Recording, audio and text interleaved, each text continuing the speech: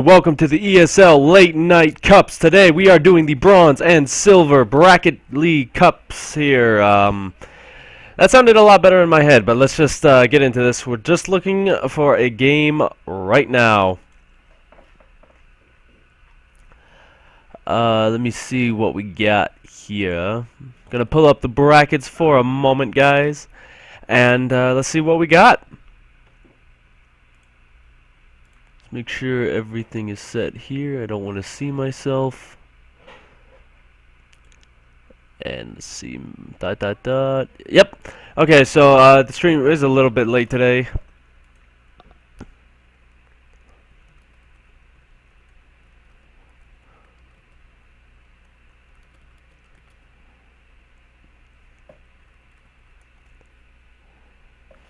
And okay, so guys, we are going to do the bronze and silver. Just gotta see who's who.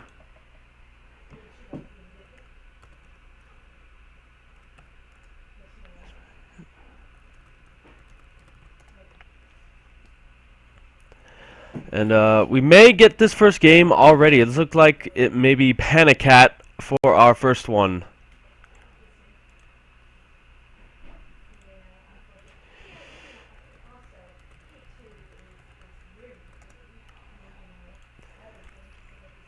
Going to get all these games up and running.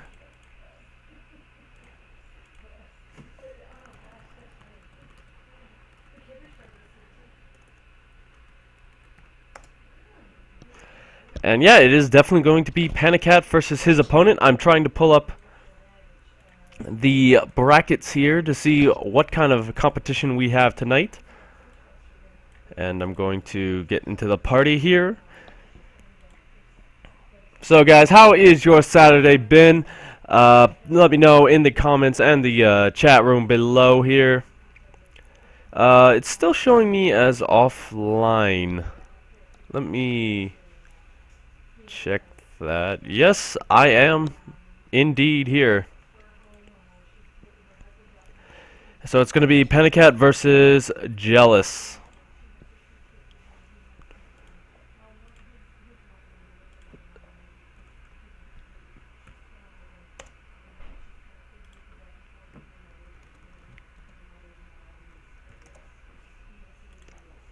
So guys, let me just get some other stuff here. Sorry for the bit of an awkward silence.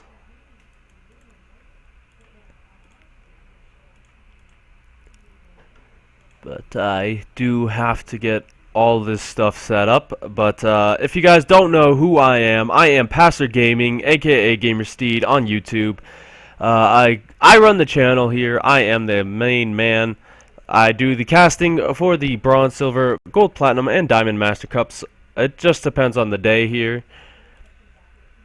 But let's see what we have.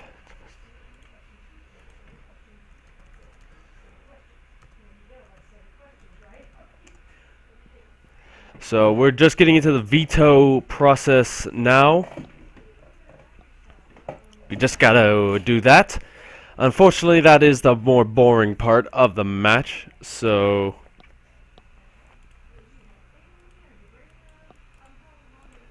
let's just see what we can get here.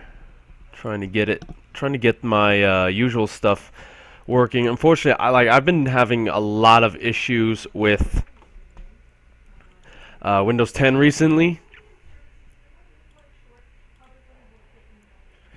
So yeah, I've just been having a lot of problems with it because I would be crashing.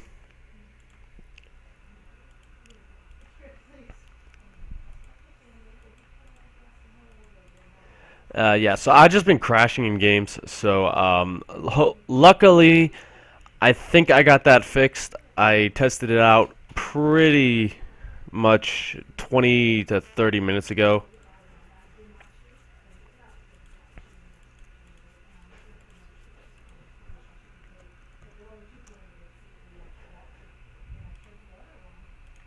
But yeah, guys, so let me know how you guys are doing in the chat below. We're just waiting on this. I really don't want to put music on because The thing about it is these things can either take 2 seconds or 2 minutes or 3 minutes or however long. And since we're already in the party in all of that,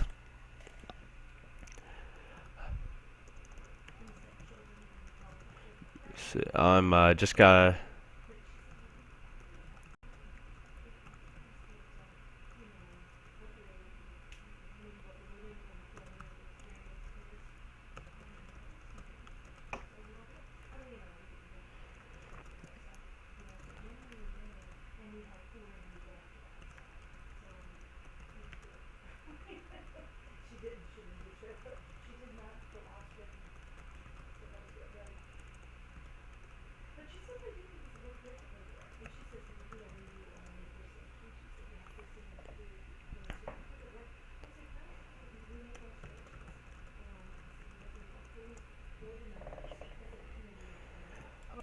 Yeah, so I just letting Panicat know about the rules here. Guessing he's a newer player.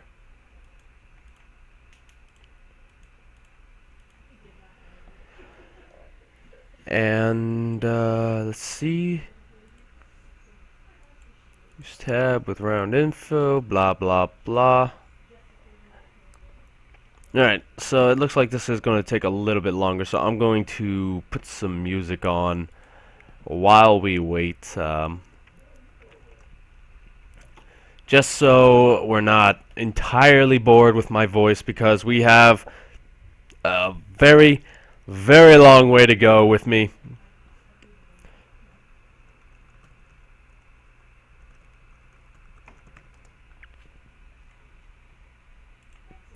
So guys, we'll be right back.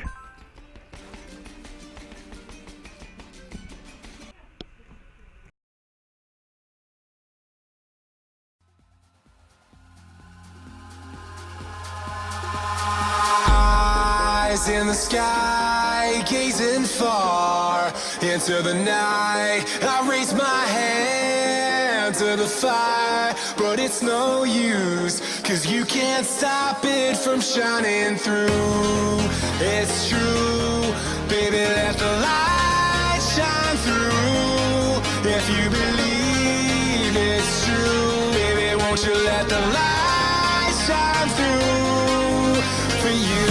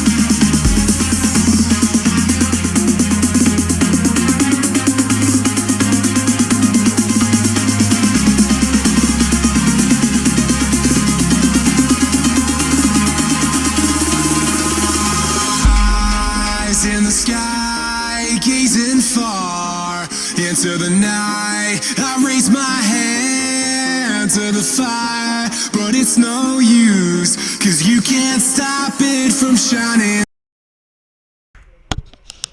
Okay guys, we are in the lobby here and we are ready to go. It's gonna be Coda, Ladder Edition, Moonlight Madness, and then Terraform. The usual suspects in these maps. But guys, we're just waiting right here. And here we go. It's going to be a PVR, something you don't really see too much because Panicat is a random player. So here we go, guys.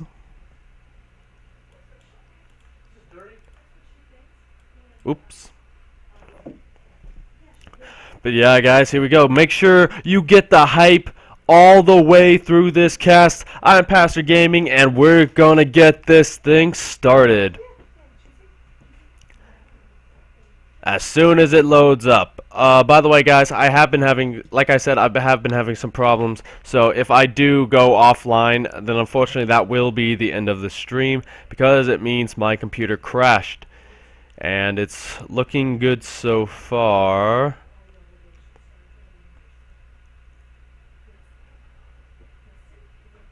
Alright, we're good. Ladies and gentlemen, welcome to the stream. And spawning down here in the bottom position, representing TSLT, it's Panicat.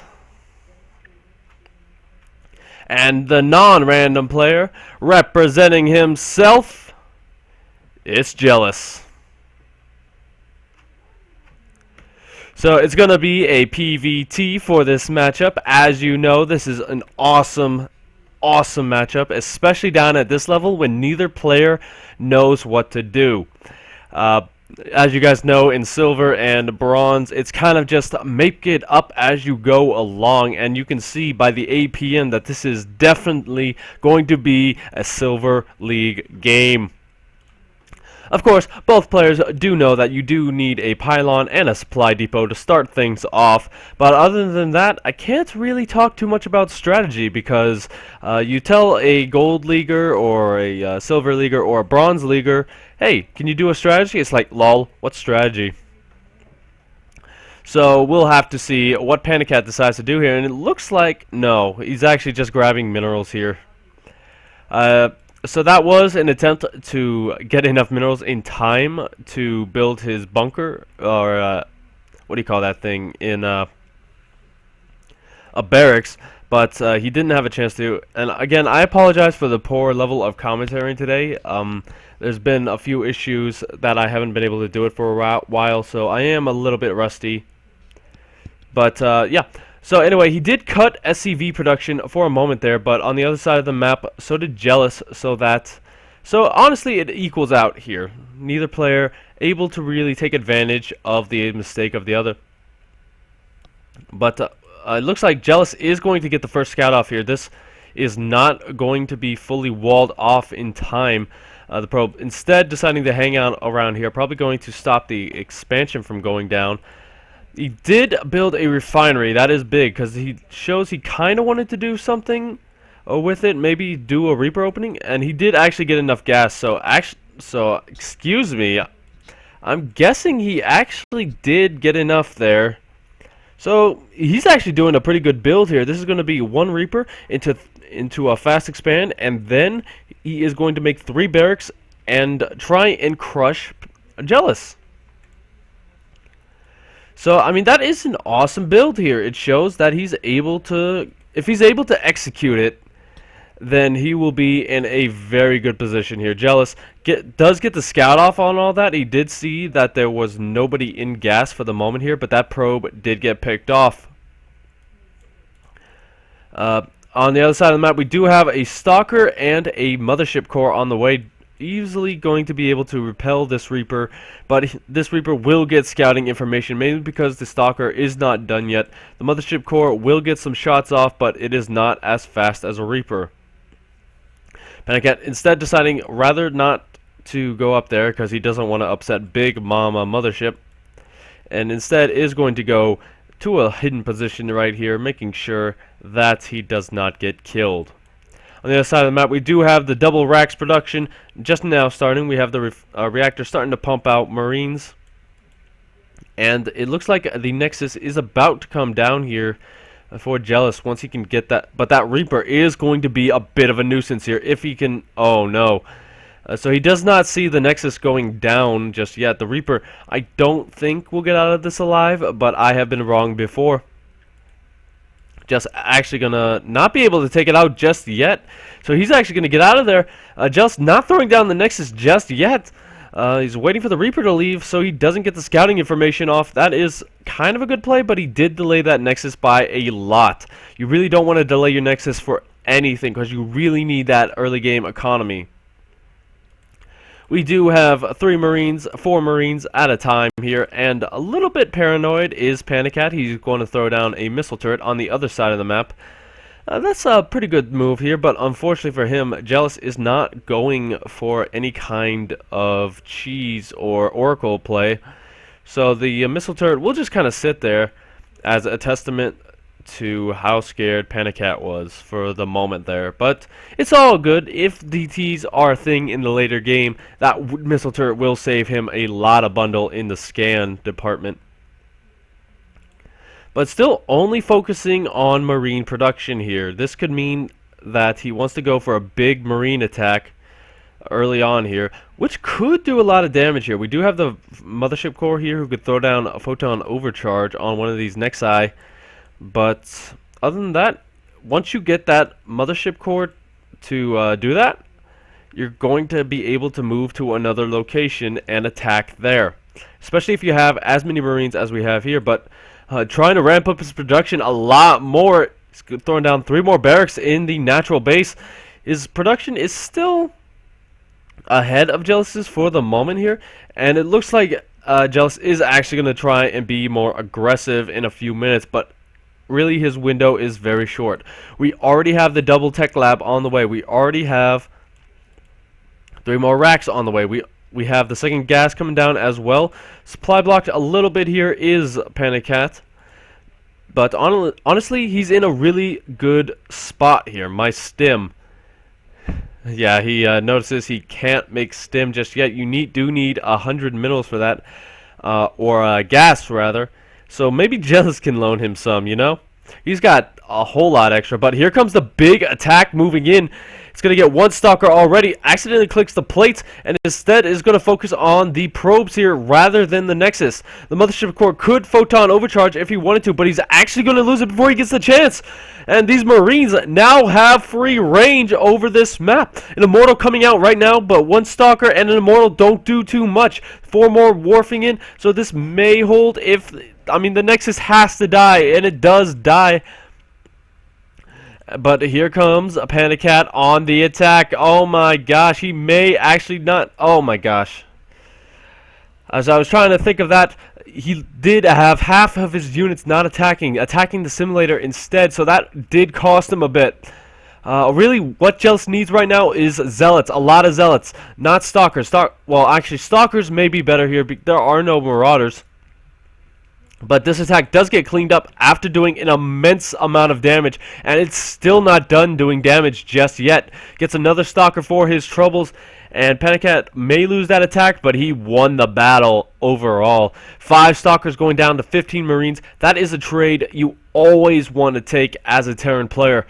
My gosh, that was not very good for Jealous here. He really needs to get that Nexus up as soon as possible, get that economy back going, but he's probably not going to get the chance.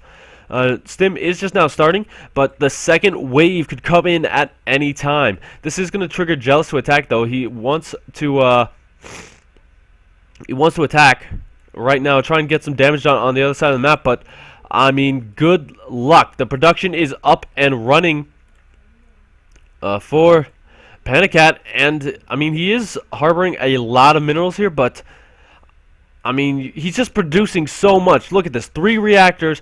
That gas, I mean, that minerals could go down at any time whatsoever.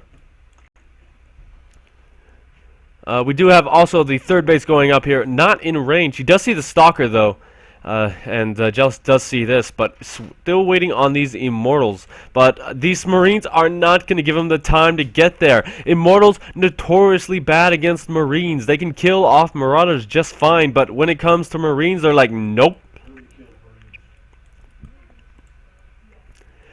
And Jealous is looking for that Observer right there, but is not going to be able to find it because it is not there. We do have I mean, Jealous does have vision of everything on the map right now.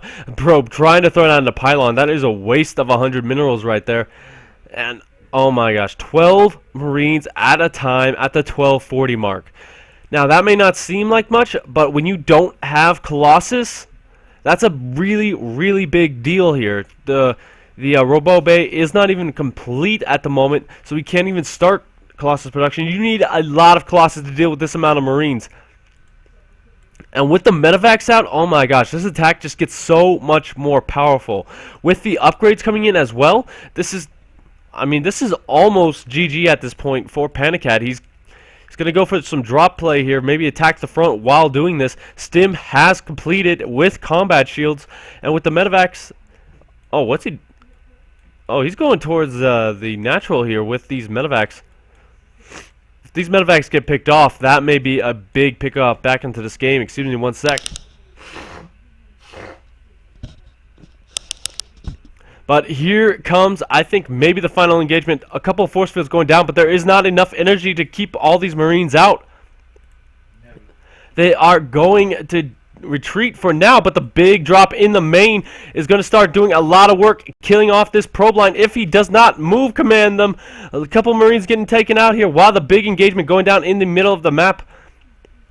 One big scan to see that observer, but he's going to stim right on top of this army, and he's going to kill it off. Marines back here just hanging out right outside the range of the photon overcharge. A couple stalkers coming in, trying to take this out. But honestly, the time for damage in the main is done. He could just attack from all positions here and win this game. Just rally across the map, and he is golden at the moment. But here we go, guys. A couple more stalkers going down in the main. Jealous Panicat not taking his advantage in the front base. Going to wait for a few more Medivacs. But the photon overcharge is gone. These Marines can start doing some more work. He's not stimming them at the moment because he already did. I missed that. But he is killing off stalkers like it is no one's business. He needs to get these Marines out of the base, regroup with his main force, and just win this game. The Mushroom Corps is going to come in to try and clean this up, but the Medivac does get out of there with those two survivors. And here comes the push at the front. Both photon cannons trying to do all the work they can, but this is going to be it, ladies and gentlemen. Panicat takes game number 1 against Jealous, and we will go into game number 2 as soon as possible. So let me turn off my mic for 1 second here.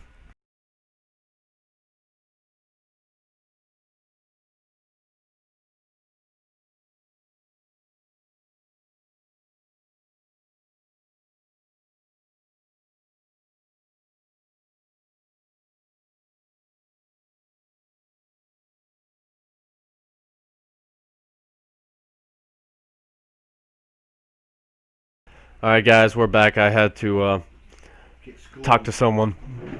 But Panicat says he is shaking. I guess he doesn't know that Mass Marine is pretty good. He shouldn't be shaking at the point. He won that game really convincingly there. What he did was he got his economy up. He got that... I mean, you guys saw the game. There's not much else I can say for it. See what we got here, but guys, thank you again for tuning in. Welcome Regret and you guys lurking in the background. We're just hanging out here. Panicat still needs one more sec. Honestly, I'm guessing this is his first tournament because he does seem like the kind of guy who is kind of nervous. That's why he's shaking so bad. But let's see what I can do here for something else.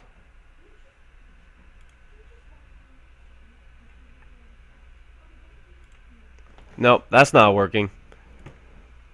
So forget about that.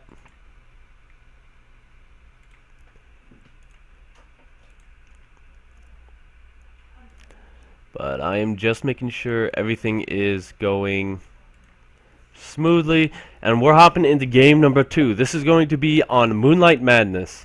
Moonlight Madness, of course, is that one map with the thing, with the back rocks in the back.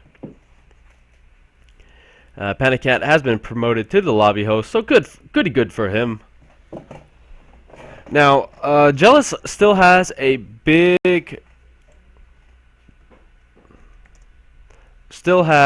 chance to come back into this series. And basically what he needs to do is get that early game economy. That was his big problem here. He was not able to warp in the amount of units he needed. He lost that early Nexus, and then he lost the second one. And once you lose a Nexus twice, especially in the mid game, when you only have 2 of them, you're going to be in a world of hurt. But anyway, guys, we are hopping into game number 2 on Moonlight Madness LE. See you guys in a sec. And that second is over. I really meant a second. But anyway, guys, hopping in here, representing TSLT. He's up 1 game in the series. And Protoss, it's Panic Cat. And down in the bottom position, representing himself. He's down 1 game, but that can change in a second. It's Jealous. Let's try that again. It's Jealous. I don't really have the dexterity to do all the insert and delete buttons at the same time. But anyway, guys, here we go. Panic Cat is going to throw down a pylon, and Jealous is going to throw down a pylon in 2 different locations here for these pylons. What Panic Cat's doing here is he wants to wall off here, but Jealous wants to go for that early expand build. It's looking like, well, my main is Terran. So that explains why he was able to do so well in the last game.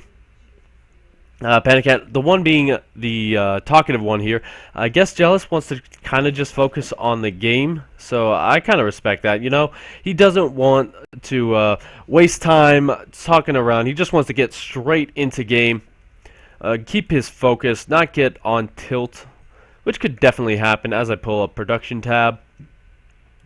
But we do have gas coming down for Panic Cat, no gas for Jealous because he is trying to get that early Nexus. He's also going for a Forge and a Gateway, going for that full wall off here. There may be a gap there. I don't want to press anything because I am worried it will break everything. But the Gateway is about to finish up, and it looks like Jealous may be actually going for a cannon rush here.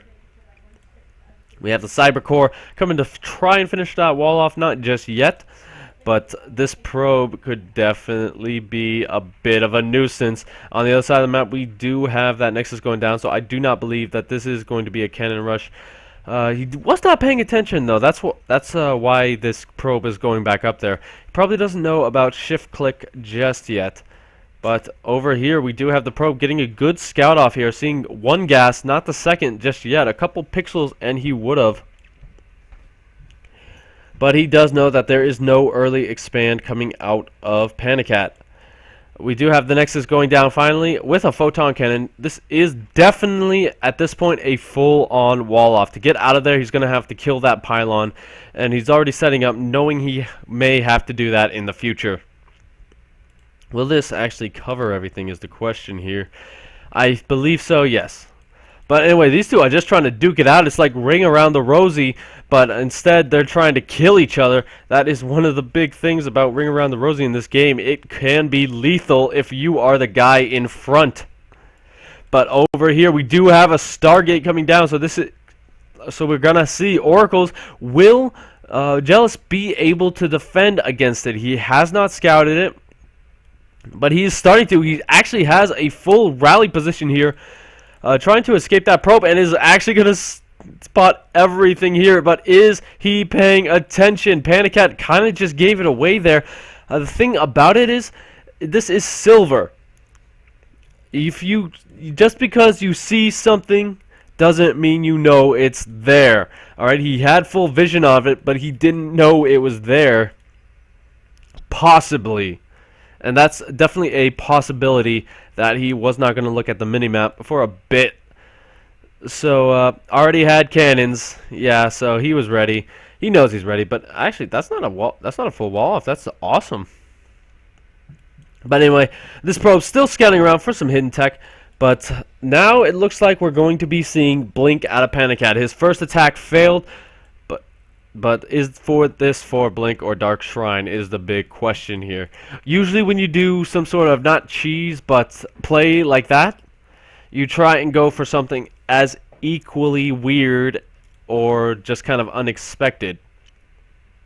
We do have +1 weapons coming down for Jealous, and the second base coming for Panic Hat. He has not rallied it right here. That's kind of one of those little things that kind of irk me, but not too much. Twilight Council, I'm sorry about that. Twilight Council is finished, and Blink is beginning to be researched, and the gateway is coming down for 3. That I think that was a sentence. I'm not 100% sure. But the +1 is definitely going to give Jealous an edge here if he can start making units. He's been stuck on one gateway production for a very long time here. He is focusing a lot in defense with these cannons. That's not really something you want to do. Invest so much into cannons like this. It could hurt him in the long run here, mainly because, again, he doesn't have more gateways. He doesn't have tech. He doesn't have... Does he have Warp Gate? He doesn't have Warp Gate. I'm not talking to you, Cortana. But, yeah, Cortana just came up, if you didn't see that. But he's finally starting Warp Gate here, going to chrono that out as soon as possible. He really needs that, because soon this is going to be so bad. Oh my gosh. We do have a stalker coming out here, but guess what? I'm no mathematician, but 1, 2, 3, 4, 5, 6, 1. Well, 65%. You guys, let me know what's gonna win this fight here. We do have a Stargate though. If he starts chronoing out Void Rays, he may have a better chance. Void Rays. Oh shoot! Jealous is starting to get kicked. Oh no! This is not good. Jealous, don't leave us, man.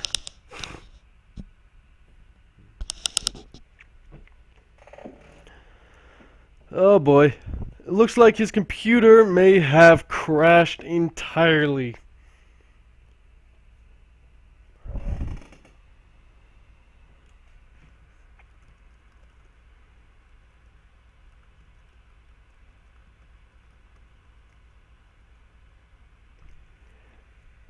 So that's not good.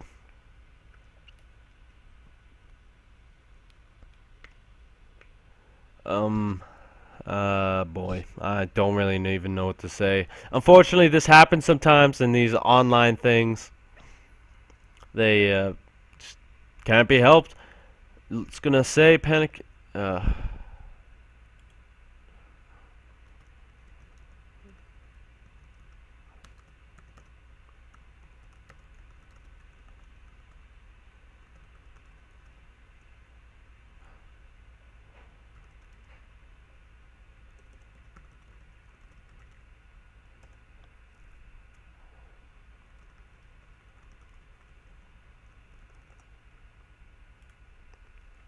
Alright, so Panic Cat does take that game on technicality there, so we're going to have to see if Jealous can come back online.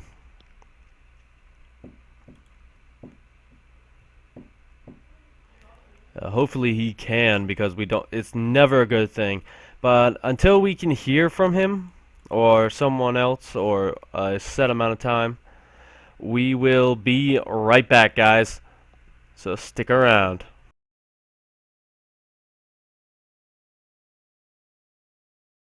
Through, it's true, baby, let the light shine through. If you believe it's true, baby, won't you let the light shine through? For you, for you, for you,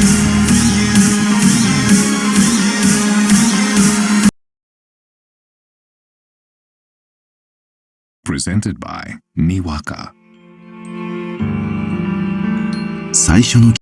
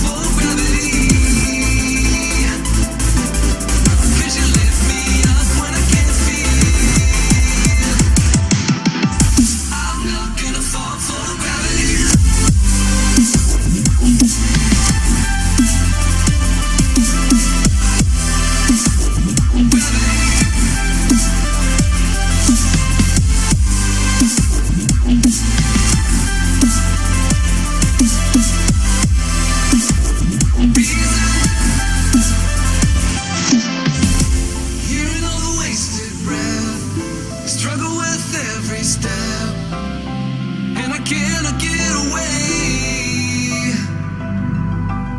But you were such a paradise, standing up a mile high.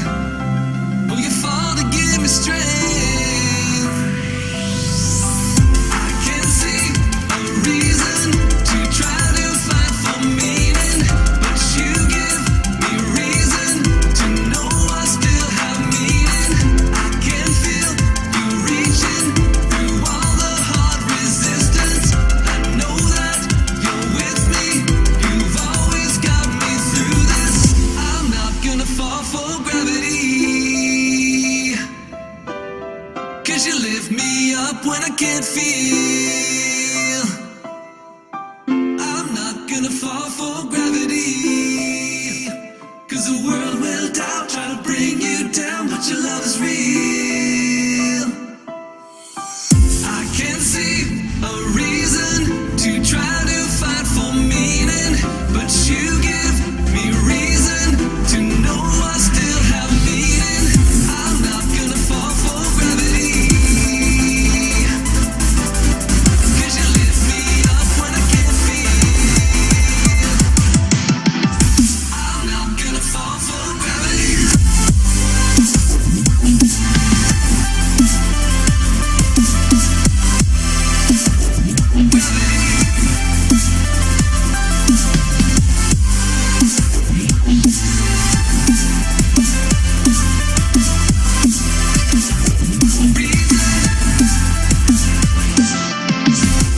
Hearing all the wasted breath, struggle with every step, and I cannot get away.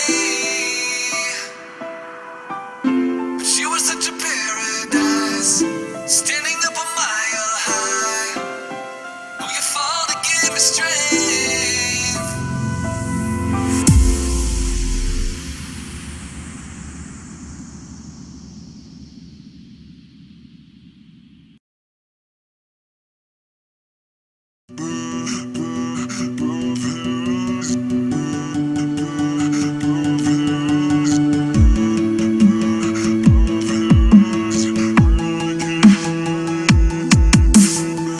Savoring this moment, this is our last goodbye. Whether we want each other, I guess one of us lied. So please just pull away. I can't look you in the face. I don't wanna have to lie. I wanted this love to survive. Now when I look in your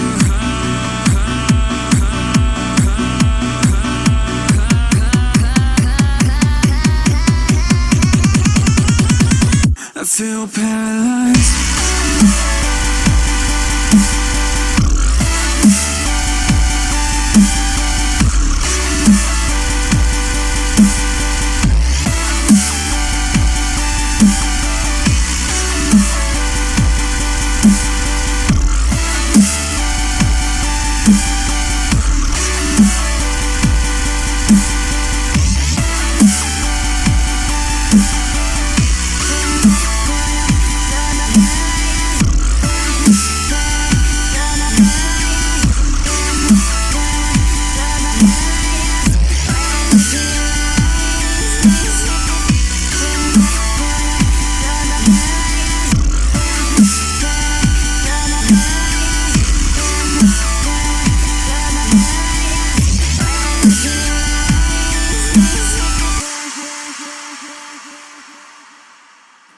Now I know it's over.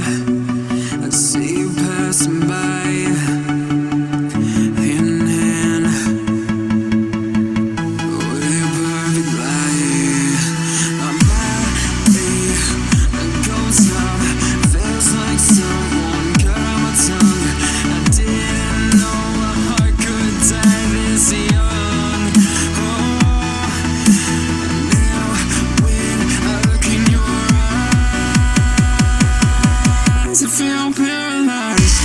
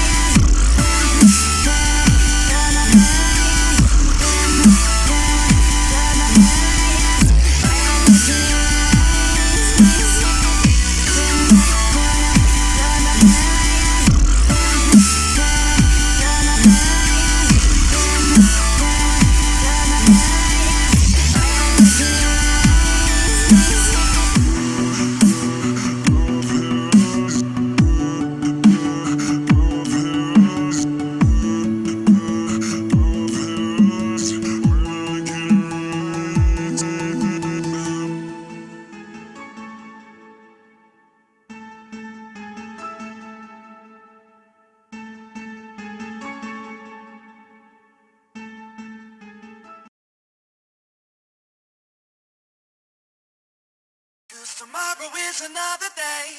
All your worries leave your side, free your mind. Alright guys, we're back. We are back. Sorry for that really long time. I had to sort out everything about this. But, so anyway, what's going to happen is we're going to finish this series. And we are going to go to the Diamond and Master level tournaments. I do have to turn this music off somehow. That's the easiest way to do it. So we're just recovering the game right now from the moment it ended, 8 minutes 57 seconds. And Panicat was making had 6 stalkers, had the blink on the way, had everything else pretty much. And here we go, guys. We do have to resume from replay, recover the game. Just because that is in the official rules, I believe. I'm so...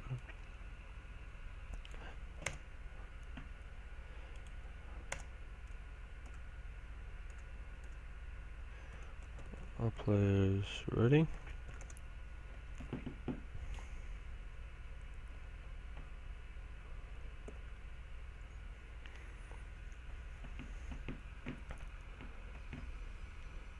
Alright guys, so here we go. It's going to be three stalker blink. Jealous seeing this, not actually seeing it. Oh my gosh, Panicat able to elude the Reapers here. And here we go. This is the first time Jealous is seeing this. He's going to try and do something, but he can't really do too much here. This is +1, not really helping out with just with the numbers game. We do have some Void Rays on the way. He really needs to start chrono boosting those out. But on the other side of the map, oh my gosh, the blink in. Look, oh no, Jealous didn't actually kill off these rocks. It was Panicat who killed them off. And the Mothership Core will get taken out before it has a chance to do Photon Overcharge. Oh my gosh, this is not looking good for Jealous.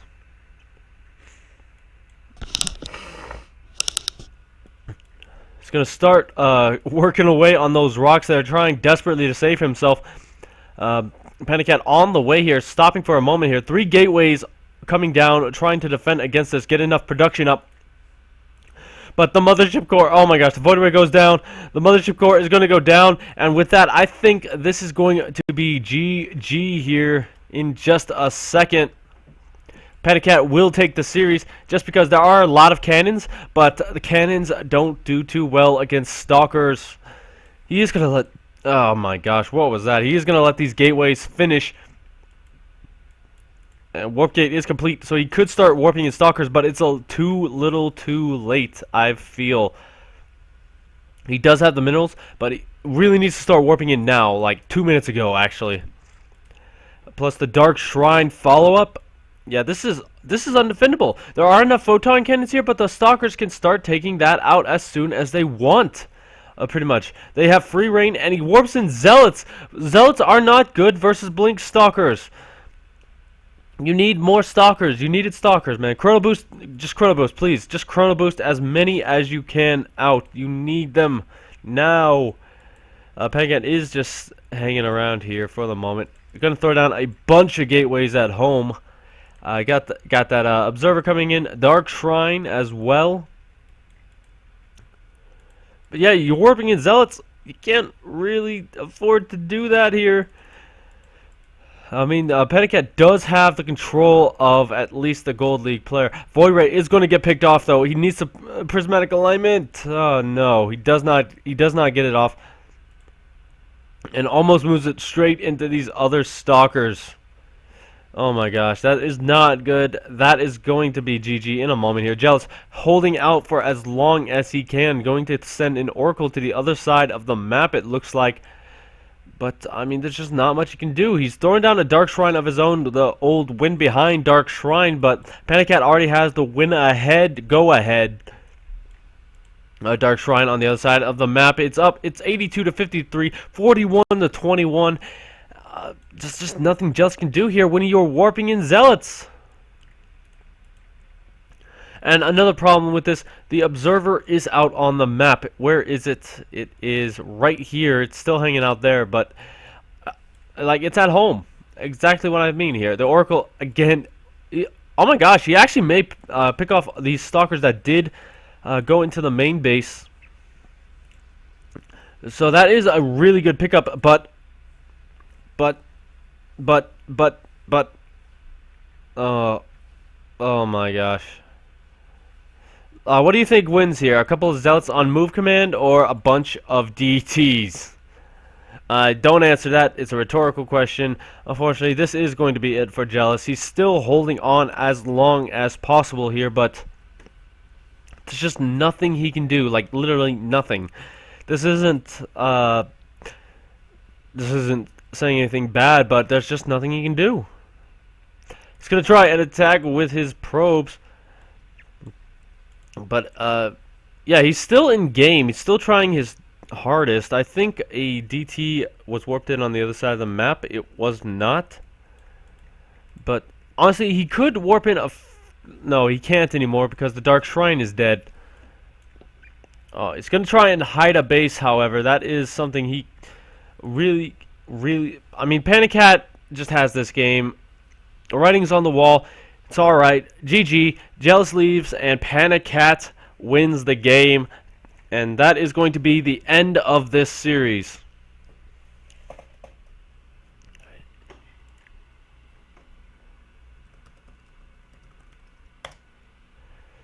So anyway, we are now going to move on to the Diamond Master League. Just because apparently they did not get a caster today.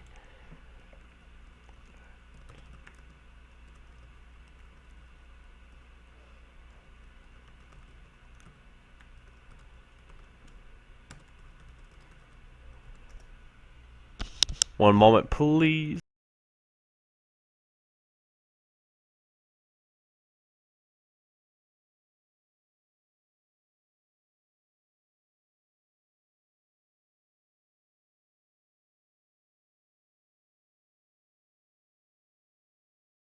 Alright, so I am going to put on some music, whatever you like to call it.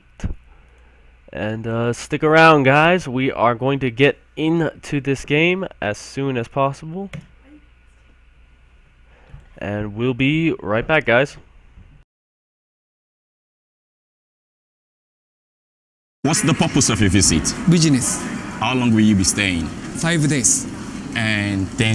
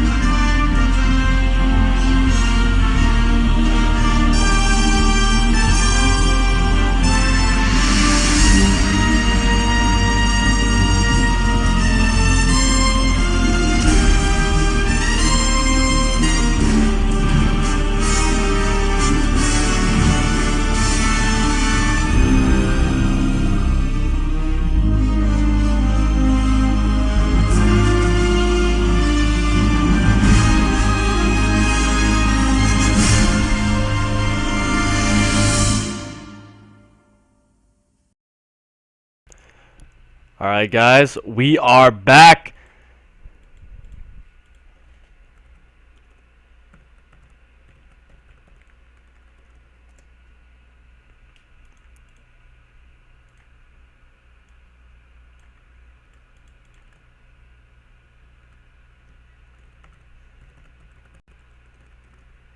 And I'm just spamming my stream link everywhere, just so we can get as many people to witness this series as possible. It is going to be Ward versus Nemesis. Just going to type it in here. Don't know if you guys can see what I'm typing on screen here, mainly because I'm making sure you cannot.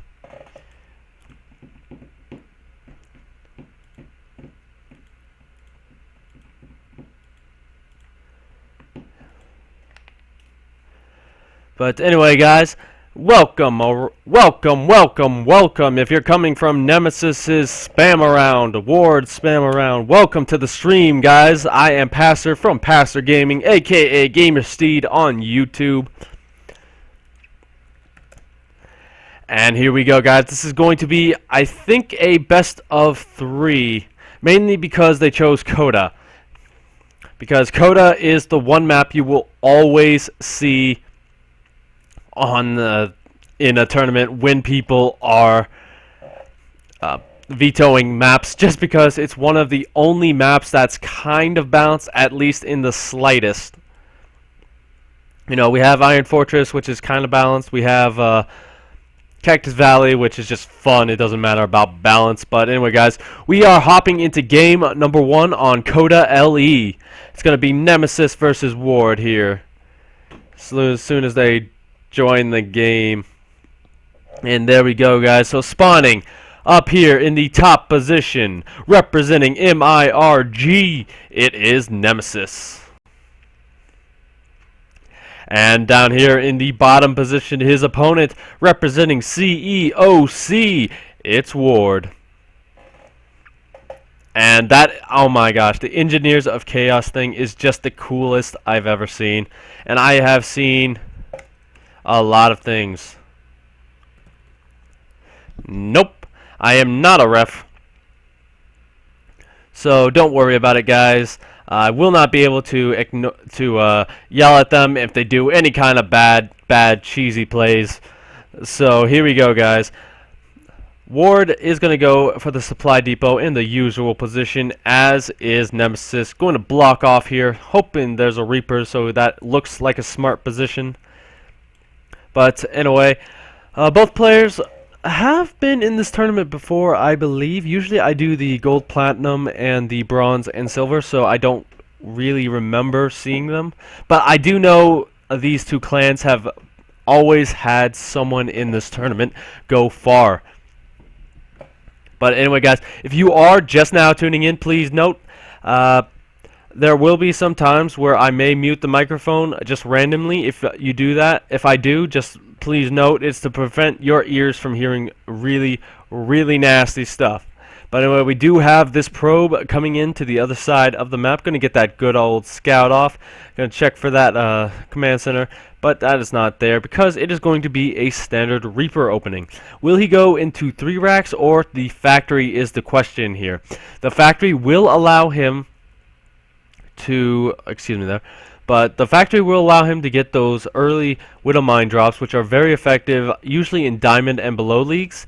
But if he decides to go for 3 racks, he will be able to put on a lot of pressure very early. That's the thing. Once you get that 3 racks production, you are very safe against anything that the Protoss decides to throw at you in the early game, just because you do have that added production. You will have 6 Marines for that Oracle play. You will have maybe an early aggressive attack if the Nexus does go down here in a few minutes, which it most certainly will. But actually, no Reaper coming out of Ward. He is instead going to go for that early barracks production of Marines. Now, Marines are very good in the early game as long as there are no stalkers to kite them. 4 Marines do kill an an unmicroed stalker, but a microed stalker outranges the Marines by 1. We do have him throwing down a few more than 2. Usually you want to make about 2 and then throw down that reactor. And he does recognize that mistake, so he does cancel that Marine and throws down that reactor there. And instead of Widow Mines, we are going to see Hellions coming out. This is actually a pretty powerful attack if executed correctly. We have a hidden probe over here, probably for some cheeky stuff if he wants to. But on the other side of the map, he's just throwing down a second Nexus and being safe. This is a 1-base build out of Ward, however, so just remember that. Basically, what this is going to do here is this is going to try and hit Nemesis at 2 locations. He's going to send the Hellions into the natural while dropping the main base. Of course, you do have a photon overcharge to ward away the drop in the main, but still, this could work.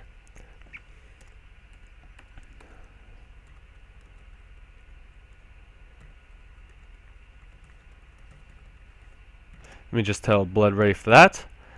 But yeah, this one Hellion did take a couple of shots, hit that one probe there, and is going to get a full-on scout here. One Hellion is a very powerful tool here. As you can see, these probes are starting to get very low, and this one Hellion actually doing a lot of work. The mothership core is being run around like a fool.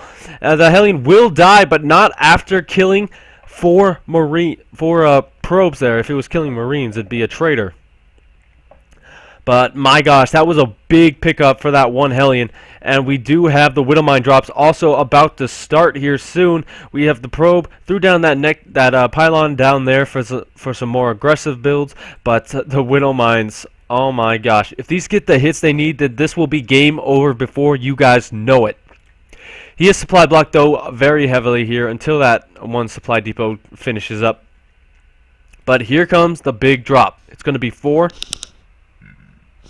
It's going to be 4 Widow Mines here, which if he wanted to, he could drop 2 right here and then 2 down here. So, but honestly, what I want to see, and this is just me, I want to see him put one right there. Because usually what happens if he... No. Okay, so let me try and explain this perfectly here. Alright, you put a Widow Mine down here. You hide it pretty sneakily here. You drop some Marines and a Widow Mine in the main.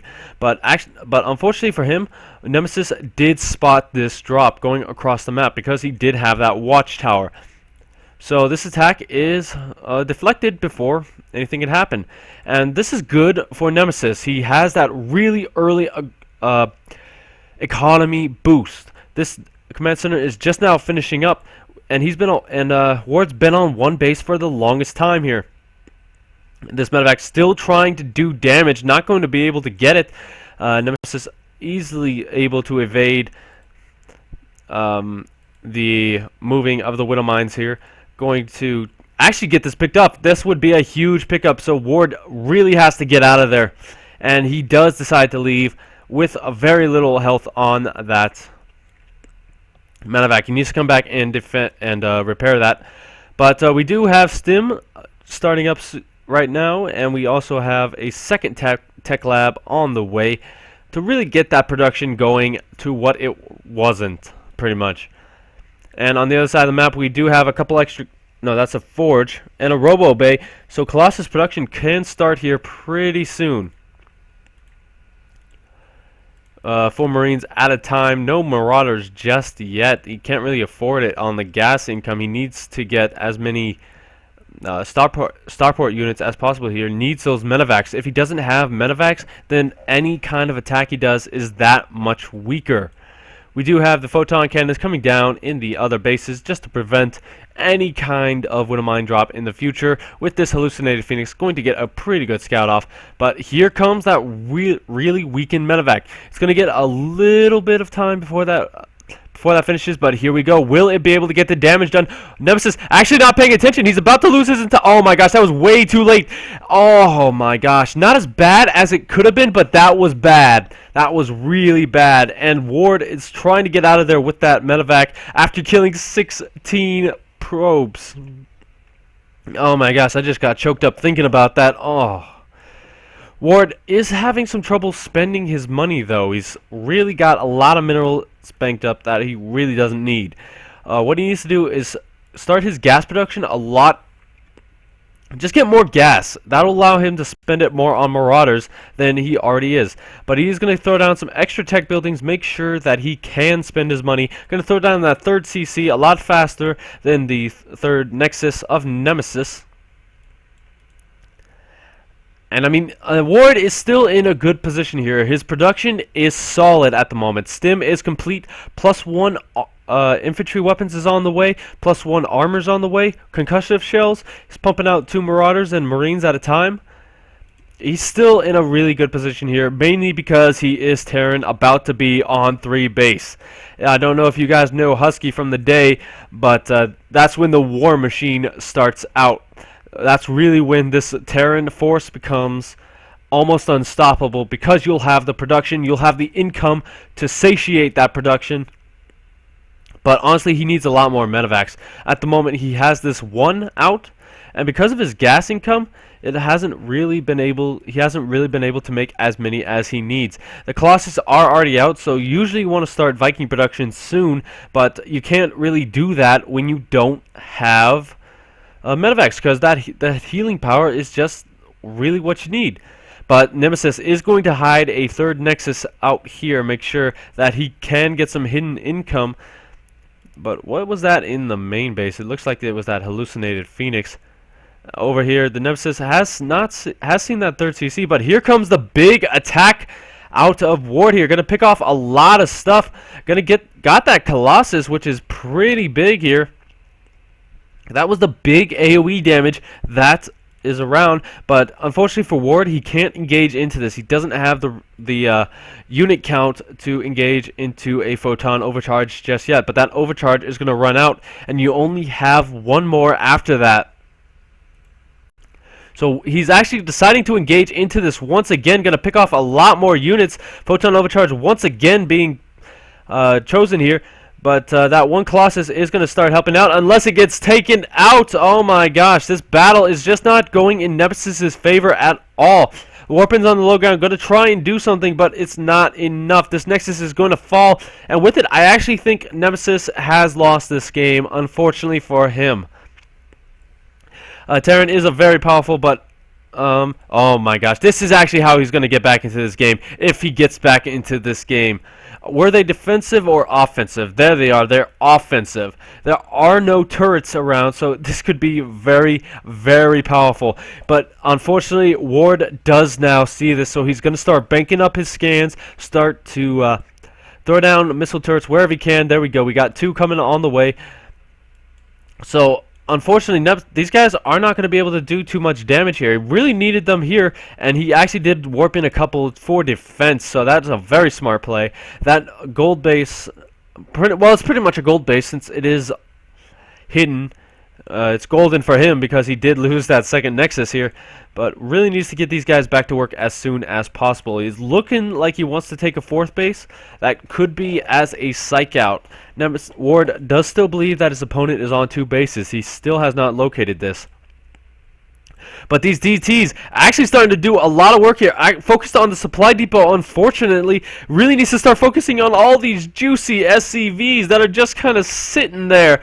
The supply depot is going to die, but oh my gosh, it does supply block Ward, so that was not too bad, but unfortunately that second Nexus is going to die again to this small force. All these buildings are unpowered. 1 Colossus on the way. That will be maybe enough to clean this up with the DT and Zealot support, but it's hard to really tell. 1 DT still going to work in there, picking off anything he can, but does not get that tech lab. It may burn down, but no, Ward is on top of things here. Nemesis is not out of this game just yet. Ladies and gents, he's gonna try and make it work with these DTs. That base right there, helping him out in such a big way. But unfortunately, I think Ward just has way too much. It's 60 to 23 in terms of army supply.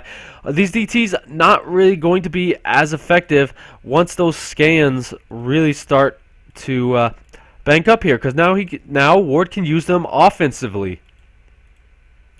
But if there's going to be anything else, Storm if that's allowed to finish, then Nemesis will still have a chance. I keep saying Nemesis has a chance because, you know, it is Protoss. It's very powerful, and comebacks are real even in the bleakest of situation for any race, but Protoss especially. But unfortunately for him, it looks like he's not going to get time to get that storm out. He's going to chrono boost into it as much as possible, but that's just not going to be enough. The DT is going to go to work, but a couple feedbacks had to be used on these guys. The Templar Archive is going to get destroyed here. GG, and Ward takes game number 1.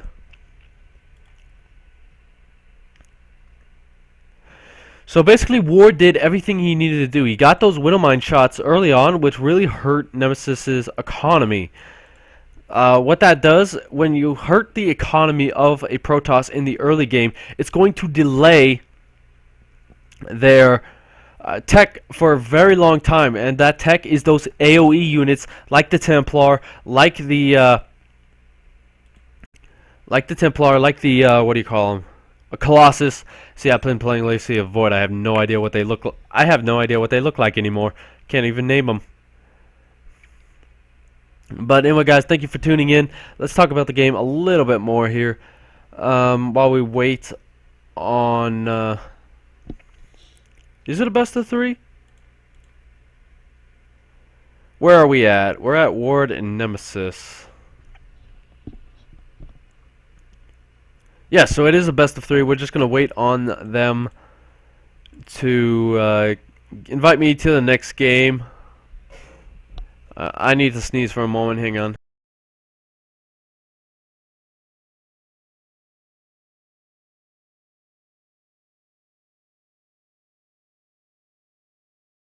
Sorry, it's summer. I got hay fever a little bit.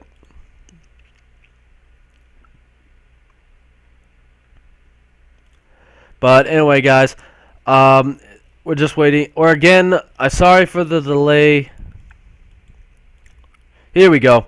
It's going to be on Terraform LE. Oh my gosh, Terraform LE is just one of those maps. It's new, but I like it.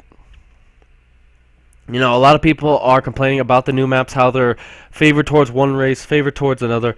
And while they are a little bit favored, I believe, towards Zerg, and that's just a personal opinion. Obviously, people are going to disagree with me. Terraform just gives so much room for harassment play, which is pretty much the way I play, so that's why I like it. Plus, it's probably the only map I play on this season. I have not played on Iron Fortress. I have not played on Cactus Valley, and do you know why? Because everybody's vetoing them. So it's literally the only map that isn't vetoed according to Blizzard. And by according to Blizzard, I mean the fact that I can never get a game on anything else. But anyway, guys, he's up 1 game, spawning up here in the top position, representing the Engineers of Chaos. It's Ward. And down here in the bottom position, he's representing MIRG. He's down 1 game, but can as easily bring that back. It's Nemesis. And Merge actually stands for Miraculous Gaming, and now that I know that, I'm not going to call it MIRG anymore. But anyway, guys, as for Terraform, let's just talk about the map for a second here. We have this way, which is the main way here, that is blocked by these rocks. So what this means is you can block off this pathway, which will in turn delay any kind of attack, because the other ways to attack, you have to go all the way around here, past the 3rd base, and into the natural, or you have to go all the way around this way. You can go in through this way, and all of these are site blockers. This entire middle of the map, you have to go through site blockers to get to any kind of engaging positions in the middle of the map. And of course, with all these different attack routes, you do also have hidden bases with hidden what do you call them again? Path blockers, which really all these different paths allow for harassment in the biggest sense of the word. You can harass so many different ways on this map, it's not even funny. Well, I mean, it's kind of funny because Zerg is the best one to harass. That's why everyone calls it Zerg favored, but don't worry about it, guys. There's no Zerg in this game, and anyway, Ward is going to get scouted out here. It's going to be another what do you call it? Barracks first play. I'm sorry, I'm forgetting words today.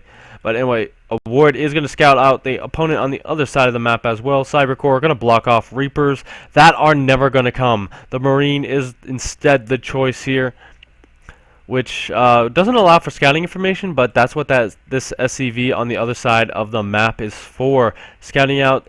But honestly, the scouts were a little bit early here. You're not really going to get too much information here. He has not seen that pylon though.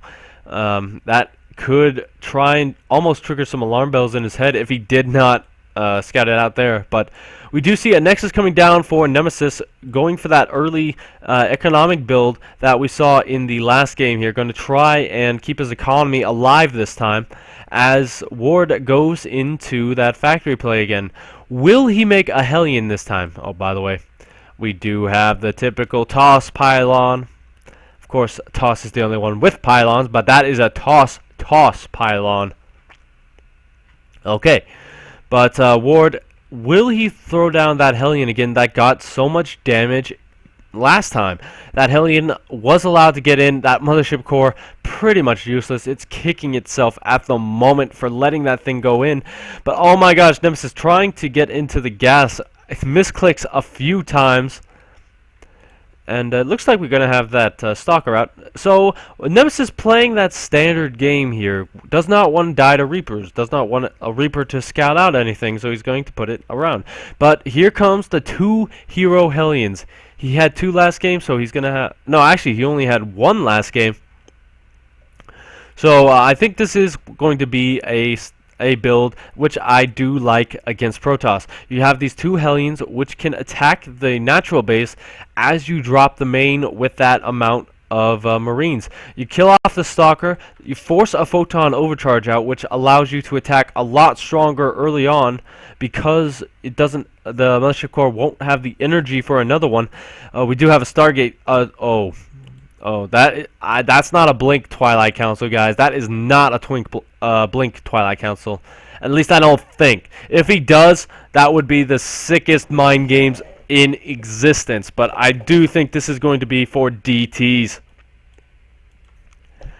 But he's still making Hellions. He's going to actually drop all 4 of them into the main base. It's looking like that's something. I don't really know what to say about it. If it works, I'll call it brilliant. If it doesn't, I'll call it a bad move. But we do have Stalkers blocking out anything he can from getting in. Nemesis actually in the pathway of this drop. So he is going to see this coming. He probably expected it, which is why he put his units over here. That's a good spot to put it, just to prevent any kind of drop. He's going to drop a couple of Hellions out right now. Needs to go straight for that mineral line. They do not trade out efficiently against Stalkers. The Dark Shrine is on the way as well. No detection over at home, but these Hellions starting to do work here. We do have another gateway coming down. You usually want about 3 to warp in those guys, the DTs rather. But I mean, the Hellions do get a sizable chunk here. Get 5, so maybe not entirely worth it for the cost of 4 Hellions and a medevac. But we will have to see a little bit later on if he can take advantage of it. The second CC is coming down, so Ward playing to his strengths, the stuff he did in the last game that won him that game, not really deviating from that plan he has in motion. But he may have to here because these DTs will be able to do a lot of damage here. There's no scans just yet. This guy just now turning into an orbital command will have 1 scan, but DTs can split up pretty effectively here. One is going to go towards the main. Where's this one going? I do not know. But it's going into the main as well. Now I do know. But he really needs to split these up. Probably cancel that. Oh no, he needs to get out of the scan range. He can't really stay in there. There we go. He gets out for now. One more scan is going to be ready in about 10 seconds here. But these guys are already starting to do a little bit of work. Going for the supply depots. I don't really know about that move there. But it could actually work. But oh my gosh.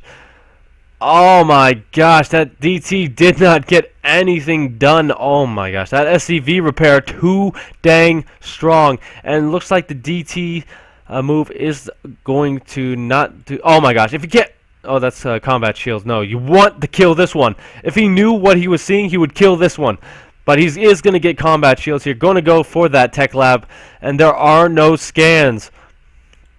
They're not going to be any scans for a bit. If he cancels stim, that's not entirely game winning, but that is almost game winning. Attacking his own reactor as well. Ward, not really. Oh. So this is actually doing a lot more damage than I thought it would. We are going to have 3 CCs having scans though, so this may be it for the DT rush. But the tech lab not getting picked off here. So Ward really needs to stabilize. Stim is nowhere near complete now because it did get canceled. Usually at this time you do want Stim. Of course, that's why you're researching it. But that pickoff pretty much almost costs him the game right now. He's so far behind. DTs are still going to be effective because you don't really keep too many units at home. You want to keep a lot of them with your army or in drops or harassment. The missile turret in the front will prevent it, but guess what? There is this small position here. You put a pylon here, you can warp in past the range of that missile turret. But I mean, Nemesis gonna get those rocks dead for the moment here. Gonna prevent any kind of strong counterattack up the middle. But a drop coming in, it won't be able to do as much damage as possible. There are Colossus out. There's this one for now. A second one not on the way just yet. He wants detection is why he is not making any more at the moment. But we do have one more DT trying to go in here. It's going to get cleaned up. But here comes the drop. It's going to be 8 Marines, but there is a photon cannon. And, you know, not too much else to say. This drop not going to be as effective as it needs to. Going to go straight for the Robo Bay, however. If he does kill that, then he's going to get back into this game in a big way. Photon overcharge, able to do some damage here. The DT warped in defensively is going to clean up this entire drop. He's got to get out of there with a medevac. It's never worth it to lose your medevacs in this kind of drop, especially when you have so few. It's that one medevac entirely. He's going to start pumping them out now, but, you know, he doesn't have it. We do have a third refinery coming down, and this DT going to prevent any kind of third CC for a bit, unless it's thrown down in the main, which it is. I totally forgot about that thing. But the third base is already up and running for Nemesis. So he's just ahead in every single way. That DT that DT maneuver did really help him out here. Stim is just now completing at the 14-minute mark. That's never a good time to be just now completing your stim. And I mean the Colossus count is starting to rise heavily here. He's not making another one just yet. Still focusing on that observer on that really red Robo Bay. But here comes another drop. It's going to be 2 Marauders and 4 Marines this time. Marauders able to do a bit more damage against the super beefy units of Protoss, but not if they can't get out of the medevac. That's 6-5 math amount of photon cannons in the main base. And that really does kill this medevac. How long will it last? How many units will it drop? It doesn't matter because they're all going to get killed before they even get in. That defensive warp-in not really needed, but it's always nice to have a few more of these guys. You can warp in Archons with them too, so that is pretty good. But we do have also the Templar Archives was around here. There it is. So Storm can start soon as he needs it. +1 attack and defense is done for Nemesis, but only +1 attack for Ward. The thing about Protoss is you never want to be behind them in terms of upgrades. They're very powerful without them, but with them, they're almost undefeatable if you don't have upgrades of your own. Of course, you can defeat them without upgrades, but it'll take, like, you pretty much need 10 million APM. So Ward is really going to be I mean, he has to be defensive here. You got DTs everywhere, preventing you from pretty much moving at all. This one drop, gonna drop on the low ground here. That's actually really, really smart. Gonna pick off those pylons. This one DT trying to do some work here, but not gonna get it. And this DT gonna start working on that orbital command as well. That entire drop just got picked off here. 3 more, but we do have a Viking production starting here. I'm all over the place right now, guys. This is looking to be almost an intense game soon. But Nemesis could move in anytime now. You will be able to see these widow mines here, but the observer can't get too close because of that missile turret. Ward is going to move out to take his third base once again. And Nemesis is going to move out to try and kill it. This is where the game starts to get really underway, guys. Storm completed a bit ago, and these High Templar now have the energy to cast it. So, I mean, you're throwing out a missile turret. I don't really think that's going to help you too much against stuff you can already see, but can't stop. But this is a pretty big army, a scary army for Ward, but I just think this is a bit scarier. If you look in terms of army count here, it's 59, 6,000 to 3,000. That may not seem like much because Protoss units are more expensive, but just look at the number of them. It's 117 to 78. Storms going down. Great storms, just pretty much annihilating this army. But the Widow Mines about to do some work on these Zealots. Great shots going off here, and all of the Zealots will get cleaned up. But I just don't think it's enough. He's not making any units to reinforce this. And he has to pull the medevacs here. His units are starting to die very slowly here, but Nemesis is going to take game number 2 at this point. There's just nothing that can stop him. A couple more Colossus are going to die here to these Vikings, but the Vikings now get picked off with one Colossus still standing, and this orbital is retreating. He already lost third base. He's only on 2 base. He's only on this one that is oversaturated. And even with reinforcements, I don't think he holds this at all. So we're going to be going into game number 3 here soon as Ward taps out. And he is going to tap out. So Nemesis takes game number 2. So guys, I'd just like to remind you, I do repeat myself sometimes. I apologize for that. But, yeah, we're just going to wait on game number 3 now. I do not know the map order that they selected. But I would like to say welcome to the chat, guys. If you are just lurking around, you can do a lot more than work. So, welcome, MRG Heat. I'm guessing you are Ward's teammate. Unfortunately, that was not the best... Wait. Yeah, Ward. MIRG Ward.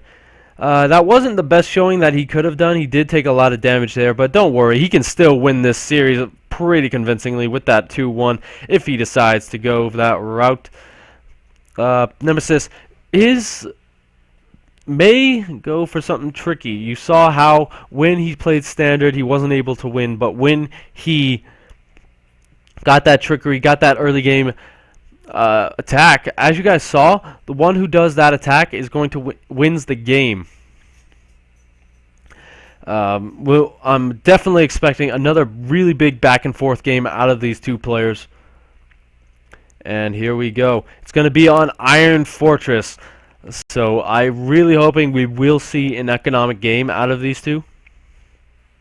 Nemesis became the host. I don't know how that happened, but here we go, guys. It's 10 seconds till countdown. And I'm just going to shut up for a second here while I clear my throat.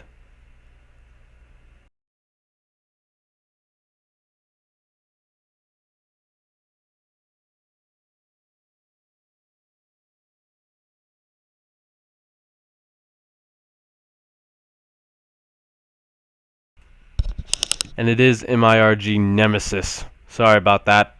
I get confused. I wasn't paying attention to clan tag. They don't show up anymore other than in game. But anyway, guys, the series is 1-1. So spawning up here in the top position, very convincing last game, is going to be Nemesis. Let's move that out of the way, put that as small as possible. And up here in the top position, same map, it's going to be the Engineers of Chaos, Ward. So this is going to be one heck of a game. I'm already calling it. We have the closer spawn positions, but due to map pathing, you're not going to go this way. You are going to go out here into the middle of the map and then right there. Don't ask me why that happens. I have absolutely no idea. But Ward may decide to go for the CC first on this map. I'm just saying that. I don't know it. Just because there is that economic play that you can easily do on this map. You know, it is the closer spawn positions, but if Nemesis here scouts this way, and then this way, it's going to be at least until 4:05 at the earliest, where he's going to scout his opponent. And if Ward scouts this way, and this way, same deal. We're going to have that gateway thrown down, and not deciding to go for that CC. As you saw, Ward likes to go for that one base build. It really helped him in game number 1, kind of hindered him a little bit in game number 2 because he was not able to get as much damage done. He did get those 5 probes, but you know, you can chrono boost those out, and for what it cost him, it just wasn't worth it. 5 probes is 50 times 5, 250 minerals. That's not worth it for 400 minerals worth of Hellions.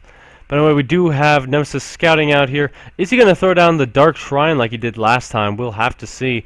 But instead, it looks like he's going to go up here to scout out his opponent. He did scout cross as well.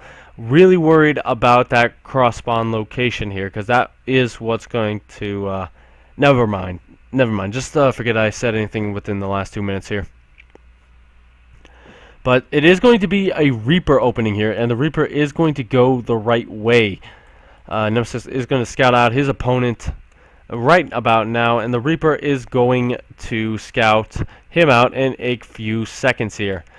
So the Reaper fast expand is completely successful right now. He has not lost anything. The Reaper is going to get all that scouting information because the Mothership Core is not done. The Stalker has not been started. Warp Gate, he wants to start it. He's clicking on it furiously, and now it does start. Sorry about those whiffs of air. I have no idea where they're coming from. Let me just the mic here. Okay, we should be good now. But we do have double Marine production on the way. And a little bit paranoid this game. He's going to go for that eBay, hopefully so he doesn't get DT rushed, which he actually may. We do have that pylon going down near the 3rd location. Excuse me. And moving this probe down, once again, going to hide it. So this tells me it's going to be either Stargate or Dark Shrine once again. This Reaper did get a kill off one of these probes, so he's doing his job just fine. I'm focusing on that pylon for some weird reason. But this Reaper is going to try and go and get another kill, but it is not going to get it. This back way is blocked entirely. And we also have the Robo Bay on the way. This probe still just kind of hanging out here. I feel like he could do something with this, but I guess that's just a forward pylon for when he does decide to attack. So everything's shaping up to look like the first game here. The double racks is coming down out of Ward. He's got one gas so he can get his factory as soon as possible. And he has this base up and running. Currently, though, there is a huge deficit in the number of probes to SCVs. It's 32 to 23. So Nemesis is mining. Actually, he's not mining as much as Ward just because the power of mules. Once these two die, it is going to go down again. But that kind of shows you how powerful those things are. But, yeah, other than that, we do have that tech lab about to come down here. Double tech lab for that stim and that combat shields at the exact same time, plus to start Marauder production, and actually going for a very fast +1 attack this time. This really kind of tells me he wants to be aggressive early on. He wants to get that damage done very, very early. And yeah, we do have Stim on the way. Stim is one of those things where if you do get it really early, you're kind of telling me that you want to be aggressive here. Usually you don't start it until a few seconds later. Well, actually, this is the standard time. Excuse me, I'm talking BS. But yeah, Ward's production is pretty solid at the moment there. We do have the missile turret coming down out front as well, going to prevent any kind of DT tomfoolery here. The Robo Bay on the way as well. Colossus production will start as soon as that is finished, and the Observer is going to go in and try and get another scout off. These rocks is the first big engagement. Will the rocks be able to hold off? I don't know, and no. They get taken out. No losses from Nemesis. Great micro out of him. But he's also Nemesis hiding pylons all over the map. They're not for vision because they're nowhere near anywhere where the vision would go, but that kind of tells me what he wanted to do with it there. He's going to put in a second pylon there as well, and this Nexus is going to give him a lot of minerals here. As you saw in the first game, it didn't help him with when the attack came down, but you know what? This is not game 1. Entirely new game. Ward not doing the same damage he did in that game, so I mean this base will, like, the problem, here's the thing, the problem with hiding a base like this, you can't transfer workers here, because if you transfer workers, you're going to reveal the fact that you have a hidden base. But we'll have to see if that helps him out in the later game or not. We do have a sizable force out of Ward here. It's 41 to 32 in terms of army supply, but there's not too much on the other side of the map. Extended Thermal Lance almost complete, but a second Colossus is on the way as well. But you know. +1 attack and defense coming out of that those Forge productions. I can't see where they are. Where's the second one?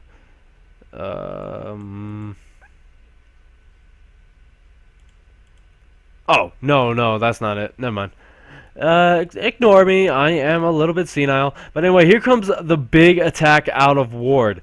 This could do a lot of damage here. You saw in the last game that it did a lot of damage, but Nemesis already starting to micro his units. Because he spots this attack, and here we go. There's not much here in terms of army value. Guardian Shield is popped, but immediately dead. The two Colossus doing everything they can here, and Ward has to back up. He's kept his units in the range of that photon overcharge for a little bit too long here. And he can't engage into this. There's too many Stalkers blocking off the ramp. There's too many Colossus. But he could drop in the main, he could get a full surround on this army if he wanted to. That would help out his chances immensely. And he's rallying across the map. He wants to end this now. And he's dropping on top of the ramp. That is really smart. This is spotted by Nemesis, but if Nemesis goes on the ramp, he's going to be completely surrounded. One Colossus falls, a second one does. That may be game over right now. It looks like he will hold this for now, however. All these units are going down. One more Colossus popping is going to be enough to clean this up, so it's not game over just yet. But we still have units rallied across the map. Going to drop on top of that Colossus here. Going to pick that off. And he's out of range of the photon overcharge. Zealots gonna try and clean this up, and they are going to be able to. Ward's attention is focused elsewhere on the other side of the map, but we do have a really big oversaturation here. The third base is complete, but that's where Ward's attention must have been. He's going to lose both these medevacs. Oh no, he almost lost that one as well. So from here, Ward needs to back off, all right? He's done a lot of damage in terms of army. He's pretty much reset it, but there is way too much here. That Dark Shrine finishing, where's that Dark Shrine at? There it is. So, actually, did Ward spot that? He did. Oh my gosh, that's a big pickoff here. But yeah, Ward really needs to back off here. He doesn't have the army value. He picked off a lot of army, didn't do really as much damage as I thought, just because he didn't get on top of that mineral line. He's still going to try his luck here. Poke the front, keep Nemesis onto base. As I say that, we have this third base. Of course, this does mean that he's only producing one at a time because he does not want to reveal that he has a third base anywhere on the map. But he's going to take a fourth at his normal third position. Ward going to keep rallying outside the map, but the DTs, that's one of the big things here. They can either be offensive or defensive, and it looks like they're going to be offensive. Excuse me, 1 second.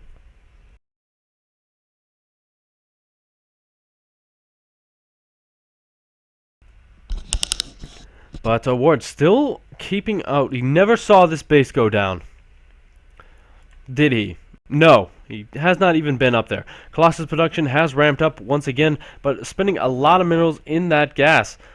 A lot of gas in that, but a big fight here. Excuse me, as I try and keep up with everything. Usually I have game hard on, which is why I can't really pay attention as much. It's a little bit of an issue for me. But DT gonna come up here. Snipe a few mules. That is a big pickup right now. Those were just dropped, and that's gonna hurt the income a bit. Ward's actually coming home to clean this up. I don't think he really needs to do that entirely, but you know, that does give Nemesis a lot of breathing room here to get that Colossus, to get those Templar archives. A few more DTs are going to try and warp in, get into the main base, but they are going to be picked off before they even get there. So that's a bit of a waste there. These two DTs are spotted on the map. They just went out of vision range, but they're back in it. They need to retreat. There's nothing they can do here. Once that bunker is complete, they're not going to be able to do too much. And you know why they're not going to be able to do too much again? Because they're dead. Do have these 3 Marines just scouting around, making sure that nothing tricky is going on, as this trickiness has been going on for quite a bit. So the 4th base is complete for Ward. He has not started any probe transfer just yet. Did a scan go down? No. Excuse me, 1 more second. But this is still a pretty big army. Oh my gosh. But the problem is he just loaded up a couple of medevacs in full range of that observer.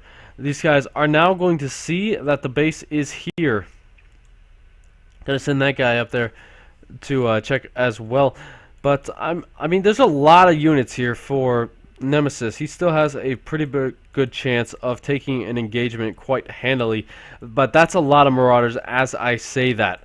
Ward still in a pretty good position here in terms of attacking, but I don't really think he can take an engagement up this map. He's going to stim a lot of Marauders here. If he loses these, that is a big pickup for Nemesis. It doesn't get all of them, but does get a good majority of them. Oh my gosh, oh no, I'm not even going to say what. But we do have a Warp Prism warping in up here, going to take out 1 reactor. That's just 1 Zealot though. Probably not the biggest warp in he was expecting, but I'm starting to think Ward is accidentally F2A moving his entire army to come back and deal with this. The Warp Prism will survive for now without doing too much damage here, and this is going to prompt Ward to throw down as many missile turrets as possible. 4th base is still not up and running. He could make that up and running anytime he wants. He's a bit oversaturated here. Usually you want 16 and 16. Other than that, he's starting to mine out in the main base. Could start mining out here soon. So he really needs to get this base up and running here. Zealot run by, not going to do too much just because that is a planetary fortress with the mule repairing it. But honestly, Ward still has a small window to attack here. As I say, that Psionic Storm is complete, so it's going to be a lot harder for him to take an engagement. And looks like Nemesis is going to hide a few more Nexuses around here. This guy is hanging out with his buddy. A scan going down as well, gonna reveal almost nothing of this army. Nemesis keeping it out of scan range. But that is a lot of ghosts. Oh my gosh. I have no idea how this engagement is going to go. But all I know is Ward wants to take as take the engagement because he's posturing his army. I'm sorry about that. But he's going to try and go for a surround here. The cloak ghost. Oh no, he's going to lose all his ghosts. But great EMPs going down on all of the High Templar. Oh, not all of them, but he does storm his own zealots. The DT surviving, but this entire army is going down for Nemesis. Will this be enough? Yes, it looks like it. Ward is going to take down this base. He may take the game. Well, actually, he can't take the game just yet. I can't say that he will. But another warp-in of DTs here, going to do a lot of work in the main base of Ward here. So that's a bit of counter damage that is working out in his favor. Nemesis gonna start another base down here. It's gonna be hidden as well. These DTs just going to work here. The scan is almost wasted. You could throw down an EMP and save the scan for that later game when you need the economy. But at this point, that's enough DTs. There aren't enough scans to really deal with them. So Ward can't engage in there. He knows it. And Nemesis, although he lost that base, he's still in a really good position. Vikings gonna start getting to work on those Colossus, but not gonna be able to kill them off just yet. Gonna get taken out. That's a big pickup as well. The DTs gonna start going to work here. EMPs go down on them though, and that's really fun fact. EMPs decloak units. So, I mean, Nemesis loses this fight. That's a given right now. There's just way too much for Ward, but he may still be able to hold. This army's starting to get a little bit low. The DT's going to work. There are no EMPs left. They're going to just keep poking at this army until it dies. Those medevacs don't have the healing power to last forever. There are enough reinforcements, however, I feel, to end this game right now. Double Colossus production, double TT production, not going to be enough. I feel Ward has almost taken this game pretty effectively. Nemesis doesn't have a bank. That's one of the biggest problems here. Ward starting to bank a lot of minerals here. Doesn't need to do that. Going to throw down a lot of barracks production. But he just has way too much. His production is still solid, even though he is at that big... Like, he has so much money, he can't spend it all. But he can engage into this pretty effectively. You're going to kill that Colossus. And as I say that, oh my gosh, he actually gets... No, he doesn't. He takes this fight. The DTs will clean up almost everything else here, though. The Ghosts not able to clean this up. But that's... Oh my gosh. Nemesis... Where are my thoughts? Excuse me. I'm sorry. Let me gather my thoughts for a moment there. I just can't believe what I just saw there.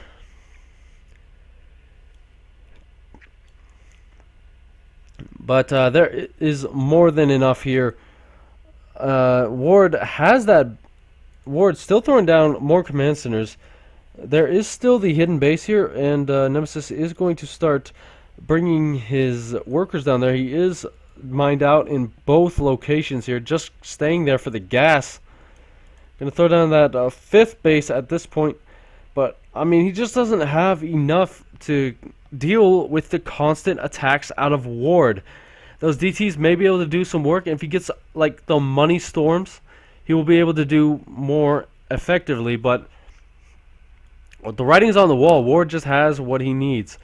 You can hide this base for as long as possible, but it's just not going to help him too much when you don't have the units to defend it. Ward's going to know once he kills off this base, this huge base, and kills off this third, what's going on. He's going to know about the hidden bases.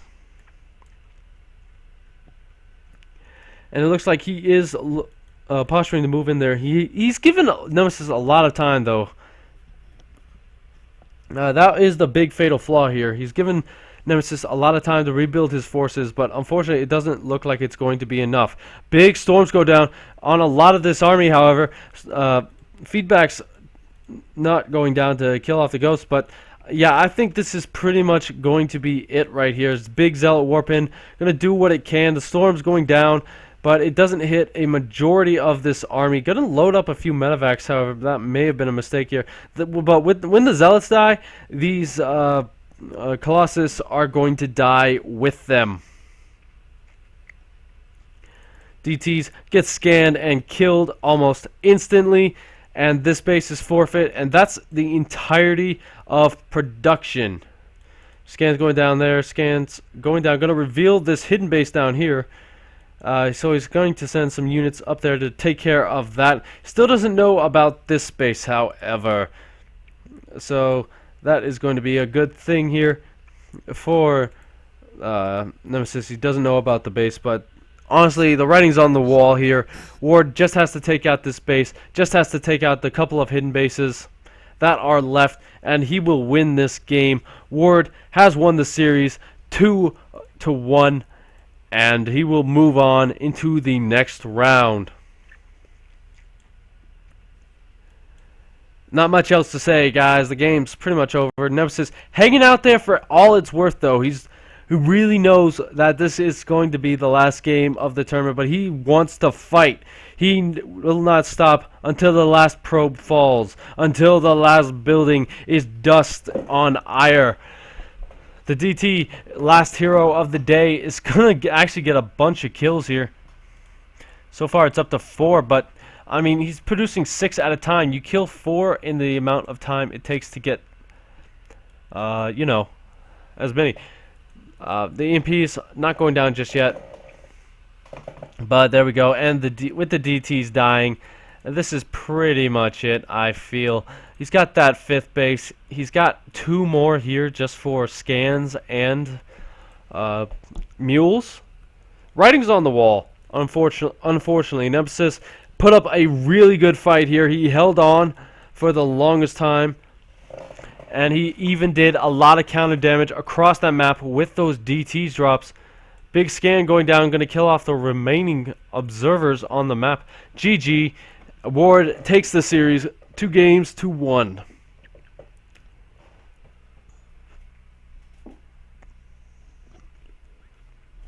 Alright guys, so we're gonna have to find another game here soon.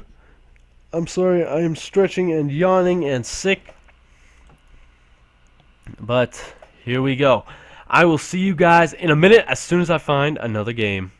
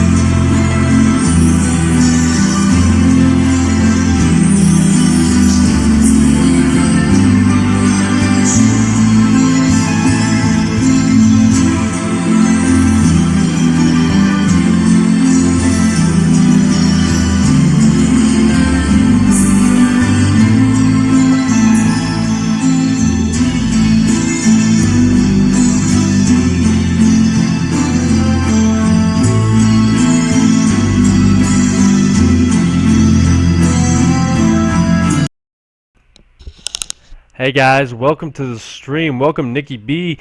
Welcome Red Kool-Aid guys. Thank you for tuning in to this awesome gaming channel. But we're just looking for a game right now.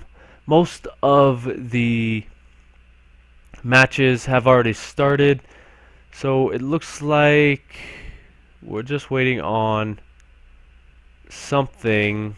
Like Prevail is already in the finals, so we have our first finalist. That was really fast, actually. So what we are going to do is we're going to do Expired or the words. Who needs them, man? Expired or the Walrus versus Ward. That is our semi-final games.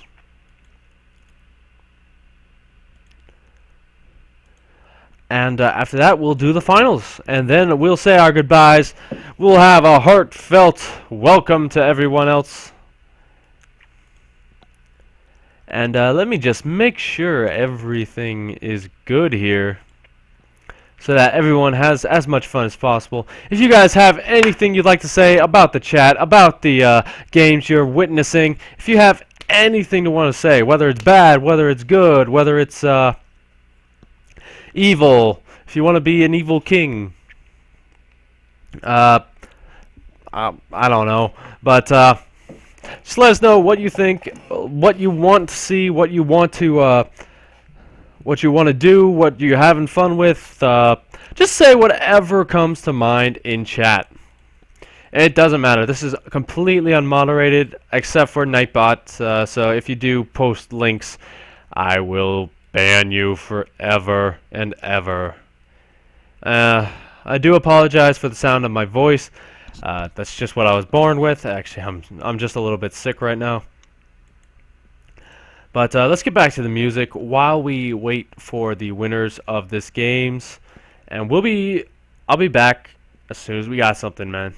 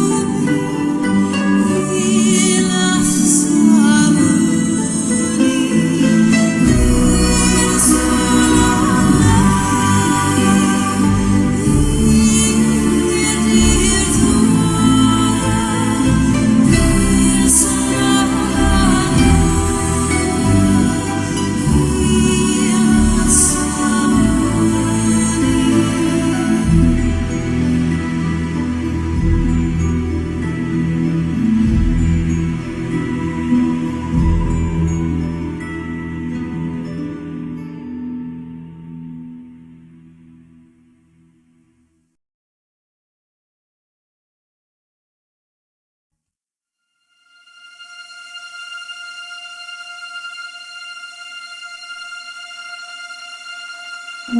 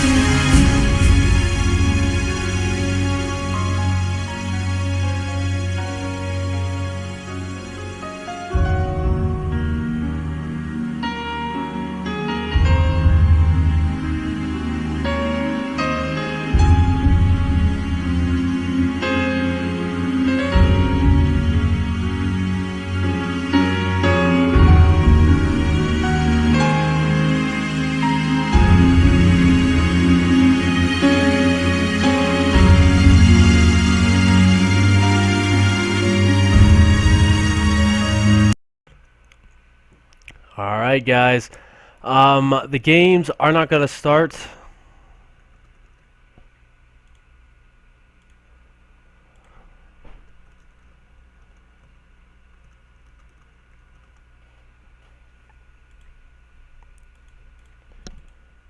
Hang on.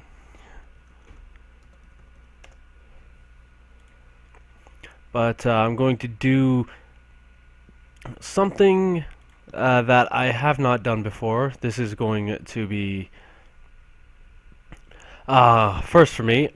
I'm going to do something behind the scenes, pretty much, for YouTube.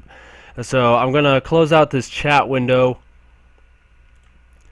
Going to hold that out, and I'm going to make a YouTube video right here in front of your very eyes while we are waiting on this last series to get out. If I finish the game, I'll put it on YouTube. If I don't, then I'll just do it later. But anyway, guys, let's try this out. I think this will be fun. But anyway, let's do it. 3, 2, 1. Hey, what's up, guys? Pastor Gaming here, aka GamerSteve, bringing you top-tier StarCraft action. Today we got a big surprise for you today. This is a good friend of mine on the interwebs, so representing himself and only himself, it's DJ Spectre. the man with the plan. If you guys don't know, he is the king of the Thirsty Thursday stream that he does every week, and his opponent over here in the other position, it is going to be Medium Splat. As opposed to a big splat, he's just a medium splat trying to work his way up to being that big splat. And here we go, guys. This is going to be a pretty good game. As you know, this is one of the newer maps, Bridgehead. I think everybody's had a chance to play on it by this point. So I don't really think we're going to see the usual cheesy stuff that we usually see. And as I say that, where's this guy going? Okay, he's just going on a scouting run. I was about to say here, looked like DJ was going to go for that cheesy stuff I was just talking about, but doesn't look like he's going to. He's not the kind of guy to cheese too much. He doesn't like cheese, but, you know, everybody can cheese if they put their minds to it. We do have a probe going out to scout as well. But the DJ is going to get the first scout off. Not really going to see too much, mainly because it is the early game. And before we get too far into this game, I will let you guys know this is going to be a Gold League PVT. So as you know, PVT in the Gold League is so crazy. It's always just so much fun to watch because you see so many different kinds of new and unique strategies coming out of these young players who can't really follow build orders on their own. We do see DJ getting that full scout off, not seeing too much because the cybercore isn't even complete, but this is going to be double gas here, probably for earlier or tech. I believe that's what happens when the Protoss goes for 2 of these. It's going to try and get that early pressure on, maybe with a Stalker Zealot Mothership Rush, but with this double assimilator, he's going to have a big gas bank because he really doesn't have anything to spend it on at this point. On the other side of the map, we do have a factory coming down for DJ, not probably for Widow Mines. That's exactly what I'm thinking here, because Widow Mine drops, especially in the lower leagues when players aren't able to pay attention as much. That's pretty much where you get the most damage out of Widow Mines. You know, you just fly them in there, you put them in the mineral line, and bada bing, bada boom, that's a lot of dead probes. Unless they are watching for the split second and don't split too late. But also, he's a little bit frightened about oracles, as you should be as a Terran player. So he's going to throw down that engineering bay, get a couple turrets in his mineral line, just prevent any kind of cheesy oracle play. It's not really cheese, but it almost counts by how fast it comes out. We do still not see any units out of DJ either. He hasn't started production yet, and instead is going to go for Hellions rather than Marines here. Hellions, very good, especially since this is not walled off here. Hellions can get a lot of damage on probes, which are so squishy. They just break so easily. And actually, it's I think it's more drones are squishy. These guys are just brittle as heck. They crack underneath the slightest pressure. You know, I bet they freeze to death really, really fast. But here we go, guys. We got the Hellions on the way here, going to do as much damage as they possibly can. Really wants to maybe sync up their attacks. So, but actually, no micro going down at the moment here. Going to get a few shots off on that Hellion. So DJ is going to decide to back off for the moment. We do have one Marauder coming out at a time. That second Rax is on the way. Still on one base. A little bit supply block, though. That's that depot. But here comes the Hellions. One already getting taken out before getting any shots off. And actually just using it from Scout. That's a very, very expensive Scout there.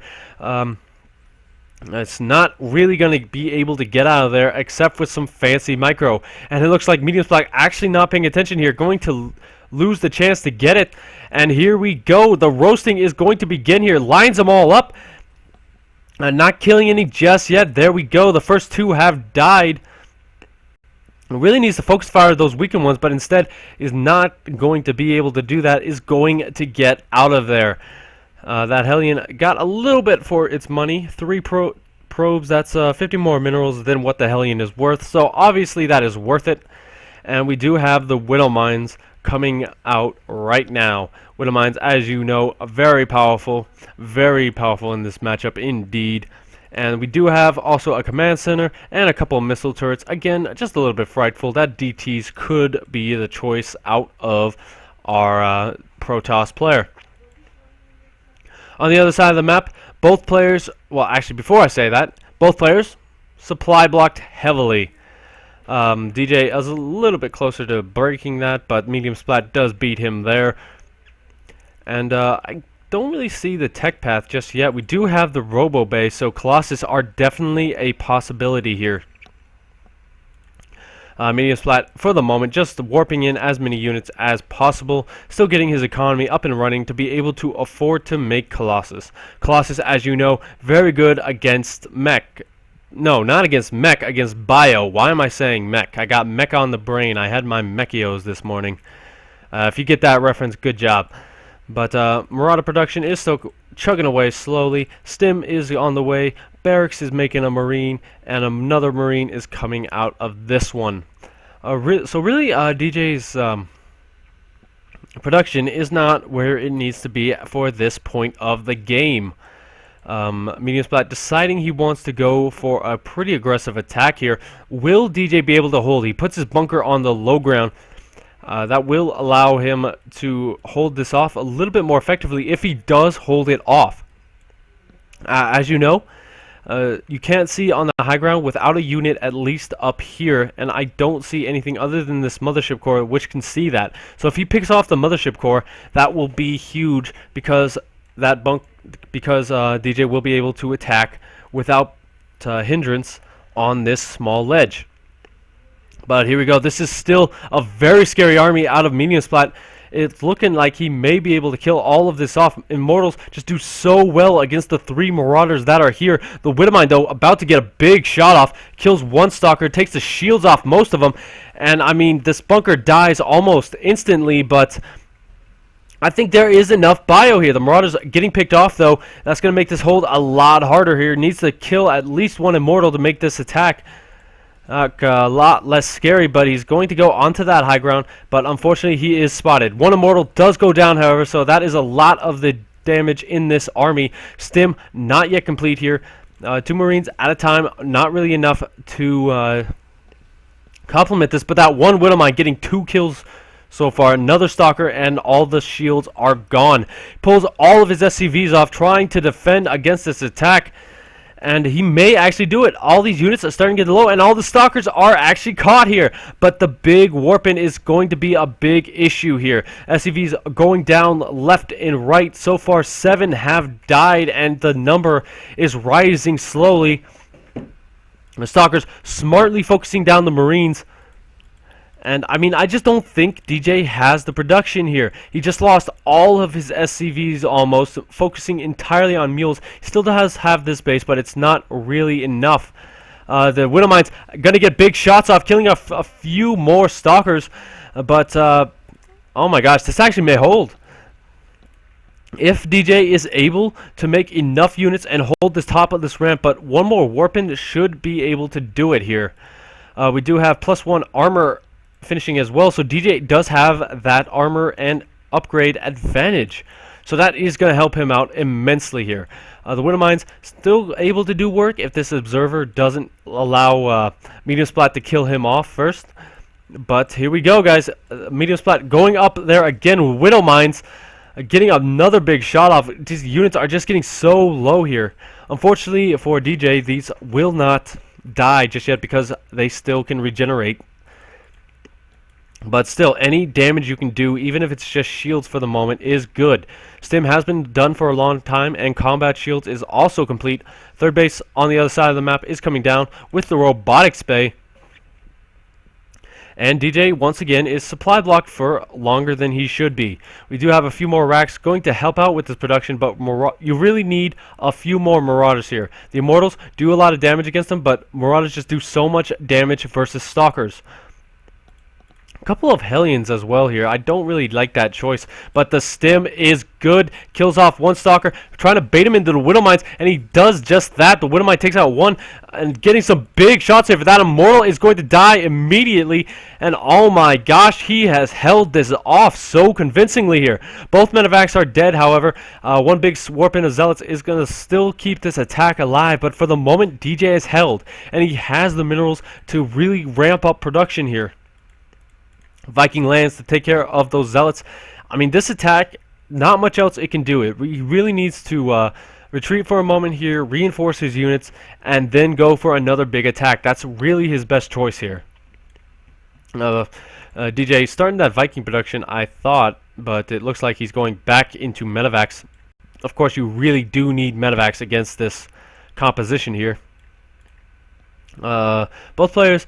DJ, unfortunately for him, he's been supply blocked a little bit this game, which has hindered this assault a little bit. Well, not the assault, but it's hindered his defense just a little bit because he has not been able to make the units he needs to defend. But really, that upgrade advantage is what's helping him out immensely here. +2 attack is really powerful, especially against these units. We also have concussive shells, and there is no blink. But feeling bold, DJ actually, no, he's going to go back. He wanted to go for that big assault on the other side of the map with that drop, but oh my gosh, he holds this off really convincingly. That's in the entire army of medium splat. There is nothing at home except for maybe one Colossus, but that is not going to be enough here. Zealots are just dying so quickly here. And with that pylon going down, this attack is officially over. Probe dying as well, just to seal the deal. Another pylon is hidden up here, but that is not really something to be too afraid of. He could kill that off at any time, but so far he has not seen it. We do have vehicle weapons on the way as well, trying to get those Vikings to be more powerful than they already are versus the Colossus, which are already on the field. And he is going to see this pylon now, but unfortunately the pylon sees him. So far not reacting to it, so this drop could still do a lot of damage in the natural base of medium splat. Where is that mothership core? Where? I think he lost it in the attack, did he? Yeah, he actually lost his mothership core, so he can't photon overcharge. He's going to have to focus entirely on his army, which is completely out of position. A couple of Hellions here. Actually could do a lot of damage in the third base as well. If he wants to double attack here, they could go across the map, but medium splat now reacting, going to go back towards that natural expansion here, but unfortunately it is going to go down. Big warping, not going to be enough. It's actually going to get canceled. DJ smartly focusing down the pylon, and I think there's just not enough here for DJ just yet. He's going to retreat for now, but he does get that base. He does supply block his opponent heavily. There's no pylon on the way. That is going to hurt medium splat immensely. And over here, we do have that third base going down, so DJ, again, taking a really good position here. Viking production is in full swing here. We have 2 at a time. Really could start throwing down one, maybe over here on this reactor, so that he can start double production here, but so far not deciding to do that. The drop not dropping just yet here. He pulled it back to join up with his main army. But that upgrade lead has been helping him immensely here, like I've been saying. It is now +2-1 versus 0-0. The forge has just now completed, and the upgrades are being chrono boosted out heavily here. He really does need them. He has extended the thermal lance and warp gate. Those are the only upgrades he got, and for some reason, DJ deciding to go with high sec auto tracking, and also no second engineering bay. Is that true? Yes, that is completely true. And I mean, DJ's just getting every unit in the book. Thors usually aren't that good against Protoss. That may have been a misclick, but you know what? When a misclick works, it may not work. But I mean, DJ just getting everything in the book. He wants to really experiment with the style. It looks like going for that +3 attack as well. Heavily oversaturated in this mining out base. It really needs to bring some workers down here, fully saturate this one, maybe throw down a fourth CC when he has the chance. But for the moment, He's just building up his army. And on the other side of the map, Medium Splat going up to 3 Colossus. Still has that 1 Immortal from earlier. That can help out a little bit with the Marauders, but not as much. We do have 3 Sentries as well, almost full energy. And a big warp in of Stalkers is going to really make this army scary to deal with. But DJ does have the army advantage. It is 89 to 85. He has the upgrade advantage. Still focusing on those vehicle weapon shipping and... I mean, that's something that can help out both the Vikings and the Medivacs here. The Medivacs do get that plating as well, but Medium Splat deciding he doesn't want to wait around here for that +3 to finish is going to go on the offensive once again. We have a few bunkers here. If he takes out this position, it's going to supply block DJ so hard, it's not going to really matter how any other fight goes. So he really needs to hold this position. And we do have that 4th CC going down as well. The 4th Nexus has been completed for a bit. Big scan going down on the other side of the map to check that 3rd base. But here we go. The bunkers not being used. The Vikings need to be in a good position here. The Siege Tank starting to do some work against these units. Those upgrades are really helping out. And, I mean, this is a really good position for DJ. The Vikings caught the Stalkers out of guard here, and the Colossus just falling so quickly. The Thor's in the back, just kind of doing some DPS, late game DPS here. Big warping of Stalkers, and that's not the unit you need here. DJ stimming like a madman, gonna kill off that Observer, and gonna get that pylon as well. I mean, Medium Splat's in full retreat here. This army is almost dead, but you know what? It's an almost dead army with no army on the other side of the map really to speak of. You do have a lot of Stalkers. You do have a bigger warp into Stalkers, but Stalkers aren't what you need. There's plenty of Marauders in this force here to take out Stalkers. So what you need is Zealots with charge, but the Twilight Council isn't even done. That's probably going to be for a win behind Dark Shrine, but if that doesn't finish, it's not going to matter if you're behind. We do have the Stalkers now taking out the Vikings, but a little bit too late. That Colossus really weak at this point.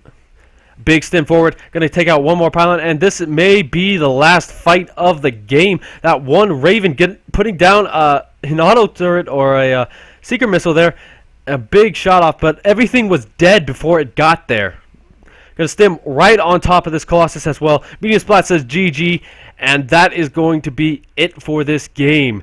If you like what I do, please hit that subscribe button. If you don't like what I do, thank you for tuning in anyway.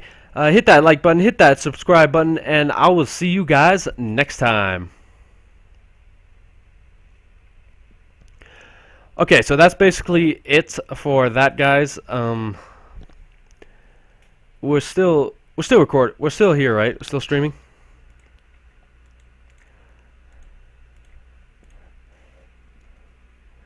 So basically, what I'm going to do with that one is I'm going to port that directly to YouTube through Twitch, make it a highlight, and do it that way. I forgot to press the record button.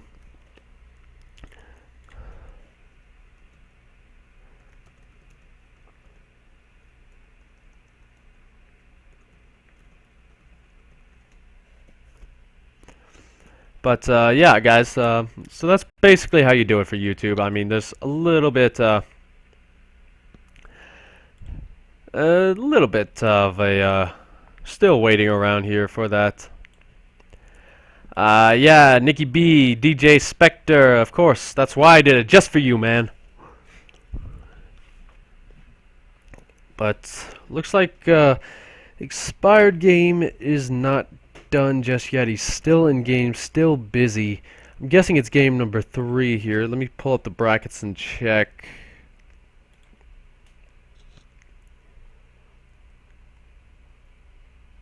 Okay, so the Walrus is up 1-0.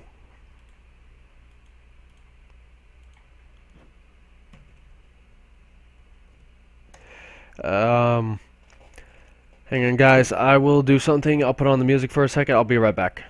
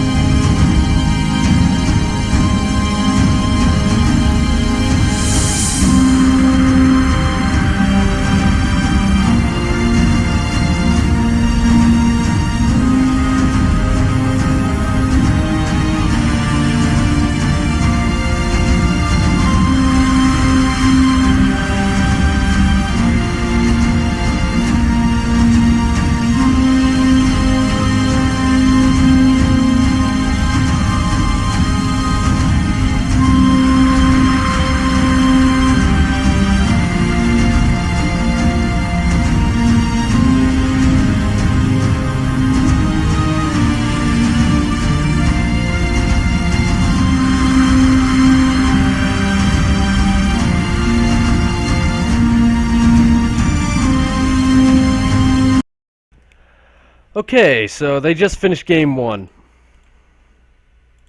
They started a long time ago. But, yeah, I got this from the Rcastit page. It's going to be a diamond level TVP. We're going to do, once again,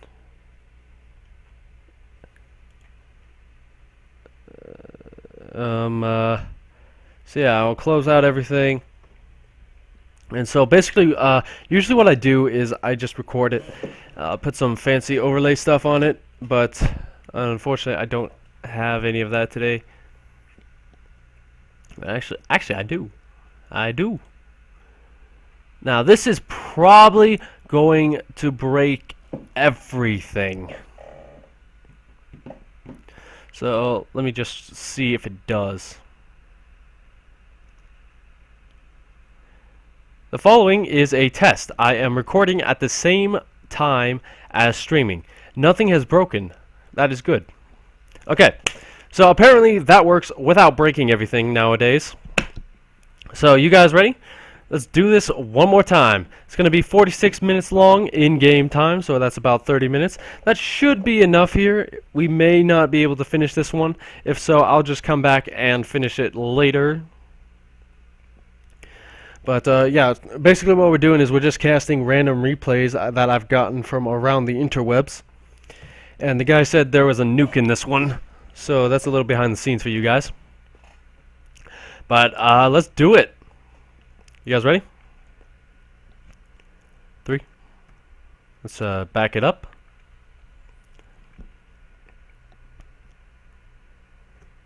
Hey, what's up guys? Pastor Gaming here, aka GamerSteve, bringing you top tier StarCraft action. Today we have a diamond level PvT, so without further ado, spawning down here in the bottom position, representing himself, it is Shards. And up here in the top position, his opponent, representing AGs, it's gonna be System BB. At least I assume that's what SYS stands for.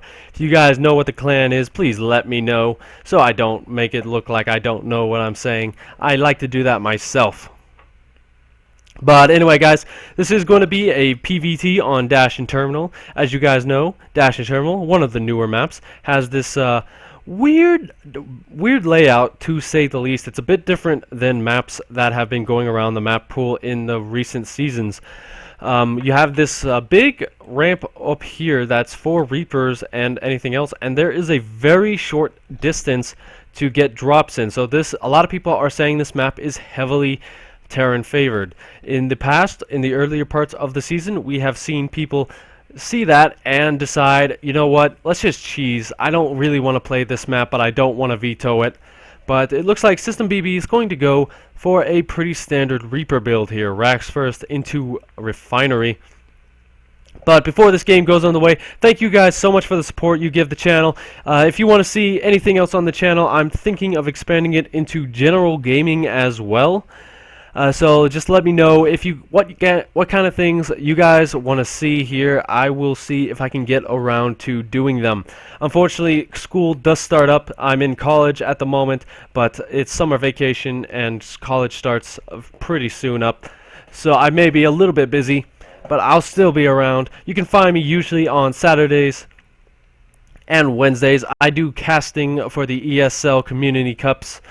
But other than that, guys, thank you so much for tuning in. Thank you so much for watching. If you guys have any suggestions, any comments, please just leave them down in the video's description below. If you have any concerns, complaints, just let me know. And also, if you guys have a replay you guys want casted by a professional caster, I'm calling myself that, but I'm not. Don't worry about it. Just send your replays to pastorgaming@outlook.com, and I will definitely get around to casting them. Unfortunately, I haven't been able to cast too much recently, and this is actually in the middle of a tournament here. We have a mech game going on, so I just decided, you know what? Let's pop open a few replays while we're waiting and do that instead of just sitting around waiting for guys to get out of game. But that one Reaper does cancel the scout out of shards. So far, he has not seen anything on the other side of the map, while this Reaper going to see everything. He sees the one gas, and oh my gosh, shards deciding to pull off all his units here for the moment. That was a little bit of a mistake here, pulling all his guys off gas. That's going to delay any kind of gas tech for just a couple of seconds, and as you guys know, a couple of seconds is a couple of lifetimes sometimes in this early game. On the other side of the map, we do have the Mothership Core coming out, going to try and do something over here. But I think there will be enough Marines soon. You can't really engage them right now with just 2, but he did get a few shots off before the Mothership Core was ready. Still going to try and kill off these Marines with that Mothership Core. Good micro out of both players here. Once these 2 Marines are done, however, this Mothership's Core really needs to get out of here. 2 kills is enough. 3 kills is plenty. But actually, he's going to lose the Mothership Core. That is a big pick-off for System BB. Without that Mothership Core, you're not going to be able to defend against any kind of early aggression here. Shards could throw down his second Nexus, and he is going to do that as I say that. While on the other side of the map, this expansion has been completed, but is not saturated, is not turned into an orbital command just yet. Now it is, and this Reaper is going to go in for another scout here. So far we have 2 gateways and warp gate on the way. So I think really what Shards is trying to do here is a pretty aggressive game. That seems to be the case as he does expand here. He has not thrown down his tech just yet, and he just did, as I say that, the Twilight Council, so this is almost definitely going to be a blink play. This Reaper finally getting taken out there, unfortunately for him, but he has done his job. He saw almost everything. That's Shard's vision, but he did not see the Twilight Council. That is the one thing he has not seen, unfortunately for him. We do have that 3rd gateway coming down. The warp gate is about to complete. A couple of zealots going to join this attack. Excuse me there. But a couple of zealots to screen out the Marines here, going to keep them from being able to DPS down the stalkers. But honestly, Shards needs to attack soon if he really wants it to work. On the other side of the map, though, BB deciding he doesn't want to wait around for an attack. He wants to go for it. He wants to put on some early pressure. He wants to put on just enough, try and maybe force a photon overcharge out, but there is no photon overcharge. There will not be one for another 40 seconds. But, I mean, this force will not be able to get too much done just because you do have the sentries, you have the stalker, you have the zealot. That's pretty much the counter to Marines unmicroed, but we'll have to see if BB can micro them. He's going to take out the debris here, open up a 3rd attack path. Obviously, you have this attack path, you have this attack path, and you have this attack path. So opening up that 3rd one will allow him to get that early game, that later game, excuse me. That will help him in the later game when he's trying to surround the opponent. You really do need to surround a Protoss opponent, so that's really what he's trying to do. We also have this factory coming in for some early scouting as well. The secondary base is complete. and production is underway. So far, it's not as good as it could be out of BB, but he's still able to get what he needs for the moment here. Stim has completed, so if he wanted to stim in there and pretty much lose his entire army to force fields, he could have done that, but he's deciding not to. He's pulling back for the moment, going to take his third base, just get ahead in that economic lead. Dash and Terminal is one of those maps where it's easier to defend the third base if it's behind you.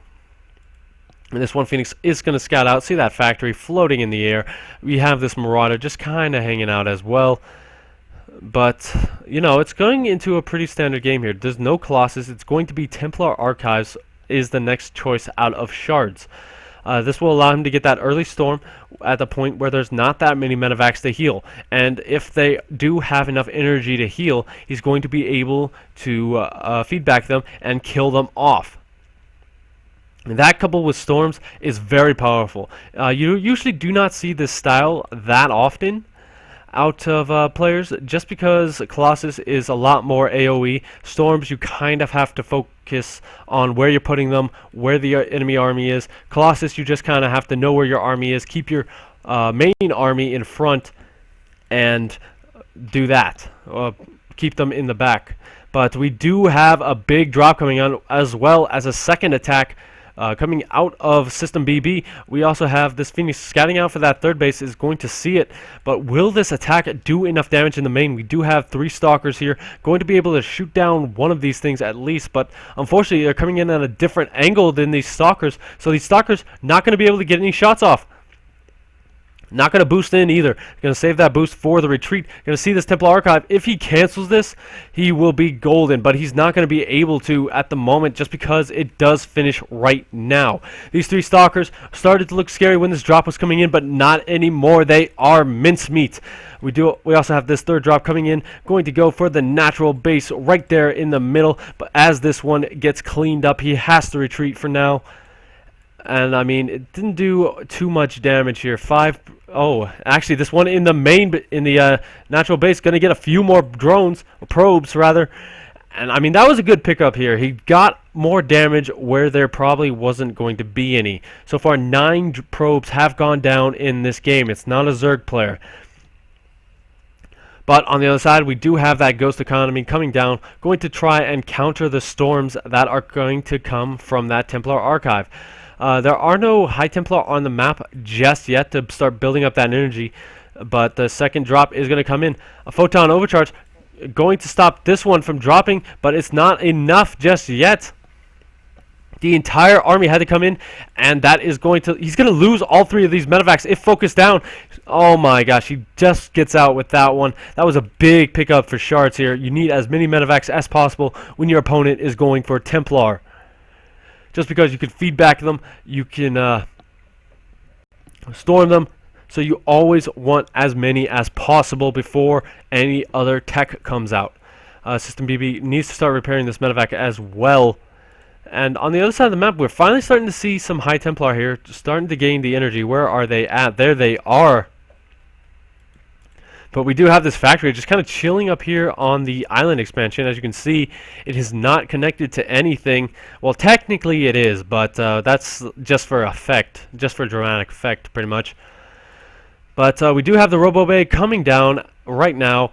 We also see +1, +2 ground armor on the way. That's going to make those Zealots a lot tankier.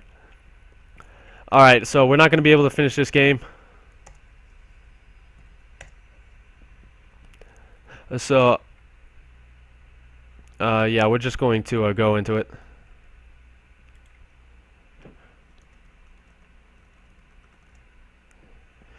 Darn, I will have to cast that game later then.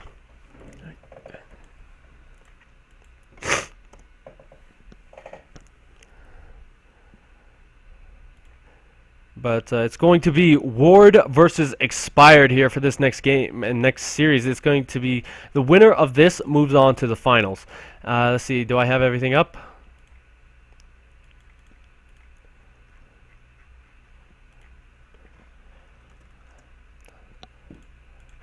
And let me just get Twitch chat up. There we are. It's over, bro. You got to get here now.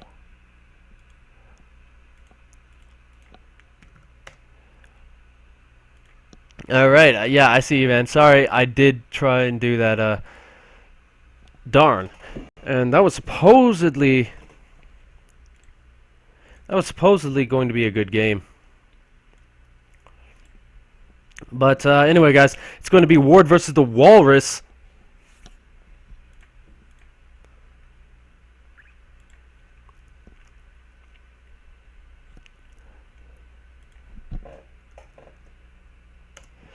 And here we go, guys. We're going to hop into game number 1 on Coda LE. Coda LE, as you know, one of the most played maps, literally. Yeah, I am so casting the Walrus. But, I mean, if you have a best of 3 series in this map pool, you're always going to see Coda. But, as for these two players, this is going to be a TVT. It's going to be the Engineers of Chaos versus Dust. And it should be a good game. The Walrus, of course, is a Master Leaguer. Ward is not. He's a Diamond Leaguer. But anyway, guys, we're hopping into game number 1 of this best of 3 series. So spawning down here in the bottom position, winning convincingly over Expired I Hear. It is the Walrus. It's not a walrus, it's the Walrus. And spawning up here in the top position, his opponent representing the Engineers of Chaos, it is Ward. So the Walrus is saying he hates TVT. Shoot, I just loaded my SCVs. Oh my gosh, that is terrible. If you hit O, it loads up like 5 SCVs, as you can see up here. It'll load them into the command center. Oh my gosh. That's terrible. He did it to make it even. That's kind of funny. These two just kind of joking it out here. So that's good on them, making sure they can stay good friends, even as the Walrus tries and kill them off. Good guy, Walrus. Yeah, walruses are pretty good, as long as you do not try and pet them. Don't tell me how I know this, just know I am banned from SeaWorld. We also have we also have the barracks coming down. I'm going to post the stream link there because he asked it. You have 60 viewers curious. So if you're going to come over from the Walrus to stream, welcome. But anyway, it is going to be a Rax first out of both players here. The refinery is complete. And it's starting to look like a pretty standard game out of both players. Basically, what the Walrus is looking to do, I'm guessing, is go for that mech style that he does like. But honestly, you can't really tell until you throw down at least the second factory. There are so many different openings in a TVT that you can do. It's just incredible. It's just an incredibly diverse matchup, pretty much. You know, a lot of people complain that it's static, that it focuses on positioning. But I mean, ZVZ focuses on that early game pressure. The PvP kind of focuses a little bit on loading SCV slows everything. Yeah, it does. Of course, the Walrus, being a Master League player, does know how long it takes for everything to be built. He's going to start up that second refinery as well. The factory is going to go down. The factory on the other side of the map about the same time, maybe 2 to 3 seconds later. But both players going to go for pretty standard here. We do have a reactor out of the Ward, though. Tech Lab coming down as well. Will it be for fast tank production is the question here. Something I've been seeing a lot out of some players is going for early siege tank drops. Don't ask what kind of players, because you don't want to know the answer. But the starport is coming down. It is a lot faster for the Walrus here. Before this game gets underway, thank you guys for tuning in. I am Pastor Gaming from Pastor 2300, aka GamerSteed on YouTube, and this is, as you guys know, you've probably been watching the Walrus. If you're just now tuning in, this is the semifinals of the ESL Community Cup. But double Marine production out of Ward here. He's gonna want to be defended against anything that the Walrus has to throw on him, because as you know, when a Walrus throws something, it's gonna go far. Because the Walrus is a strong beast. And I don't know if you guys heard the joke earlier, but don't ask how I know not to mess with a walrus. Just know I'm banned from SeaWorld.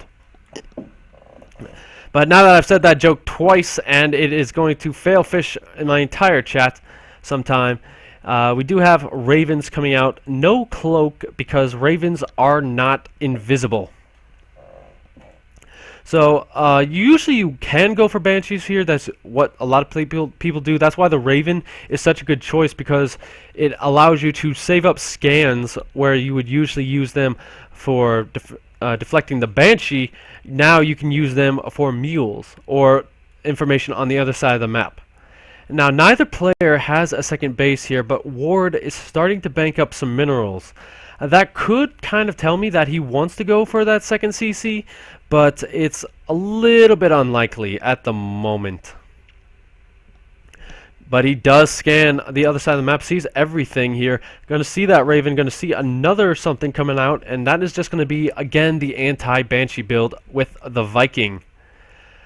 Both players, again, well, actually, it's going to be Ward going for that second command center here. That is going to give him that economic lead.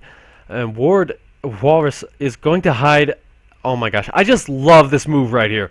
He's going to hide Widow Mines in key places around the map, and he's going. Excuse me, 1 second. But yeah, he's going to hide these guys around the map, and it's really going to tell him both when Ward tries to move out and when he gets hit for the first time. Because, as you know, Widow Mines fire. But, if you guys see this, do this. Because this is a really good strat. Just hide him in random places. It works in all matchups. You want to kill Ling run-bys, you want to kill that first Marine attack, just put Widow Mines where you don't think your opponent is going to look for them. Also, let's make this a little bit less visible here. And we also do have that scan coming down. Going to see that second base. He has his own on the way, but it's going to be a little bit further off. Third base is going to be shut down by a Widow Mine. And from here, neither player has decided whether they want to go mech or bio. It's starting to look for Ward here that he wants to go for that bio tank production, but he hasn't thrown down any secondary tech. No more barracks, no more factories. He does have the reactors, however. With that second base now finally going to start being saturated, he's going to take that lead just slightly here. But other than this, the barracks is floating, however. That really tells me he's going to go for mech. And you know what else tells me he goes for mech? That factory.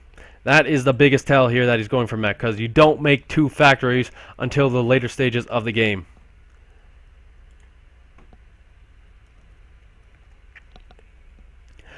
But we do have Ward just hanging out here in front of his main base, going to prevent any kind of attack out of the Walrus. It doesn't look like Walrus wants to be aggressive here. Obviously, when you're going mech... Yeah, welcome,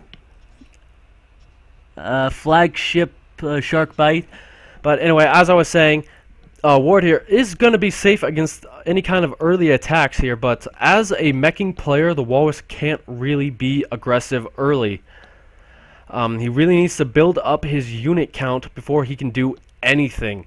Mech is super cost effective, but only if you take cost effective. Excuse me. English is my first language, but it's not my best. But anyway, we do have some Banshees coming out. That's a really smart move as well. Banshees just so powerful against this, because you can harass on the other side of the map that doesn't have any kind of tech, but the Widow Mine gets a big shot off, kills off about only one Marine though, so Ward is able to split his units effectively here, but it did weaken a couple of them. But Ward deciding to make the first move here.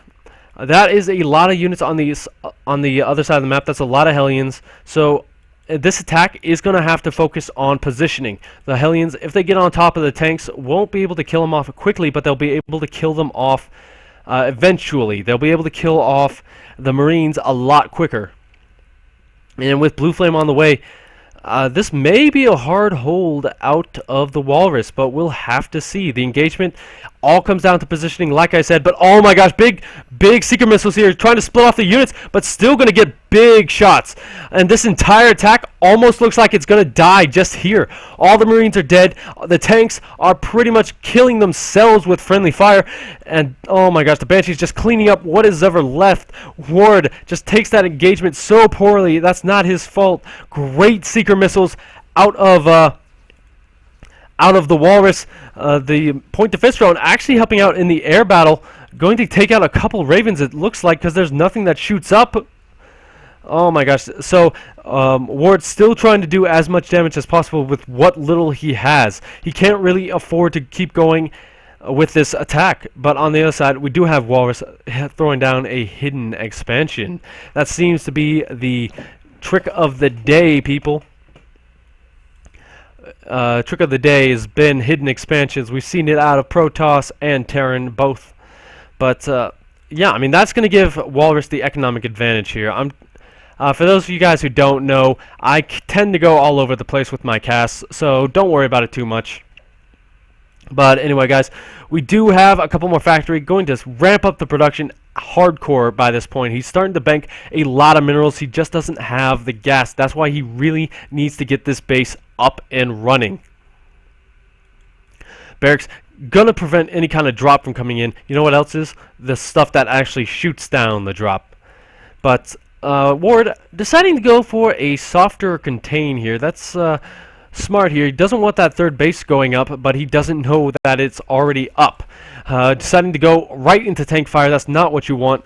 No detection here just yet. Can't really waste the scan because I don't think he has any. He doesn't have one here, doesn't have one here. So both tanks get taken out. And, I mean, without those tanks, this contain is done. It's finished. It's kaput. And as I say that, the Walrus starting to ramp up production heavily here in favor, like I said he was going to.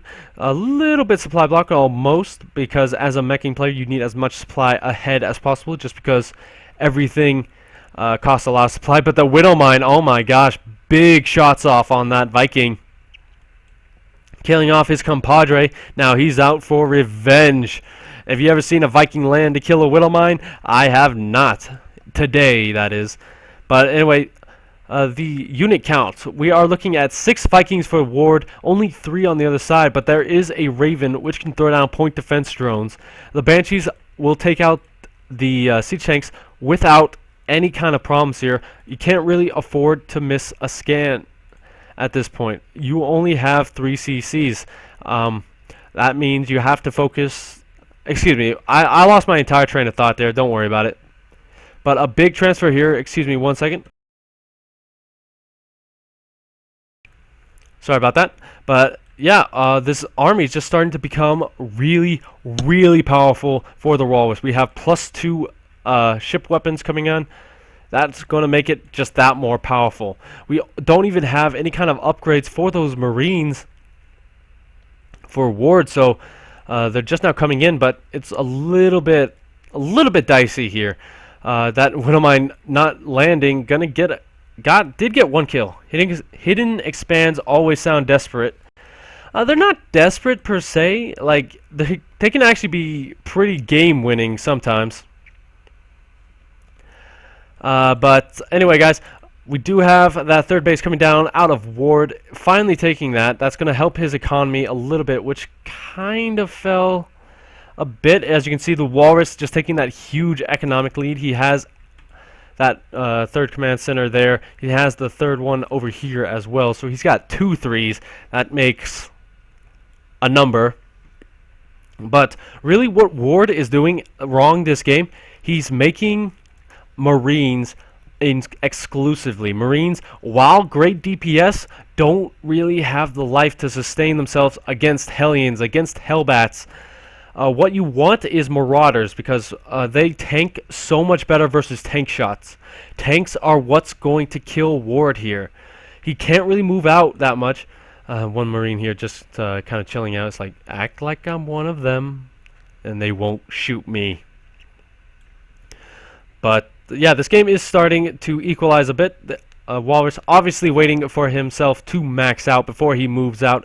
That does give a little bit of time to Ward, but Ward can't really take too much advantage of it. This attack on the other side of the map was scouted out by a Marine with a Hellion run by coming in on the other side. That bunker is empty. That siege tank will do work, but not enough. But this entire attack, oh my gosh, just look at that. That was... I'm speechless. Oh my gosh. It's my job to talk and I can't even do that, but let's just go back to the Hellion run by, killing off a large amount of SCVs. 16 have gone down this game with 65 Marines. Guess how many were in that attack? Combat shield.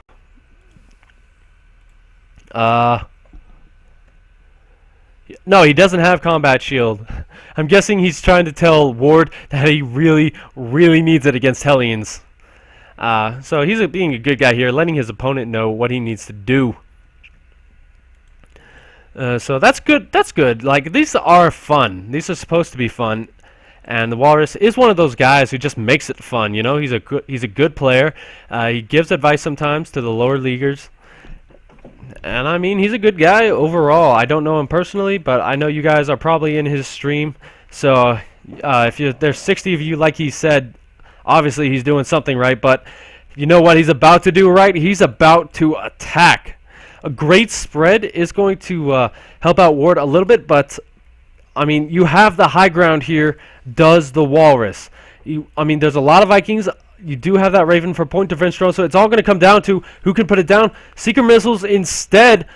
It's actually going to go on top of the army. Oh my gosh. That almost killed off a large majority of the Walrus's army, or at least done a lot of damage, but he's just going to steamroll through this. He lost the air battle, but it doesn't really matter when you don't have anything to shoot down. Seeker missile does fizzle out there, and it looks like the Walrus may take game number 1 with a vengeance. Gonna move in here, kill off that base, kill off this one, kill off some ones in the main. You're rallying units in, and the siege tanks not sieging up because they know they can just get the damage done anyway. And we also have the siege tanks here. Gotta take out that one guy. This guy is just worth his weight in gold. Killing off 6 units for Ward is a lot better for than killing off 6 Marines of Ward's. That makes sense, I think. We do have a battle cruiser on the map that's going to start doing work, but I mean, the Walrus is on top of production. When you're on top of production, you can't really afford to make anything because you make it and it dies. The Banshee and the battlecruiser are going to look like it cleans it up, but there's enough in the back. Oh my gosh, that actually looks really cool. I never noticed the skin before. But yeah, this does get cleaned up. But look at this. You have these guys not mining. You have this base 6 saturated. A few mules. They're powerful, but they're not very powerful. Like, everyone's saying they're OP, but they're not that OP, as you can tell by the income tab.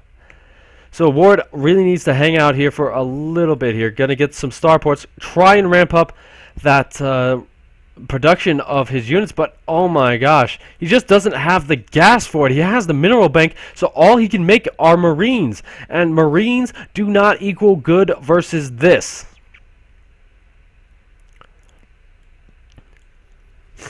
Yes, this turning is just for bragging rights, just because it's already master, but Ward is going to say GG and tap out the Walrus. Takes game number 1.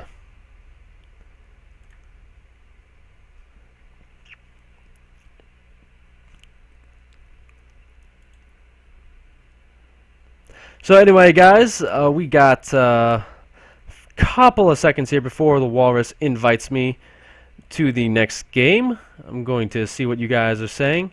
And yeah, the tournament, this one right here is just for bragging rights, just because we can't find anyone willing to coach Master League players. The lower league tournaments. I'm just gonna type in chat.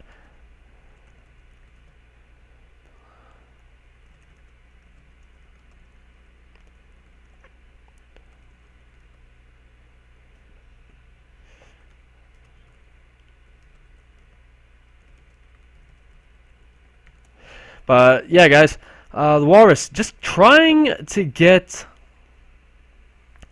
trying to let Ward know what he needs to do.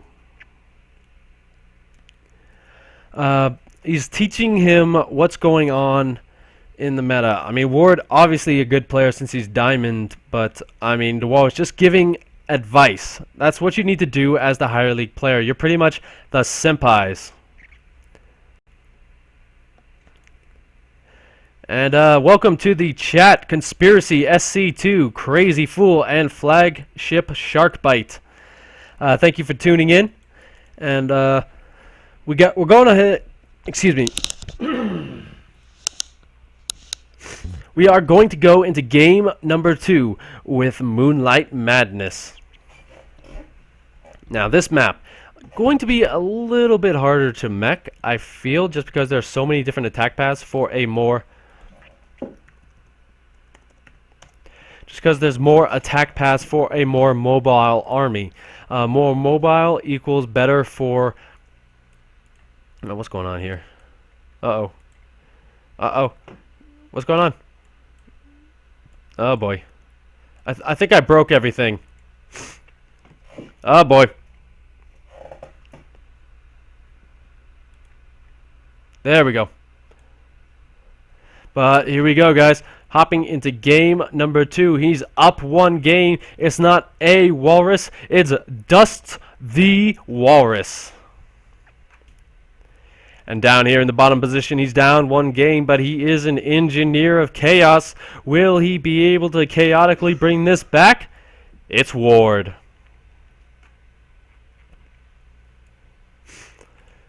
So we saw what Ward did wrong last game. He focused entirely on Marines too much. If Walrus decides to go mech again, you need more Marauders. They're beefier, they're easier to put into tank fire because they don't kill everything in one shot. Well, tanks, that is. But it looks like we're going to see maybe something sneaky here. That's a really early scout. Oh, that's not a scout. That's not a scout at all. So Ward trying to get into this with a chaotic build. It looks like he's doing his namesake. Unfortunately, the Walrus is going to see it come up the ramp. And once that guy goes out of vision and starts going that way, you kind of guess something's up. But it does look like, oh no, he is going to go back to his original plan here. But unfortunately, the Walrus has scouted it. Well, not scouted just yet, but Ward gonna hide it up here. Hopefully, Walrus doesn't scout up here, but guess what? He's rallied straight to it. He wants that SCV dead or alive, but here we go. He's gonna throw the barracks down on the other side, so this guy is just a bit of a tricky SOB. Whoa. I don't know what the heck that was. But this SCV is going to start getting thrown out of the map. And an additional one going to scout around. Make sure that there is nothing that can kill him on the other side of the map. And where is this guy going? He's going to hang out right here for the moment. Maybe try and convince his opponent that he is going to go something tricky. But so far the income is not really affected by this. Walrus did have to pull off 2 drones, or probes, or SCVs rather. I got it right the 3rd time. There are 3 races. But he had to pull off a couple, but it didn't really affect him too much. Oh my gosh. There we go, guys. That's our trickiness, but guess what? The Walrus is on top of everything. Factory immediately canceled. That's going to give such a huge edge to the Walrus just because you have the factory almost complete on this side of the map. Going to kill those rock towers as well. Doesn't want anything coming from the back entrance. That's what she said. You didn't hear that. But Ward is going to finish that wall off. Worried maybe about those Hellions that may come across the map a little bit later on. Okay, you got me. But the factory is coming down now. Good scout off is going to see that it is back at home. So he doesn't have to worry about what's on the other side of the map anymore. He can focus purely on this rock tower. This rock tower, one of the biggest pieces of the game because it does block off a potential third base, but it also blocks off here and it blocks off here. These two directions are one of the reasons bio players have a bit of an advantage here because they can hit here, they can drop right here, hit the third base that's here, then attack the front at the same time. The meching player doesn't have that kind of mobility to move his army around, so you'd have to focus on siege tank placement. And if you drop on top of siege tanks that don't have Hellions, if that don't have Viking protection, you're gonna lose them. But anyway, both players still on one base, not going for that earlier CC that you need for meching just yet. And Ward actually hilariously supply block for a little bit longer. Not hilarious for anybody, not hilarious for him pretty much, but you know, he does want to stay on supply block. We also have a Widow Mine drop coming into the main base of Ward. This shouldn't do a lot of damage just because you do have tanks, but tanks have been known to do some splash friendly fire. But here we go. We will see that Widow Mine gonna zone out some units here. It looks like he's gonna put it close to the mineral line maybe, but we do have missile turrets as well. And the entire force just got picked up. So this attack is gonna do a lot more than initially thought. That missile turret is allowed to finish that Widow Mine, not able to do as much as it was supposed to. The siege tank focusing it down. And now Walrus deciding to get out of here with what he has left. Now that medevac is so low. And on the other side of the map, we do have, oh my gosh, this is the flash build. I'm calling it the flash build.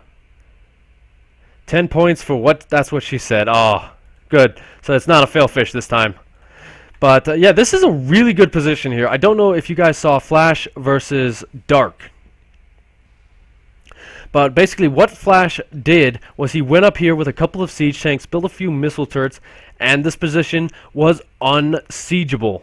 You do need the medevac though to scout this out. So apparently it's not as effective because Vikings counter this medevac. I forget names.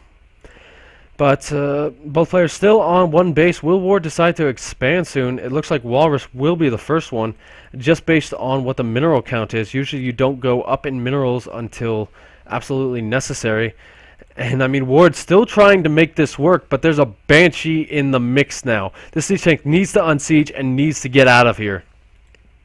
But he is going to lose it before anything. Wow, I just raised my voice way too much there. One moment.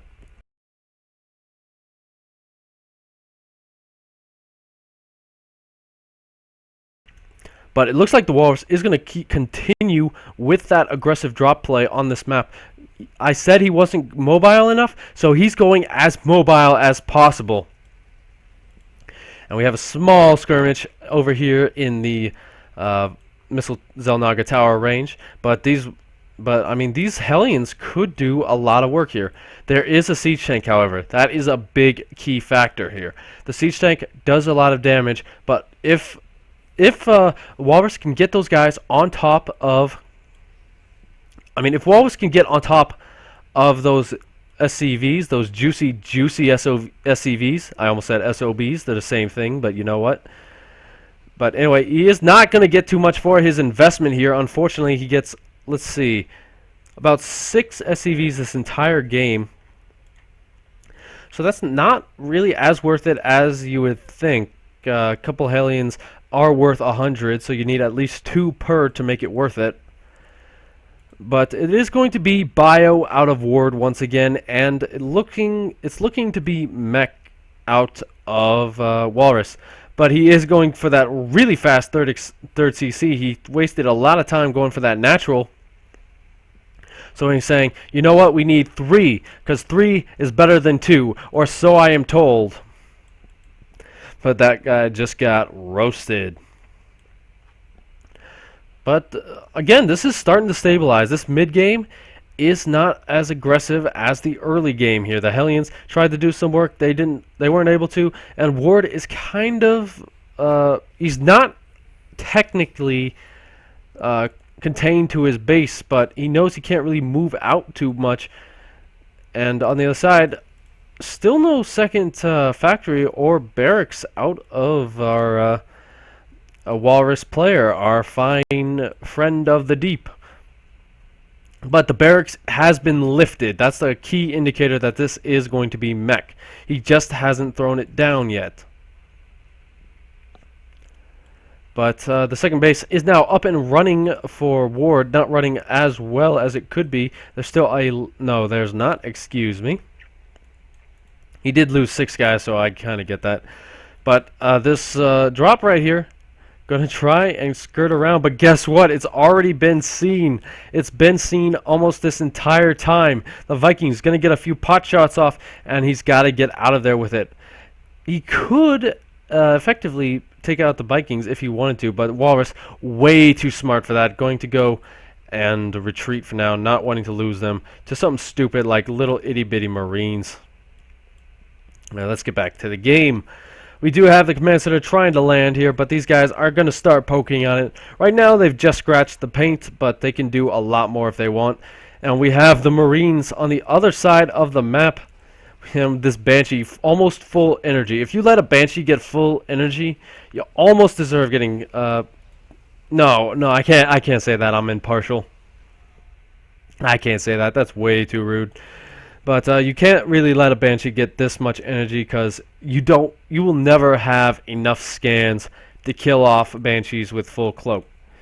We do have 3 factory production going to start here soon. Walrus starting to keep a lot of minerals banked. That's a bit of a mistake. He really needs to spend those as quickly as possible. Barracks, again, just watching out for any kind of drop play. And we also have this base here. The reason he didn't turn it into an orbital command and float it over is because he wanted a planetary fortress. Pretty common in TVT to turn your third base into a planetary fortress, just because you do have the attacks usually going on there, and you want that extra bit of DPS.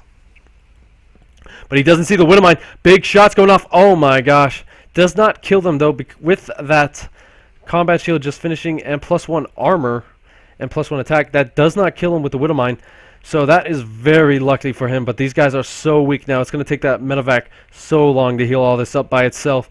It's working overtime. It has 3 kids, but you know what? It needs to pay the bills.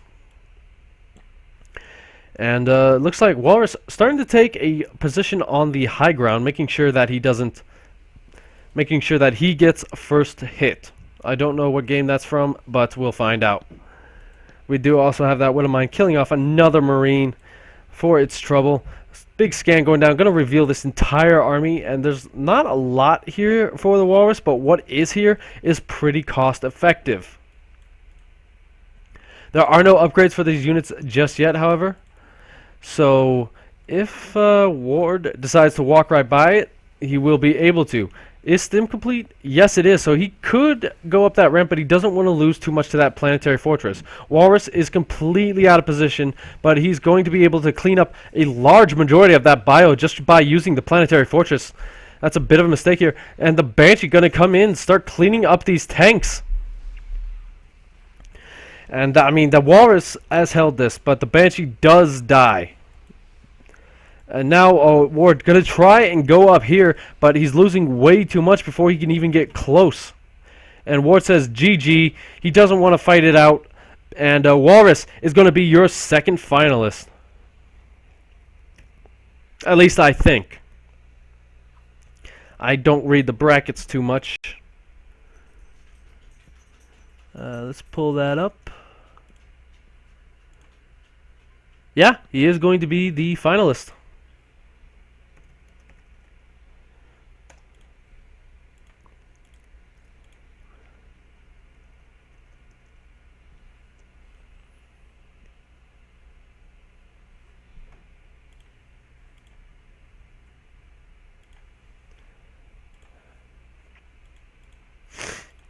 Oh, so it's not going to be... We still got one more game, guys.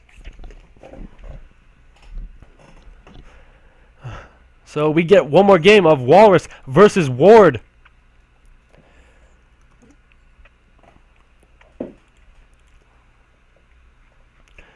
Oh boy. That was a bit of a mistake there. But anyway, guys, we're going to hop into game number 3. I'm guessing Scratches Proxy Thor off of list. So I guess that's what he was trying to do, either Widowmines or Thors. But Walrus is going to pick the map here in a second. Usually we have them pick before the series starts, but I'm being pretty lenient here by just letting them do loser picks or whichever one they want. Sorry about that. I was yawning and stretching at the same time. And it looks like in the gold and platinum, it's going to be Troy in the finals versus Nick. Ward saying he was trying to pull out the weird stuff to beat you. Lol. Yeah. So that is funny right there. These guys just talking when I saw your SCV. Yeah, so basically what happened was Walrus put his SCV. You're so much better than me. Don't worry about it, Ward. You can still bring the series back. And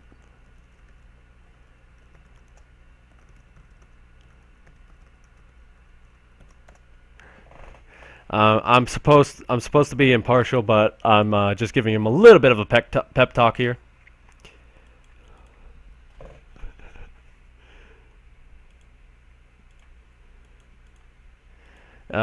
Now it's time to get this game underway, guys. Just doing a little bit of a chatty chat in the mode. Don't ever tell anyone I said chatty chat. Yeah.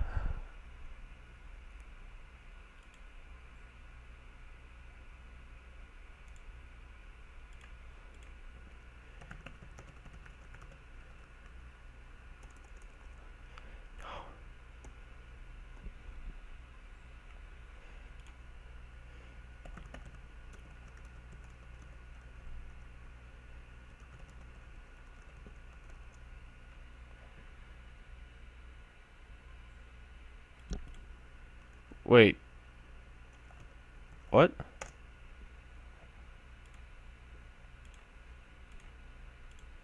What the?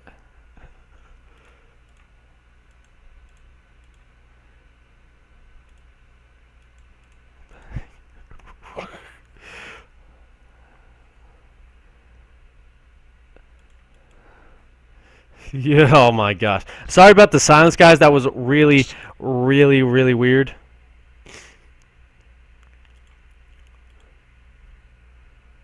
Uh,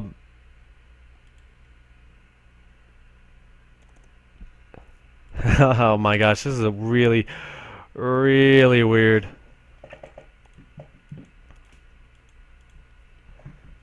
Hang on.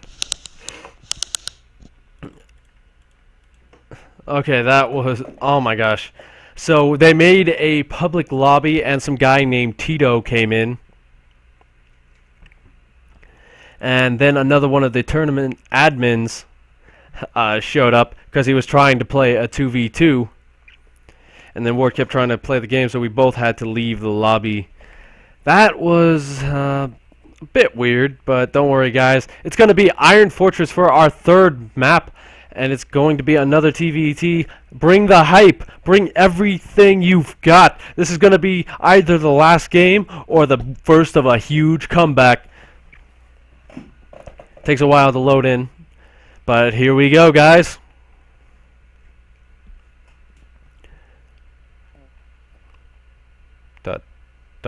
Oh boy.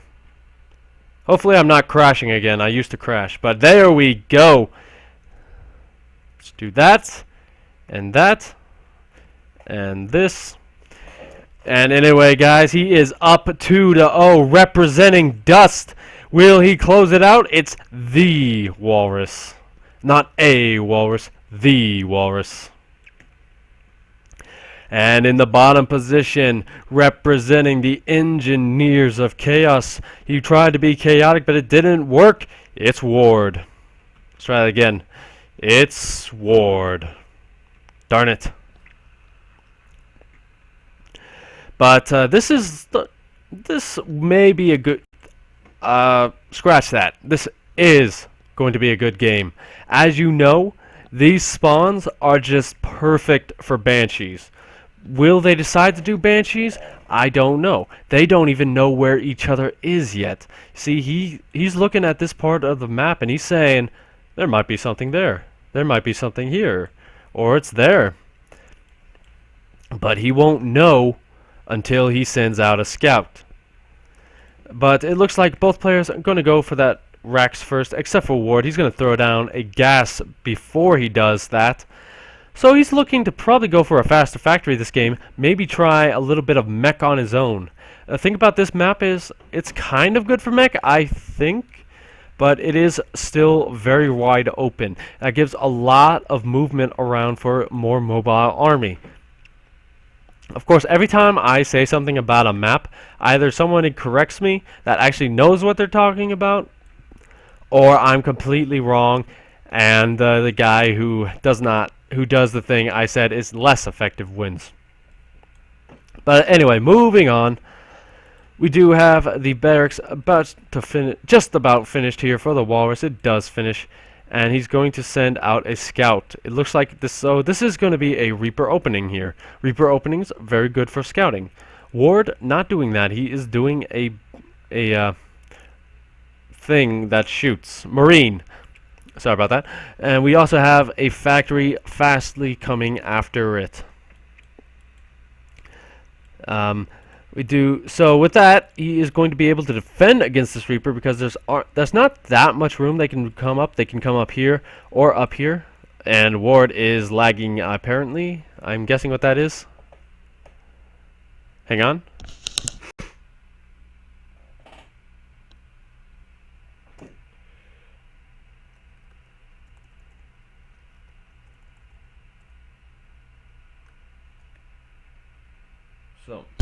Okay, so what's going on?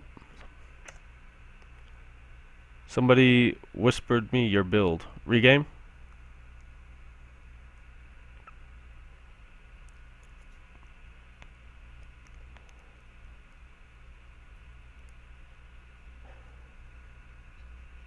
Okay.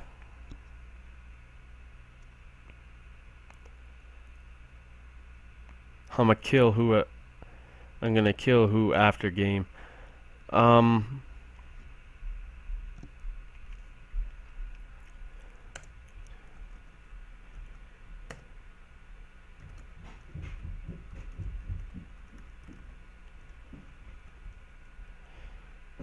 Okay. So we're back in the game. Ward, a really good guy just based on that. He didn't want to have an unfair advantage based on that. The Reaper is going to scout out here. As we try and get back into this, that wall of text will slowly dissipate like a ghost in the wind. But this Reaper, not knowing that there's two Marines here, these two are all it takes to repel this guy.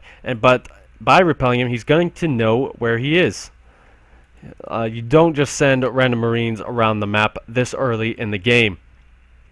But now that he knows where his opponent is, he can safely assume that something is going to happen. And this is going to be two Reapers. Two Reapers beat 3 Marines. That's just basic math. 4 Marines? Maybe. As long as you effectively, what do you call it? Micro. That's that thing, you know, that we should know about by now, but I keep forgetting.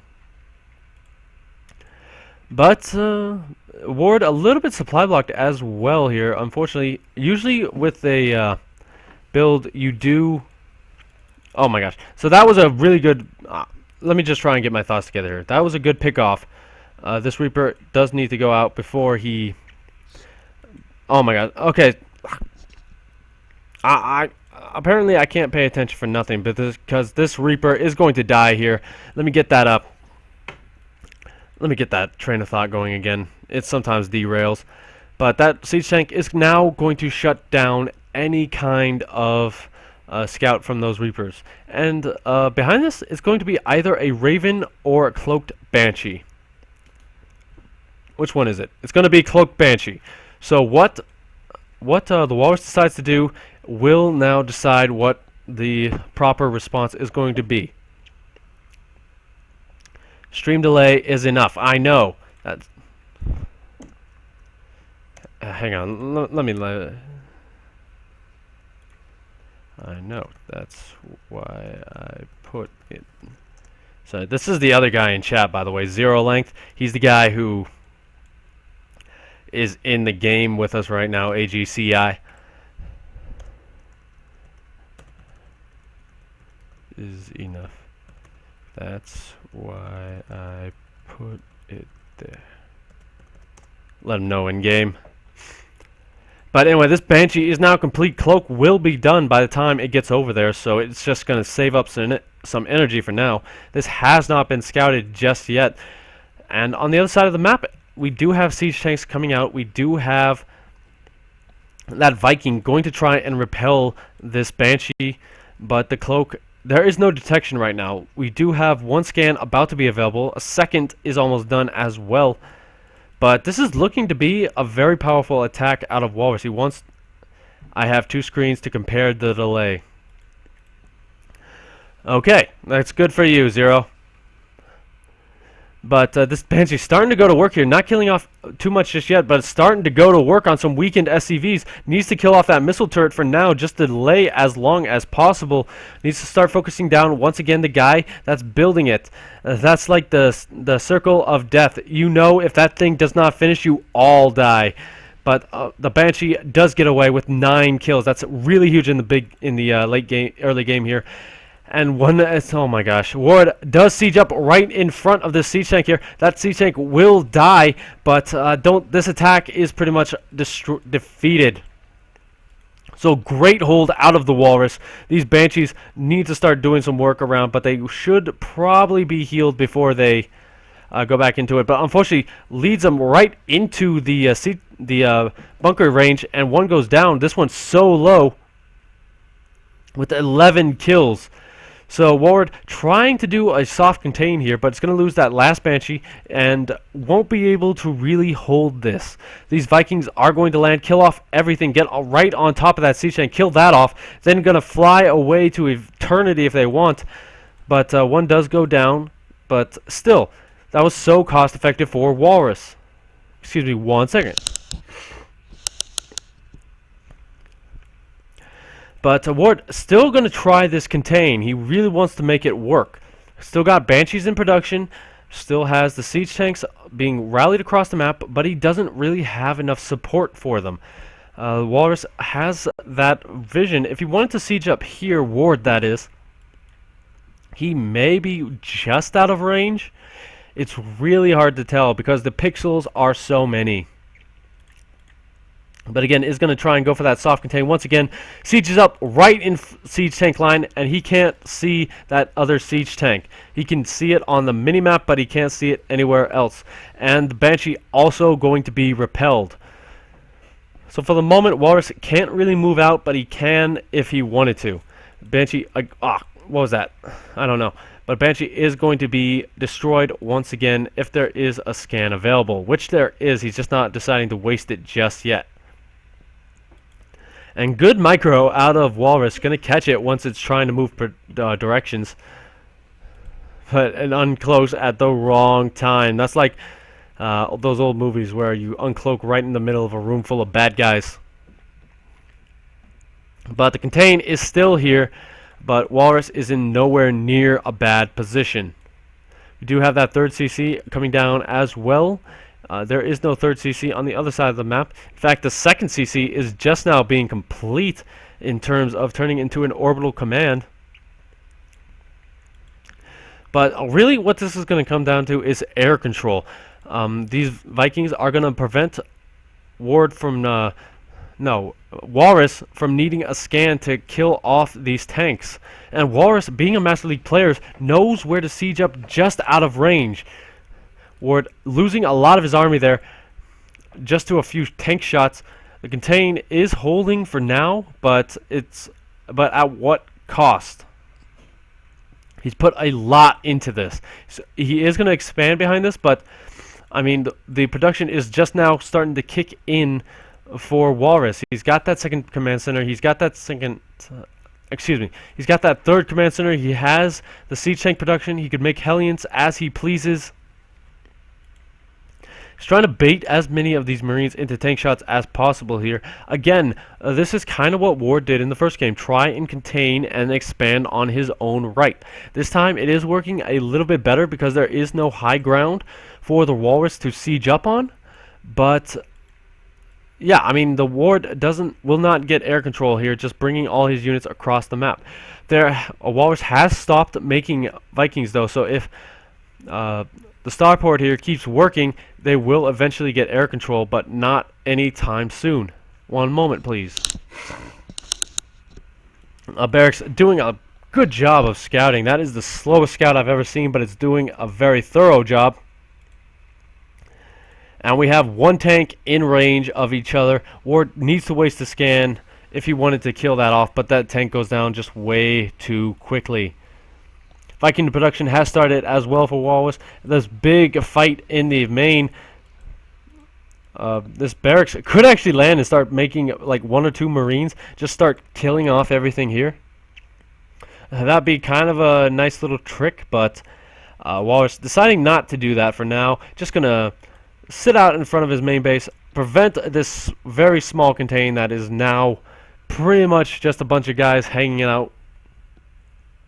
And is going to eventually be able to clean this up with the Hellions.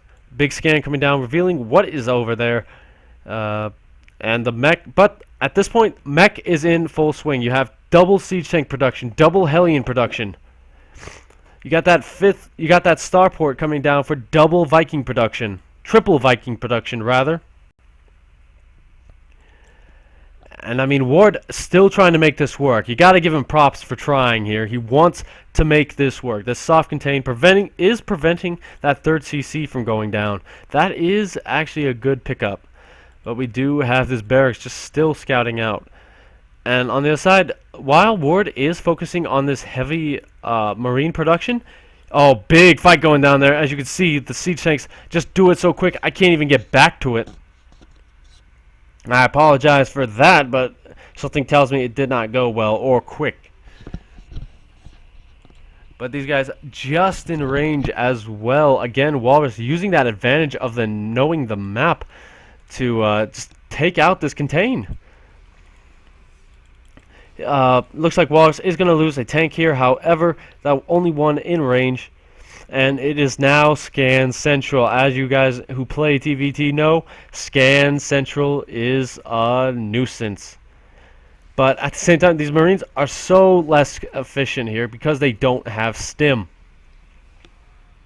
The air battle has been lost for Ward, and he has to pull his units back. Without siege tanks, this comp just isn't effective. Without stim, this comp isn't really effective either. Sorry about that. But that barracks, I can't believe Ward hasn't seen that yet. He probably has, but he's just not reacting to it. But in terms of Army's account, Walrus taking that big engagement did take a lead. We got a lot of SCVs here. Sorry about that noise once again. Don't worry about it. It is just scraping. It's not what you think it is.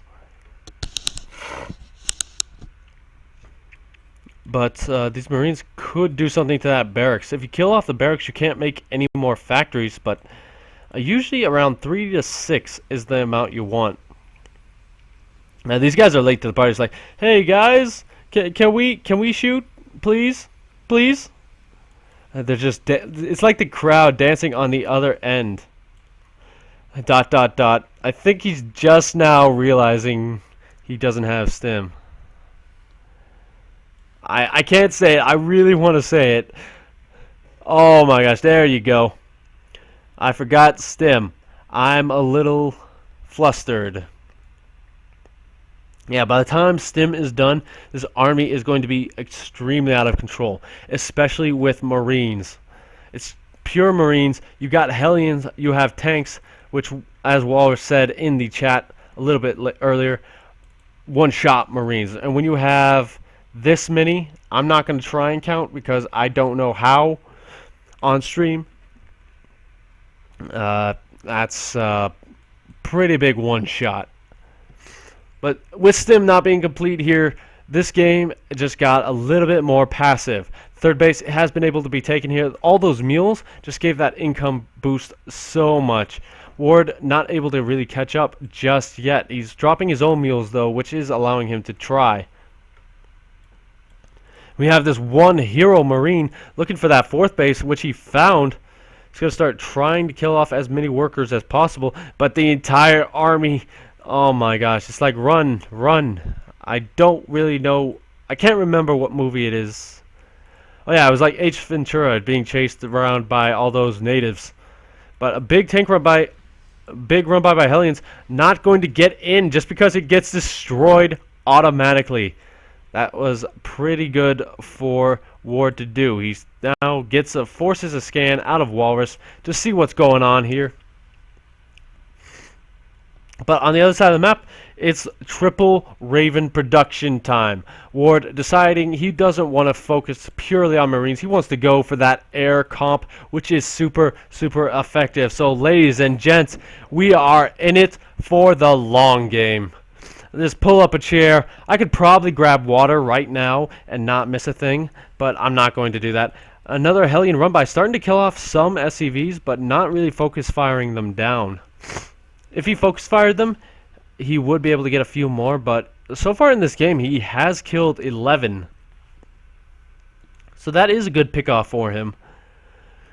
Fourth base is now going down. Oh my god. Just look at all that stuff he's building at the exact same time with all that bank he just got rid of. That is huge. And we also have this double armory on the way, getting those Ravens and Vikings to be a lot more cost effective. He's now going to try trading out some of this army. That's really what he does need to do here. We do only have one tank sieged up, two tanks sieged up, but will that really matter? Yes, it will, because now they are all sieged up. But Ward is going to go for that fourth base, and Wallace deciding he doesn't want to tangle with this army right here. He's going to lift off and get out of there. So he's saying, killing more than it killed. Killing more than it died. It died once. Oh my gosh, combat shields. Is it not there? Yes, but this time, guys, we know it's on purpose. Yeah, even Ward saying, yeah, I know, it was on purpose.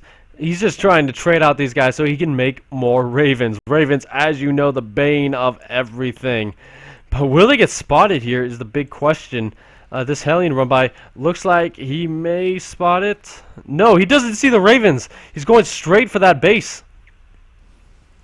And he is going to get a lot of workers here. Oh my gosh, the lag. Silver, you lagged us out.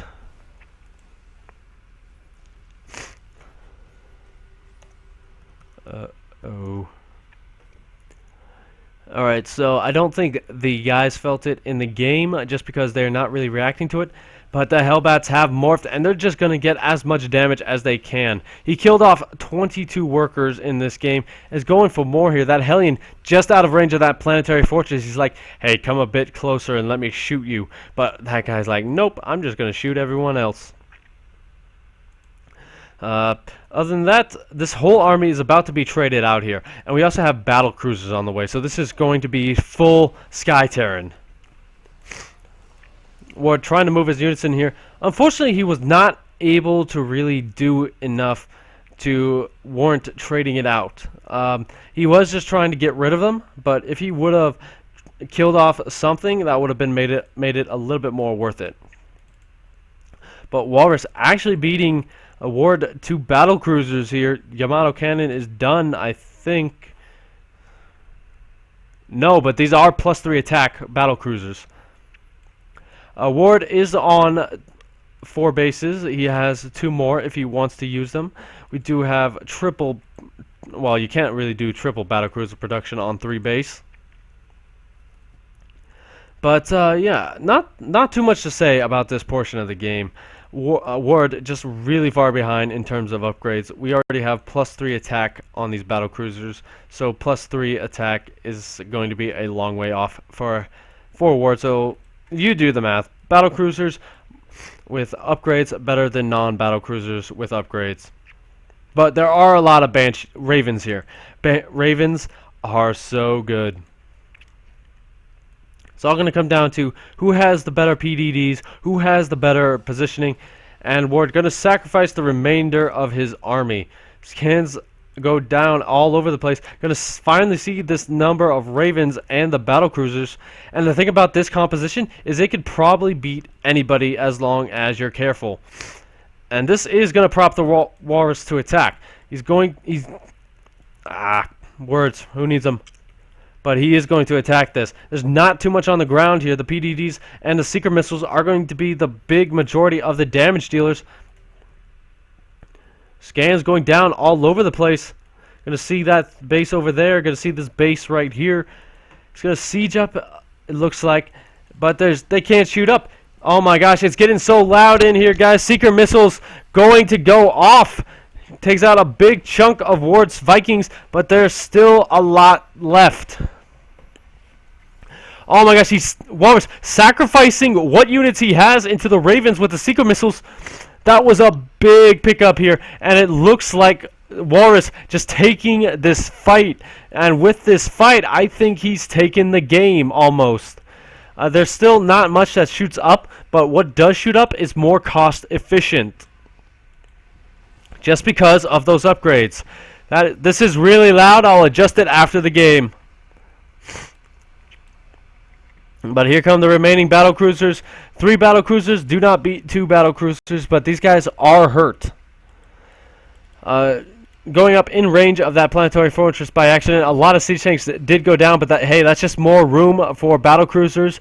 And on the other side of the map, Thors, Vikings, and Ravens. So with this base dying, it's going to be a lot harder to win this game for Ward. He's stuck on this one mining base. This one's about to mine out, and this one has been mined out for quite a bit. So while Ward did clean that up eventually, he's still... Sorry about the moving around the map, by the way. He's still in a pretty bad spot here. He's not mining. He may have the CC to move over there, but... I mean, the fact that he's not mining right now is going to severely cut into it. He doesn't have the gas, but he does have the minerals, so that is helping him out quite immensely here. But the thing is, the Walrus does have that gas income, and look at that. That is a lot of meals. Look at that income. 3,000 to 709, 1,000. Just going to stop counting. And with that Hellion just killing off some units here, it's making it that much harder for Ward to come back. He does have that bank of minerals, but minerals don't mean anything when you're trying to go for battle cruisers. I said it right the second time. Alright, so it looks like we got a small lull. Let's turn that down a bit so that I can actually speak without yelling. Okay, Scare, you're online. I got it. But, I mean, just the fact that Walrus is mining, he has more bases, he has the unit advantage, the upgrade advantage, the almost everything advantage. I think he's got this game in the bag anytime he decides to move out. Yamato Cannon, he's got enough for at least 2. Those cost... I forget what they cost, but they do cost maybe 100. So he's got enough for 4 at least. And another scan going down for Ward. Going to see what is... No, who's the scanner? I can't tell. But we do have Drilling Claws on the way as well. Looks like he wants to go for Widow Mines behind this. Perhaps he's just trying to save to keep his money low. But at this point, you don't really have low money. Sorry about that. That is scraping once again. Oh, but Walrus is maxed at this point. He could turtle up, he could do that, but that would just be giving way too much time to Ward. Again, Ward is just on 1-1 upgrades. And 1-1 upgrades do not do better than 3-3. There are a few Ravens left after that absolute massacre. But I think with this attack, it's going to be GG. The Ravens will be able to hold out for a bit, but the fight is just going way too heavily into Walrus's favor. The Sequel missiles are going to land, do a lot of damage, kill off everything. Yamano cannons going to try and do some damage, but with that fight, Ward says GG, and Walrus is going to be your second finalist.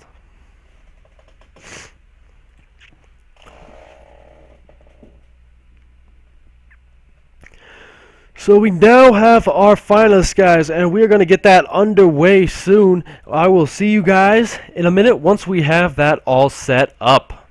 So until then, please enjoy the music, please drink responsibly, and we'll be right back.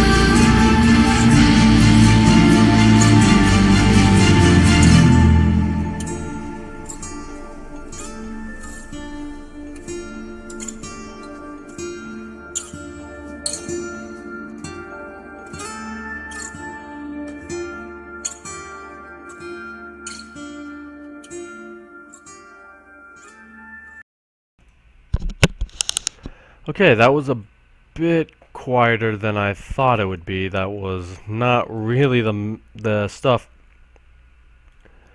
you want when you're going into an epic best of 5 finals. Anyway, guys, I finally got my camera working, so I'm just going to adjust things around here. Let me get some text.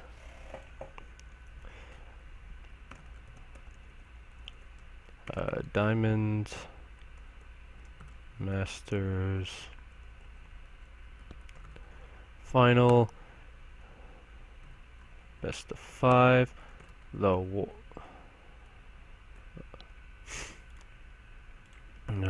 Diamond Masters Final. Let me get all this. Best of 5. The Walrus versus Prevail. And let's make it. Hang on, I gotta cover this. Let's go for this one.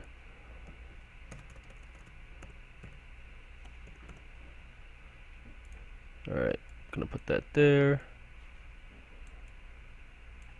Okay, hang on, I gotta see if they're clothed or not behind me. But anyway, guys, we're hopping into the lobby right now. The map order is going to be Cactus, Coda, Terraform, Iron, and Moon. I don't want to talk to you, Cortana. Apparently everything I say sounds like, hey, Cortana. Gee, she's smothering me. But anyway, guys, we got to turn it into a 1v1. Anyway, AGCI, you are not playing.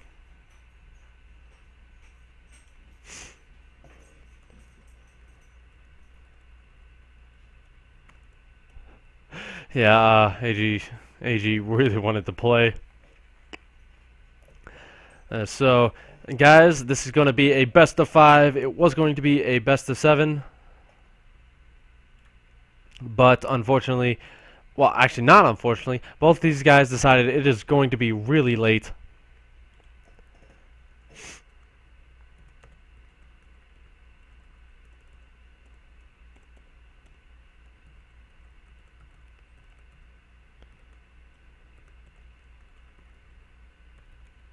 No, come on.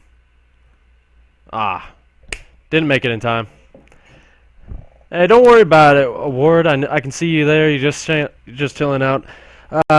You did make a couple of mistakes here, just forgetting some upgrades. But honestly, don't worry about it. These things are for fun. There's not really too much else to say. But anyway, guys, before I go on to that, spawning in the bottom left position of you know what? Let's just do this. Just give me a second, though. Where is it? Oh, there it is. SC2. Add. Global source. Nope. Video capture device. Blah blah blah. Integrated webcam. Let's oh nope. Let's put this in the corner just so I can read Twitch chat without everyone reading it for me.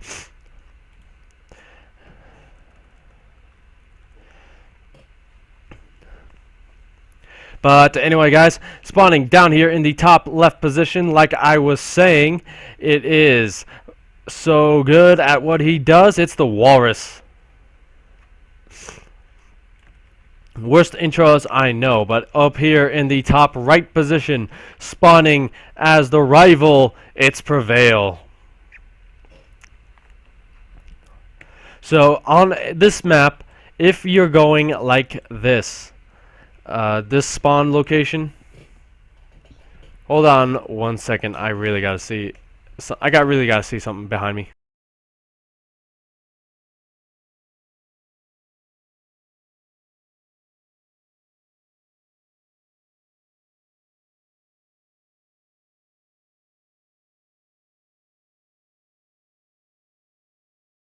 People really like walking around here without clothes, so I have to make sure I don't get banned by Twitch forever.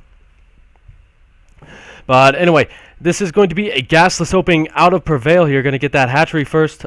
Going to go for a CC first is the Walrus as well. So both players going for economic builds. This is the best map for it just because it takes so long to scout your opponent, especially in cross positions. A lot of people think cross positions are favored heavily towards the Zerg player, and I don't necessarily disagree with them. They do have the faster early game units, which can easily turn into aggression. 1 second there, sorry. But yeah, I can't really do that too much more, just because you guys can see me now. But still gasless out of Prevail. He's not going to really take that gas just yet. He wants to get that early spawning pool and get that queen production started. That's usually why you go for gasless opening. Early queen production will allow him to prevent any kind of Reaper run by. You could block it off with a couple of, what do you call those things? Evo chambers. Over here, 2 plus a queen does block that off. And that's how you really defend against Hellions on this map. And on the other side, Walrus starting to wall off pretty early here. Going to start taking out those rocks. I don't care, Air Scarecrow is online. He's been online for 20 minutes at least. 1 moment. You probably saw that anyway. But anyway, we do have double queen production at the moment, going up to 4 queens. That's a good number to have, especially when you're dealing with Hellions. We do also have these 6 Marines, or the Marine lookalikes. I was about to say, those are the ugliest looking Marines you could ever see. But they are going to be Zerglings going towards this almost walled off base. It's not completely walled off here. That goes the wrong way. And that doesn't go the right direction either. But Walrus, of course, going to have to deal with that. Actually, is that a full wall off? Never mind, I'm going to go crazy just thinking of that. But we do have a Roach Warren and double gas out of Prevail. Roaches are very powerful against mech. And we don't know that this is mech just yet, it's still going to be powerful. Roach Rush is one of those builds where if you can catch the Terran off guard, which you can do if he's throwing down a 3rd CC right in front of you.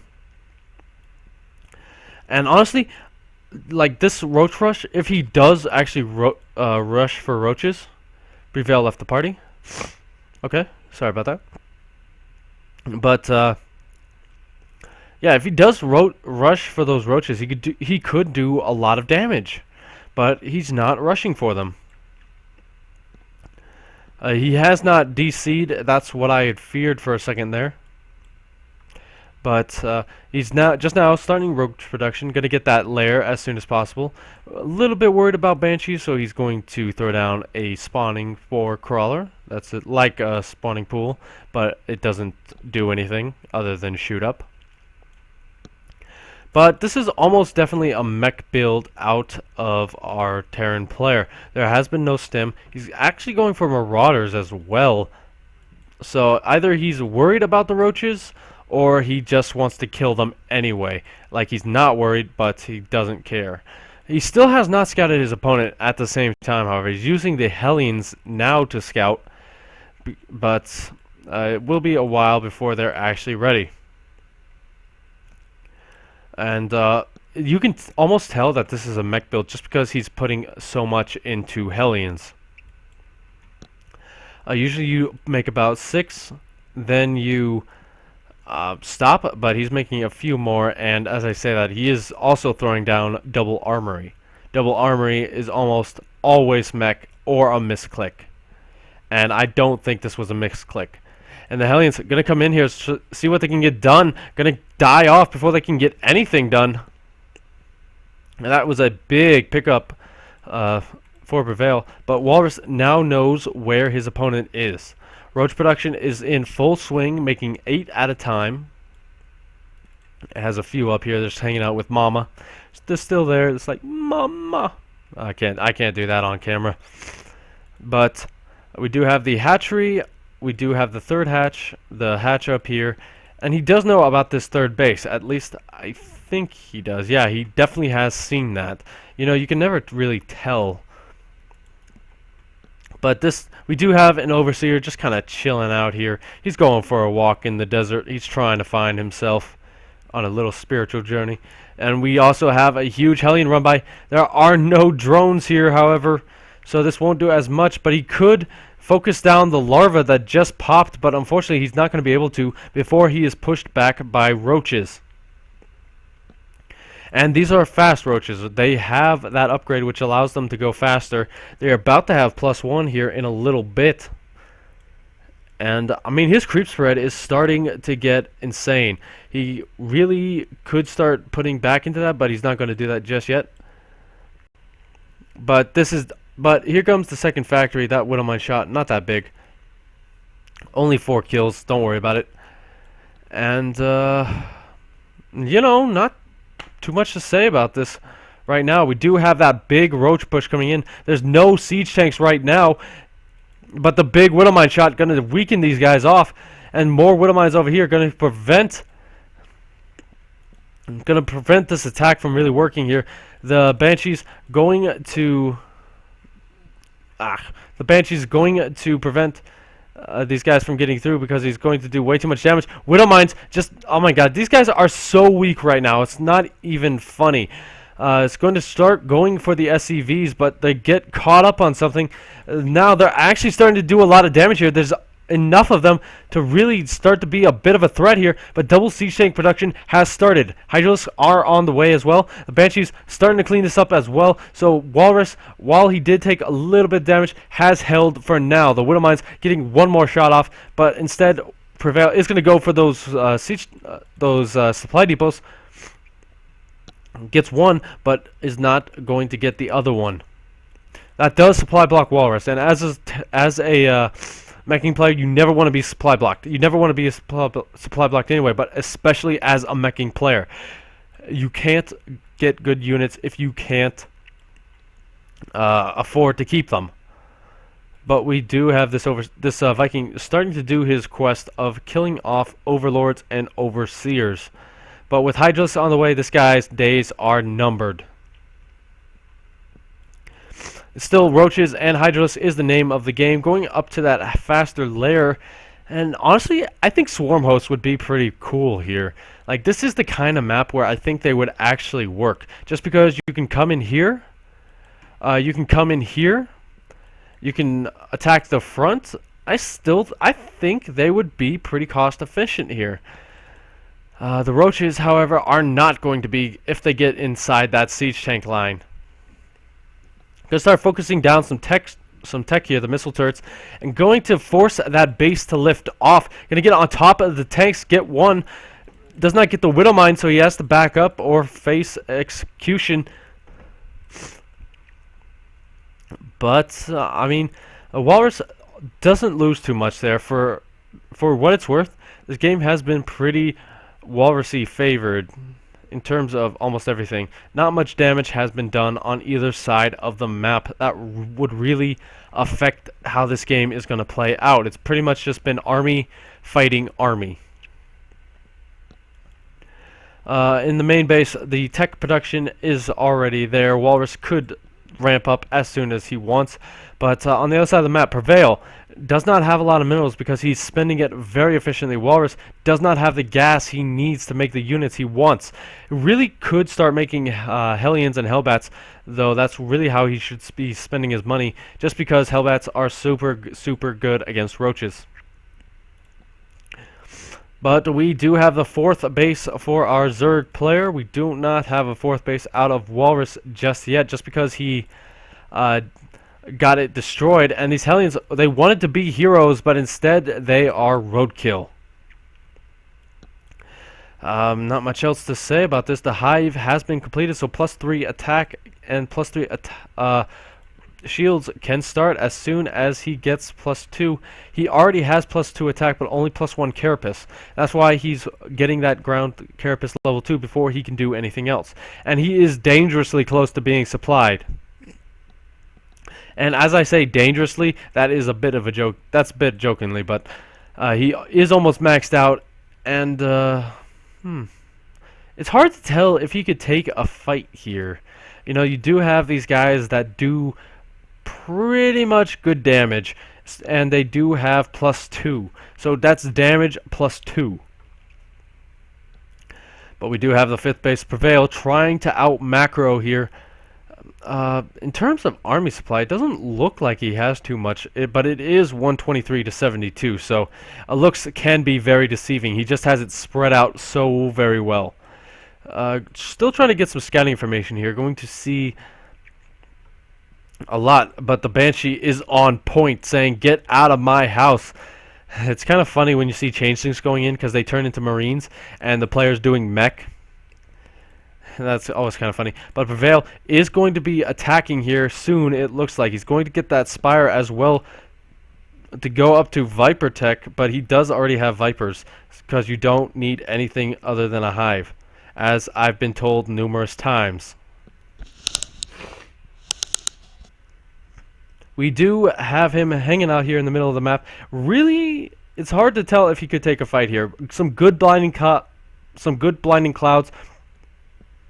You guys can see me now, so this just looks weirder. But some blinding clouds would do wonders as long as they are good. But he is giving a lot of time for Walrus to make the units he needs. He's going to split off some of his units, though. He's going for that full surround. We have a planetary fortress, though, so this side is pretty much locked down. This side, not so much, but there is still enough here to say it is locked down, just barely, though. He can't really burrow the roaches because there's missile turrets, and he doesn't have burrow. But a good pick-off on those Hellions. He's going to march right in here, going to take a lot of damage before deciding to back off. And his army trying to work in sync is not working very well. The Vipers getting picked off, but good blinding cloud's going to stop this entire army from attacking. We do have one siege tank firing in the back, but he needs to get in there before the blinding cloud is done, and he's not going to kill off too much. He gets one tank for his troubles and 2 workers. He traded his entire army away for that. That was nowhere near worth it. Nowhere near. So now he needs to remax as quickly as possible. Hydras are the choice here just because of the DPS. And I think that could work here. But all the siege tanks do unsiege, and looks like Walrus for the first time is going to attack. He's at 148 supply, so this is not a maxed out attack. I'm starting to get a little bit of lag here, but don't worry about it. And the Muta switch is on the way. There are missile turrets everywhere, but this still have a chance. They are only +1, though. +1 will be finished by the time they get there. And on the back of this, fusion core is coming down, so battle cruisers are a real possibility here. The Mila's going to try and do some damage around here, but these missile turrets will honestly finish in time. Plus, there's enough Vikings here. Plus, you know, Milas aren't that good against missile turrets. He's going to not lose one, but that was very, very close there.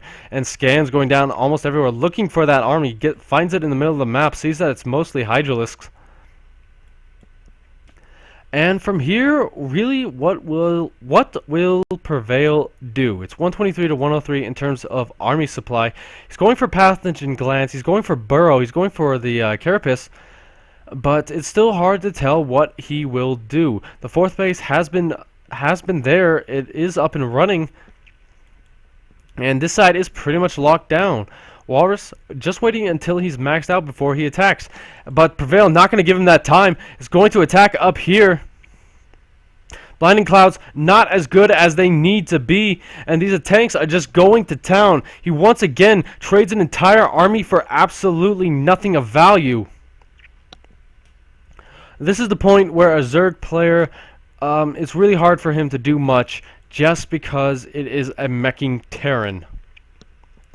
Mech Terran has been just so powerful versus Zerg, ever since that one unit that made games last forever got removed.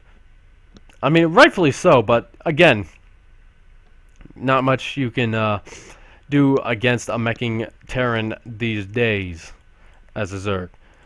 A bit oversaturated in his third base. He needs to get that saturation over to where it matters over here on the fourth base. Prevail staying out of sensor turret range is going to try something here. He's got pathogen glands and infestors on the way. That may work against the air army, but I'm not so sure against the tanks.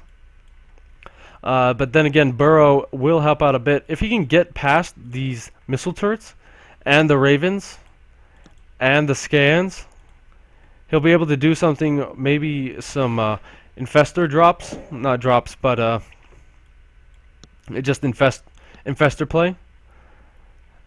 But it's really hard to tell what's going to go on here. That's why I'm just kind of moving around the map, trying to look for anything that's kind of possible. And on the other side, we do have Yamato cannons on the way, aka weapons refit. And 4 Banshees at the time, so the Sky Toss transition is in full effect. Widowmine, not as good a shot just because these guys are upgraded. And these Roaches deciding they can't get anything done, loses a few for absolutely nothing. And is that the guy's spine? Ugh. That's kind of funny. Big scan going down on top of the army. This one Viking deciding to get up out of there because Roaches do not shoot up. They just puke over everything, and puke does not have a very long range.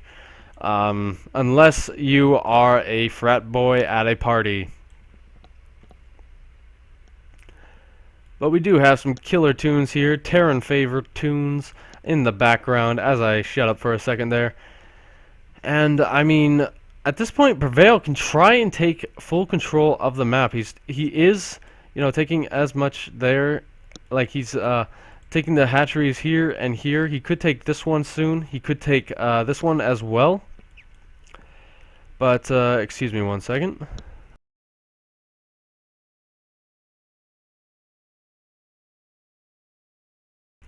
It never came. Never mind. But, I mean, that creep spread is starting to get out of control here. It's not as good on the sides, but it's still good enough for what the purpose is. Ultralisks are there at this point. We got 2 more on the way. So it looks like he's going to go for Queen. I need another one of them base things.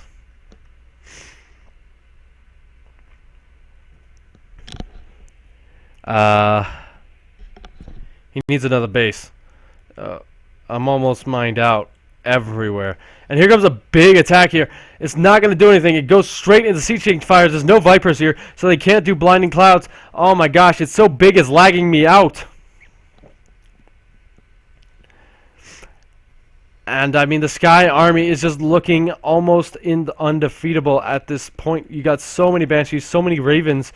There is going to be a transition to Broodlords at some point, but I don't know. It may be too little too late. The ground army is just very, very powerful. A few Vipers maybe to abduct away from this position, just pick off little bits at a time. But it's really hard to tell here. These Banshees just may clean up everything. And now, guys, we are in it for the late game, so here we go. Missile turrets, secret missiles everywhere. Oh my gosh, that was enough to kill an Ultralisk. And here comes the big fight. Corruptors are not able to engage into this just because there are those PDDs. Needed to retreat for a bit. And this base is almost certainly going to go down. The Corruptors need to stay alive at this point. It may not even be worth it turning them into Broodlords for now, just because you do need them to combat this huge air army. But then again, the Ravens are almost out of energy. We do have maybe one more secret missile. Yeah, that's what I can see. One more. And Corruptor Infestor is still the choice here. I got some auto turrets here, just doing their thing. You know, the dirty auto turret thing. But, you know, not too much to say here. The map has been split in half pretty evenly, but Prevail doesn't have a bank. He's spending it all on Infestors. Is that the right choice? I have no idea. And we also have this Ultras just kind of playing in the sand a bit, or the creep rather. But I mean, this composition is good. It's just there's too much spread. Wow. I've never been able to make that many missile turrets before. That is insane. But 3 more corruptors are the choice here. And I don't know. I think Walrus may be able to close this out soon if he's careful and doesn't take a really bad engagement and lose his entire army, which is pretty well spread out across the map. But oh my gosh, it's lagging me out. There's so many things. What do we have here? That's an overseer. That's not. Okay, so these guys know it may be inevitable, but they're just having a party. We do also have 5 CCs on the way. And, I mean, Prevail really needs to attack at this point. The SCVs coming in are not the thing you want to kill just because they're meant to be there. They're meant to die. This army is still pretty big for Prevail. But, we do have melee attacks as well. Definitely for Broodlords that are, you know, MIA at this point. But, I mean, the way these are all set up, you can't engage into this because Ultras cannot go into choke points, and there's way too many chokes. Prevail. Seriously hard to tell what he's going to be able to do at this point. Scans going down, trying to look for some extra bases, just anywhere he can mine. Just try and get rid of some money. But, I mean, this may just be writing on the wall soon. But Prevail still has a great chance.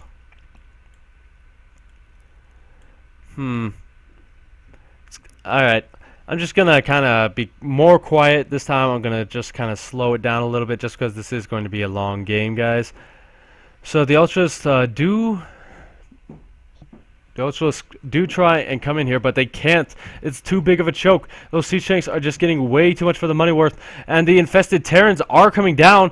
They're going to go crazy on this air army, but the Seeker missiles are in, and they do a lot of damage. Good Fungus, however, getting a large number of this.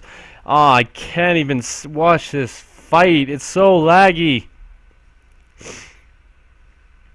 But I think that's the writing on the wall. With the loss of that army, he doesn't really have enough gas to remax on anything really big or anything really to shoot up. So, unfortunately, I think this may be GG soon for Prevail. I'm not going to put it up right now, but I'm just going to do that. 14 infestors died.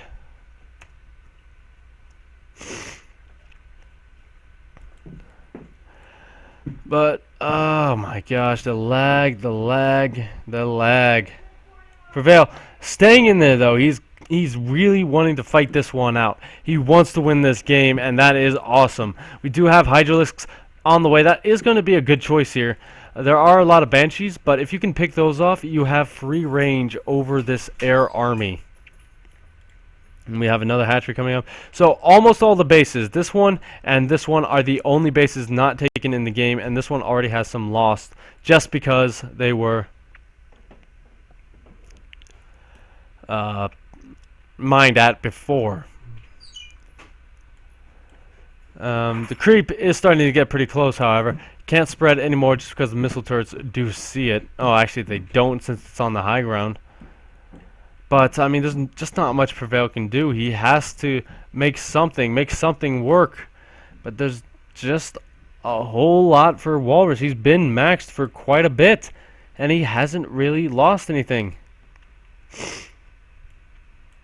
Prevail is going to go for a long line of Spore Crawlers, remaking drones, trying to get that income back up.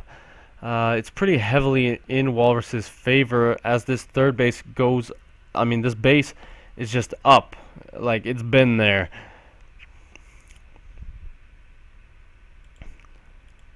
Whew, don't worry, guys. We got a potential 5 of these.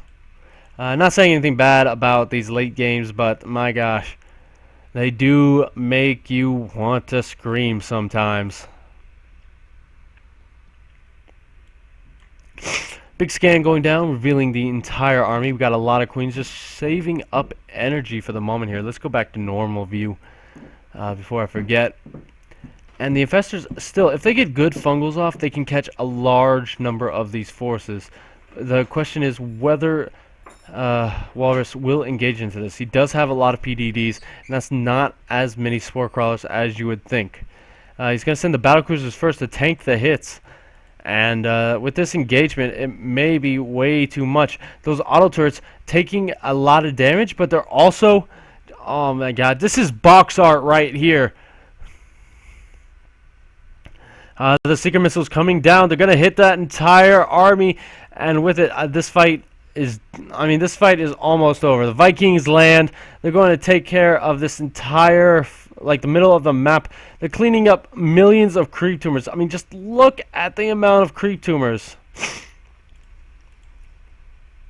Yeah, everyone's slowing down the game just because there's so much stuff here. And I think that's the writing on the wall. Vikings do need to jump up, though. The Prevail, though, still trying to win this fight, and there is not as much of the Terran army there as I previously thought. Once those Spore Crawlers go down, the Vikings can get up and engage these guys directly with PDDs.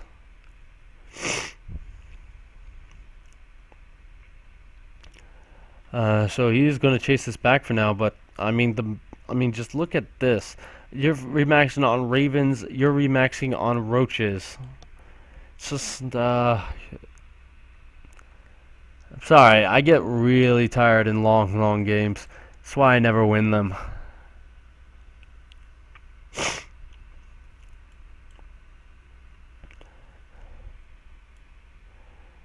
But Prevail is at 73 to 127. With the Raven Remax and with all these drones not working, just look at the income. Well, it's actually really heavily in favor of Prevail. I did not see that, but that's about to change. The Hellions are going to clean up almost everything on this side. Big attack trying to go down here, and these Roaches paid the price for it.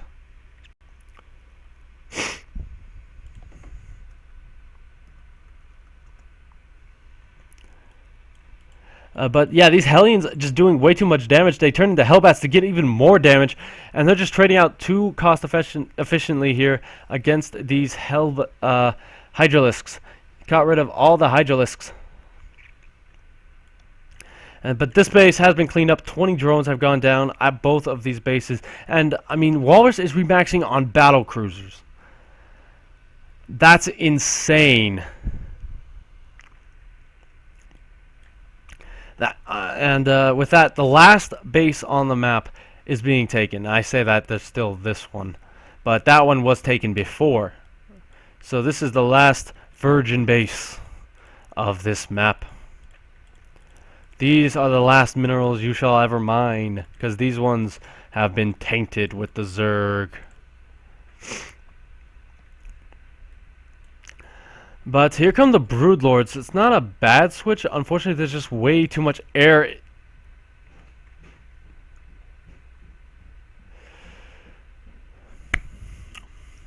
$23 Ravens. 23 Ravens. That is terrible. 23 Ravens, crush this. 23 Ravens, crush this. 23 Ravens, crush this. 23 Ravens is insane. Prevail is still in this game, but I don't know for how much longer. He has put up a great fight, but Walrus is once again on the attack path. 3 spine crawlers that don't shoot up. And he's doing all these auto-turrets. Look how much the energy has dropped on these Ravens. It hasn't, pretty much. So all these bases are going down. Scans going down. They're not They're just checking everything, looking for that army. They're not going to see it because it's right here, just looking for these broodlords, but they can't find them. If Prevail is able to win this, I'll be amazed, and I will give him a high five, a clap, but I just don't think he has enough. With this base going down, that's one of his only mining bases. These two are pretty much one of the only ones. He's on 3 bases, but they're all about to die. Broodlords are revealed, and it's just way too much that shoots up. Broodlings are going to come in here, start to siege this base, but they're 2 flat planetary fortresses. I'm going to clean everything up.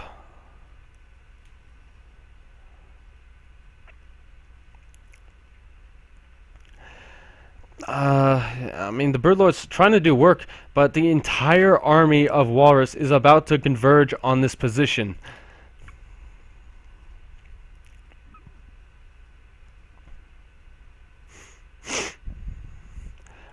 He's going to take out one of the planetary fortresses, though. That is good for him. But at what cost here? He's about to lose his entire Broodling force, Broodlord force.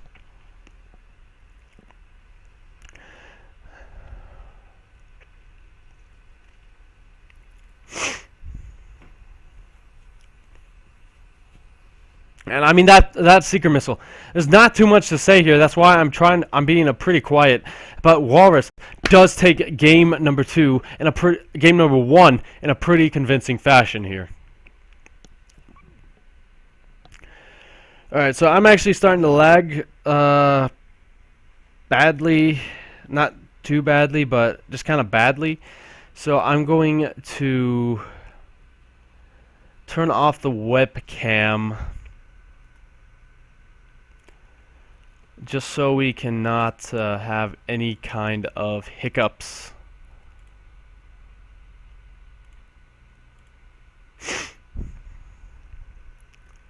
Ooh, what's this? There we go.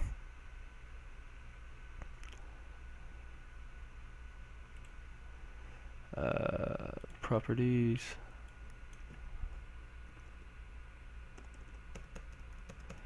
This isn't even. There we go. Oh, that looks terrible.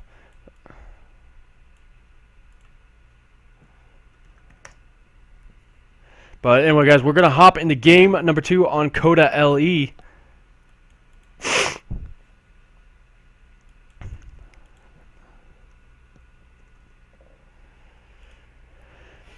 And man, that game. Oh my gosh, that game. Coda LE is a bit different for that kind of play, though, so we'll have to see. But here we go, guys. Hopping into game number 2 on Coda LE. Currently, he's down 1 game, so he has a rival of his own. It is Prevail. And up here in the top position, representing Dust, he's up 1 game with his making it happen. It's Walrus.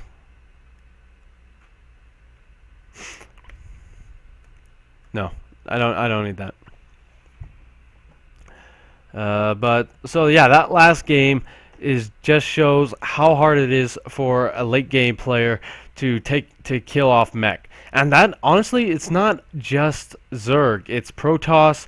It's no, it's actually just pretty much just Terran and Zerg who have that problem. Protoss have Immortals, which do pretty darn well. So make that a little bit. And we'll have to see how this game goes here. Walrus looking like he wants to block off the ramp early, so that kind of tells me he wants to expand early. He's using the racks to be a part of that wall off. And yeah, that honestly tells me he wants to be a bit early here. What rival is, or Prevail wants to get that Overlord into position to see this. Maybe he can do some kind of play that really takes advantage of the fact that there is no wall off up here.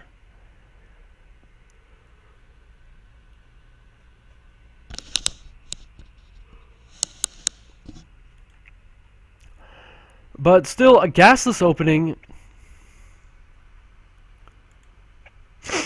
Do I have a bracket leak? Sure.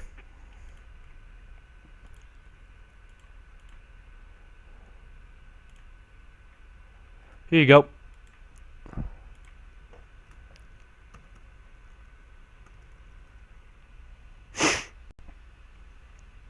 So I'll just give them that link and we'll go back to game. It is a hatch first, a spawning pool goes down afterwards, and the extractor a lot earlier than he got it last game. That honestly kind of tells me he wants to either go for speed or Zerglings. A lot of early Zerglings and attack. It looks like he wanted to take advantage of this wall off too. He has seen that the barracks is down here. Actually, he hasn't seen anything. He doesn't know anything about this wall. But the Rax is going to put down that reactor, going to put that factory to work on Hellions. Hellions, very powerful in the early game. Oh, 1 second there. And unfortunately for Prevail, he is going to lose this Overlord. That's going to supply block him, maybe heavily. And also, Flagship Sharkbite, thank you for the follow. You are number 45. We are almost to our goal of 50. Let's see if we can do it this game, or this series. I don't think we can, but I've been proven wrong before because you guys are awesome. But the Hellions are about to come in here. It looks like Walrus does want to go for that mech build again, just because he likes it. Like, if you like a build, do the build. If you like a strategy, just do the strat. That's the best thing. And looks like it's gonna even out here a bit. The second gas is now going down. Metabolic boost is almost complete. The wall off was not done, but now that it is, this attack is not going to work that well. The Hellions do well against Zerglings, but only if they're in a straight line. It's like they're not going to stand there and wait for you to roast them like chips. Or what's roasted? Pork pie. Or pork. Or, you know what, just forget I said anything and let's go back to the game. This second Overlord looks like it's going to go down, but it may just get in range of these queens. Zerglings do get the kill there. Going to kill off these Marines as well. Not going to kill that Hellion, but we do have 3 more on the map.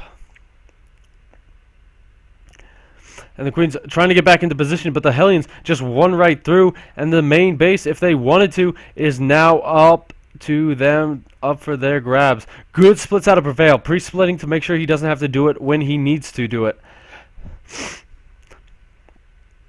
So far, 3 have gone down, so the splits have been working. But 6, that's almost worth it. A couple more, and it is worth it. And the problem with splitting them this efficiently is the fact that they're so far away from each other. You're going to be running your units around while the Hellions just keep moving towards it. Like, the Hellions could be here, and your units are going to be here. So, great splits out of Prevail, not taking as much damage as he would have if he did not split. Going to get some good pokes off on those Hellions, almost killing this one, almost killing the second one.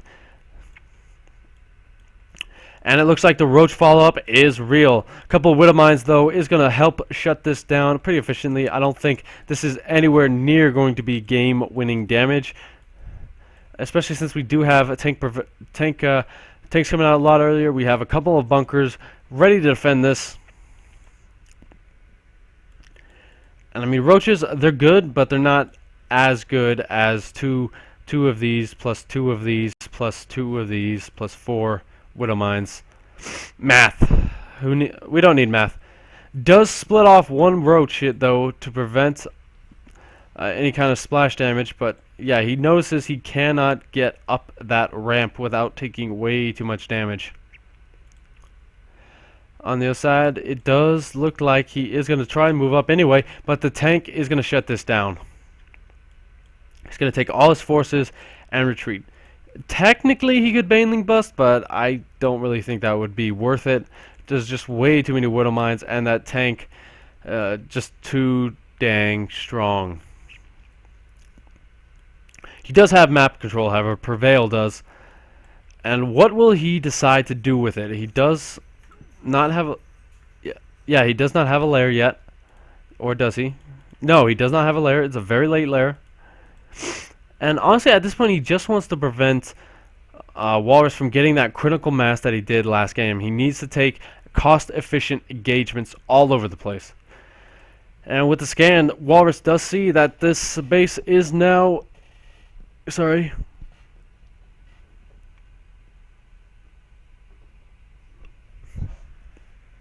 He sees that the base has been willed into existence. This Overlord just kind of chilling out here. He knows he's safe because he doesn't have anything to shoot up. But that could easily change soon.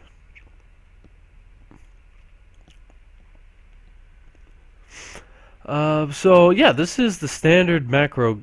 So it looks like both players once again want to go into that standard macro game. This one Overlord does get taken out once again. But it's really hard to tell. Will Prevail be able to do something different versus the mech style that Walrus enjoys? It's not super turtly. It still has some aggressive elements to it, but it does allow him to just sit back and relax for a bit. Prevail still has map control. The Hellions have been cleaned up. But, I mean, Walrus really just switching up this game just by going that many Widow Mines. What will he decide to do with them? And we also have a couple of SCV medevacs so that he can start dropping these Widow Mines. It looks like, yep, that's what he's definitely going to do. So that's a pretty smart play, I feel. There is a Spore Crawler, but 4 Widow Mines do better than a Spore Crawler. And if Prevail's not paying attention, these could actually be game-winning damage. He doesn't... Yeah, he could drop it right here and get all the 16. He can get the 16 here, 16, 17 here, plus the 3 and 3 in gas. Don't do math, kids. It's terrible. Math, not even once. But these drops, one was spotted. That is going to be big. He does pull the roaches back to defend against the drop. There are a couple of roaches in every base, so I mean the Prevail is in a pretty good spot here in terms of what these mines are going to do. Just in range here. And a couple of Widow Mines do burrow and not paying attention. Oh my gosh, 11 have gone down in the main bit in the third base, and this one is about to come in here. It looks like it really needs to focus down those Widow Mines. And he's going to get a couple, but they do have Drinking Claws. Not going to get as much in this base. So 14 workers, 21 so far in this game. Now let me put that back up one more time. Yeah, go, Prevail. Cutter Bear says he's rooting for you, Prevail, so you gotta win this game. But at the moment, Prevail's stuck on Roach Tech at the moment. He does not have Hydralisks. He does not have a... Does he still... No, he does have a lair at this point. So he could start going... Kaboosh? Yes. I do monitor everyone 24/7. But we are going to start seeing a bit of a Ling run by here. But oh my gosh. Here we go, guys. This is the craziness that could win Prevail this game.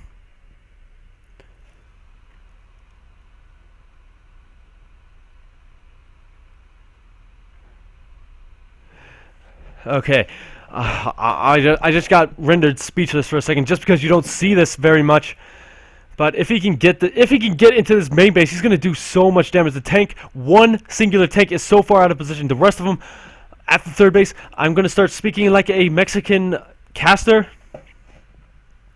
He's going for it. He's going for it. I don't know how a Mexican caster does it, and I don't have the energy or breath to do so. But I tried.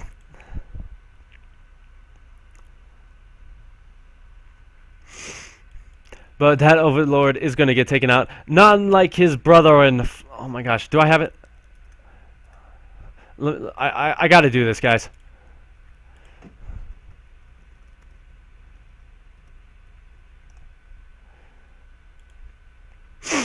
But we do have a big Hellbat run by in the main. While I was dicking around like that. That's an apology, but was this spotted by this one Hellbat? I don't know, but here we go, guys.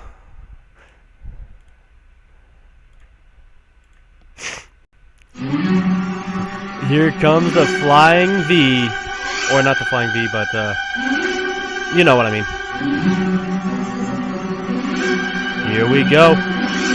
Again, we do have 13 on the other side of the map being roasted, but that's not important because we have these. Why is this not playing? Close that. No, close that. Oh, so close. But anyway, the roaches are in the main. Walrus is coming back into position, but the tanks are not sieged up yet. Now they are, but they're all stuck on the ramp. Will the roaches do the damage they need? They haven't done anything to the infrastructure just yet. They take out one factory. Second one floats off. And it doesn't look like they're going to do enough. It looks like they're going to get cleaned up. Unfortunately, that was a cool strat, but it just didn't work. We do have that Hellbat still going to town on that. And roaches coming out of the main. That is a really smart move. They're going to go for that third base that is now completely undefended.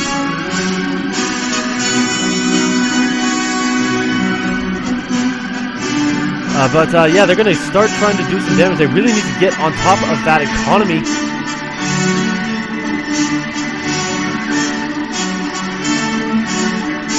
Don't load your roaches there. But anyway, here we go, guys. Walrus is going to be able to clean this up. Not before 6 drones have, not 6 SCVs. But oh my gosh, they stacked up over here. That was a terrible stack right there. They do get a little bit of damage, and this, no, I don't really think this muleless switch is going to be too worth it here. The missile turrets are in position, and there's plenty of them, and there's not going to be enough of these guys, just for as long as there's going to be. But yeah, that road drop was goal! Okay, so that's how I do a Mexican soccer caster. Okay. Let me just adjust my seat here. Oh my gosh. There we go. But anyway, it's starting to look like Walrus is starting to get that critical mass here, but he did lose some production in the main base. He's down to these 3 factories. The Vikings are going to hang out back here, check out for any overseers that may have some roaches. But Walrus is not too worried anymore. Yeah, the music didn't work, unfortunately, guys. Sorry about that. But, oh my gosh, that base survived. That is big. If that base would have died, it would almost be GG. But it's not going to be GG just yet. We're heading into the late game. And he's trying to focus it down now. 6 health. Oh my gosh. Music's so loud. So you guys heard the music. Okay. That's good to know. Good to know. Oh. I never turned it off, did I?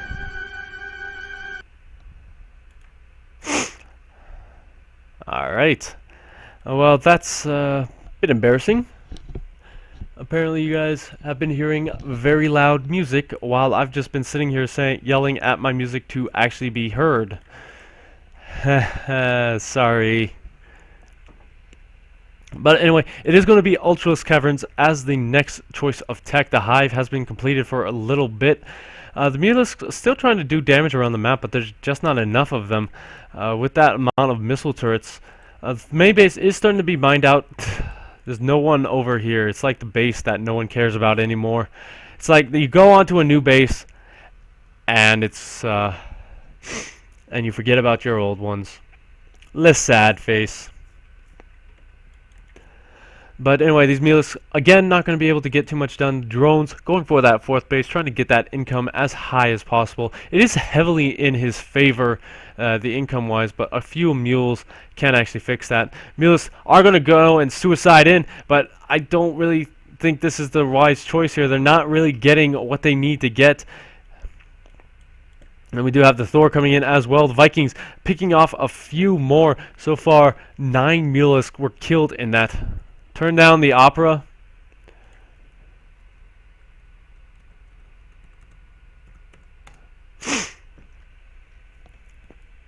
Yeah, so I had no idea the music was so loud. Honestly, I have no idea why it's so loud. That's weird. But, yeah, Ultralisks are on the way. We do already have these 3. They're like the 3 stooges. Nyek, nyek, nyek. Just lined up, waiting to do a little bit of slapstick comedy. But instead of being funny, they try to kill you. I think that would have made a better show. But the Milas, again, trying to get damage done, but Wallace just has the defense. If he wanted to try and get past here, maybe he could get on top of the production. But, yeah, this is way too much here.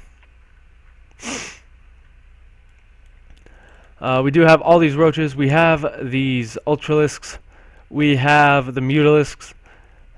And, honestly, Broodlords. I'm going to say Broodlords just because Thors, while they're supposed to be good, they're not. Because you can't get under the Broodlords when you're surrounded by Broodlings. And the Milas kind of help a little bit too. But yeah, Walsh is starting to get that at a point where he's going to critical mass. He's not full on supply, but he's full on just the units, period. Not the supply limit, but the effectiveness of their cost. And honestly, if Prevail wants to go for Broodlords, that would be a nice choice as well. He could turn this into a sanctuary for them, the Greater Spire, and go it that way. But scans going down, going to reveal the Ultralisks. Honestly, at this point, you should know that there are Ultralisks just because how late in the game it is. No Vipers. There are no Ravens either, so that may be a good choice here.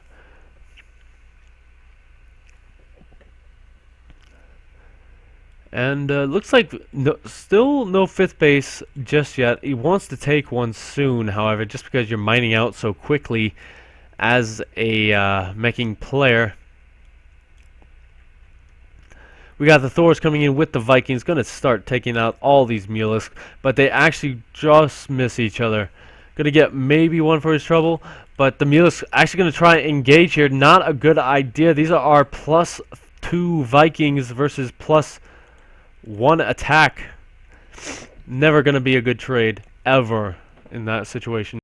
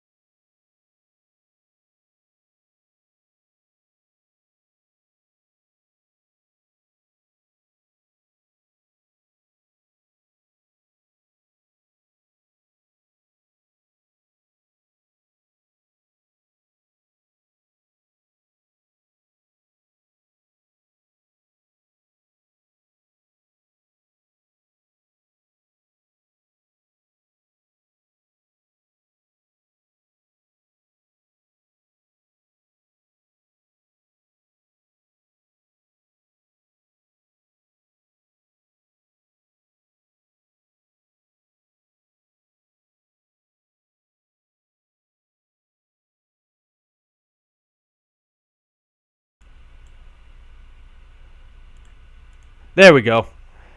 There we go.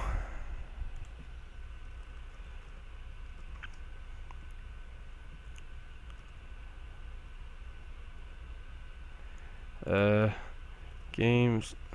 Oh, Mulisk on the other side of the map, going to try and get as much economic damage as possible. They're going to try, and maybe because they've taken out all the missile turrets and there's nothing to shoot up on this side.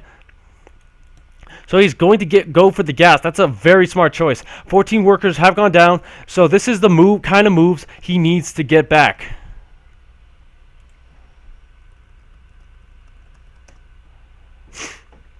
But he did take a lot of Mulisk loss there. Walrus looks like he's going to try and put up a surround here with this one Thor. The Thor could do with one shot kill off all these units. There's not enough Vikings here, but with upgrades there are, it looks like. Really just needs to focus down, kill as many as possible, and it looks, can't hear a thing still, but delay. Delay is 2 mins.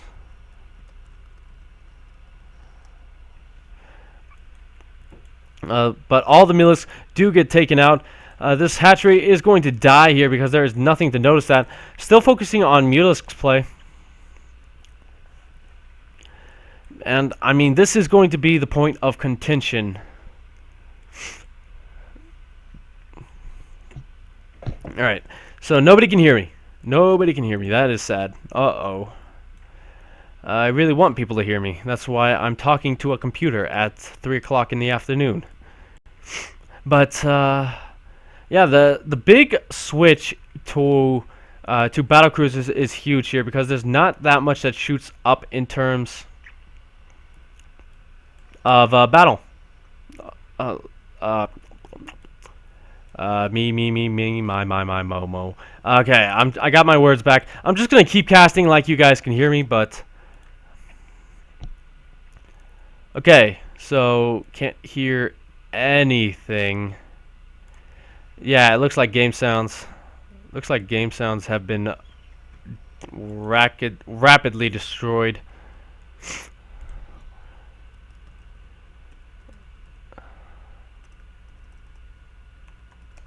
All good now. Alright, so the scan's going down, revealing that there is no base. We do have the corruptors coming down, and apparently I don't have to mess with anything. Good. Everyone can hear me. And oh my gosh, that is going to be the scan hub of the century. 5 orbital commands. Jeez, this Great Aspire could not come in at a better time, however. He really needs to do some damage with it. There's a lot of Thors, there's a lot of Banshees, there's a lot of Siege Tanks, but Siege Tanks do friendly fire damage. The Banshees don't. And as you know, Banshees don't shoot up. So Broodlords is a nice choice, I think. As long as these Thors don't get under them and start doing damage, they'll be fine. The battle cruisers, they're good, but they're slow. Slow, just like what was I just talking about? Those Broodlords. They're just as slow as Broodlords. We also have +1 missile attack on the way. So were his upgrades just not there? Okay, he went for melee attack upgrades. So scans going down, going to see everything. That's a lot of corruptors. He knows that. He also knows that they can't engage into that just because high-sec auto-tracking on those missile turrets.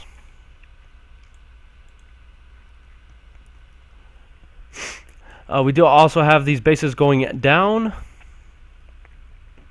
But the Ravens have started. Not much else to say. It looks like this is going to be a bit more passive game from now on. Strap in, boys and girls, because it's once again the long game. Dum. Cloaked Banshees with full energy are just so darn good. And here we go, guys. The Sport Crawlers trying to do their best. They are soldiers to the end. Thank you, Blood Wraith. And, I mean, this push out of the Walrus is very powerful here. But there is... Oh, my gosh, that's a lot of stuff. Get ready for the lag, ladies and gentlemen. Was there a secret missile? I don't know. I can't hear anything. It is so loud. Let me turn down the game on my end. Yeah, you're still the moderator. I'll keep you around. But oh my gosh, Walrus loses everything almost. But unfortunately for Prevail, he can't take advantage of that because nothing shoots down.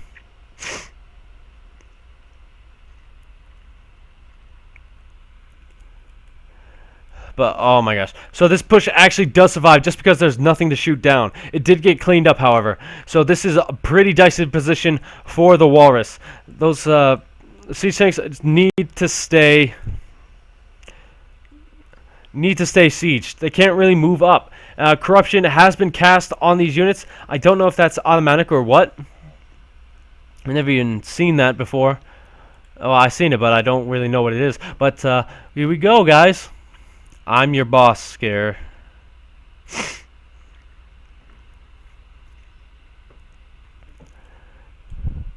Oh, just for that. What's his title here? A Scarecrow. There you go. But here we go. The hatchery is up here. I mean, the army values have been reset, pretty much. It's 104 to 60. This base is going to die. At this point, every base counts. A lot of bases are starting to mine out at this point, and the Broodlords are finally going to be on the way.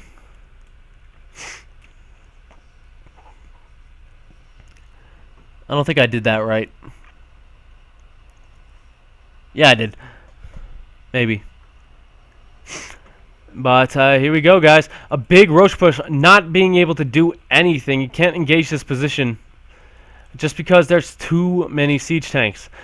We are going to see the resupply of Lings, which could help out against the siege tanks, but unfortunately there's nowhere for them to really get on top of it. You know, there's tunnels, there's choke points everywhere, and the choke points are just going to kill them off. A big attack over here from those siege tanks is going to kill off a lot of spines. And with the Broodlords, he could start doing some damage here. Really needs to start using them to siege this position. And there we go. He is going to force those siege tanks into doing his bidding for him. And yeah, the auto turrets are going to come down here, delay mining very immensely here. Those Zerglings may be cracklings, but they're still going to take a little bit here. And with the siege beginning with the Broodlords, it's actually doing a good job here. It cleaned up the entire wall, but they can't really get too far out of position here. The Vikings are here, the Ravens are here, the battlecruisers can be there whenever they want. But the auto turrets over here, but the corruptors are way out of position. It's losing way too many Broodlords here, and that, my friend, is why you don't keep your corruptors away from your Broodlords. The lag is starting to be real just because this is really an intense game. Spending 4 auto turrets just to get that one queen. That's how this game has been going. He can spend the energy. It's not that important to him at this point. But Prevail still mining, still has that big bank. Could make a lot of Zerglings and rush in here. And Wallace really desperate for funds, really. Most of the bases are starting to mine out, but the ability of the Mule will bring him back into this game at the moment. Just look at that income soar. Now it's going to be in his favor for a few more seconds here as both players try and mine out the map. We are at 46 minutes in this game.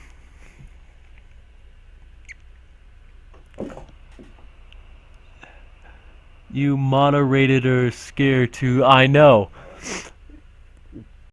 Yeah, just share the love, guys. It's not like you guys have to do anything while being my mod. I got Nightbot for that. You've already been replaced by machines. But the changelings do get a good feel of what's here. He sees the battle cruisers, sees the Vikings.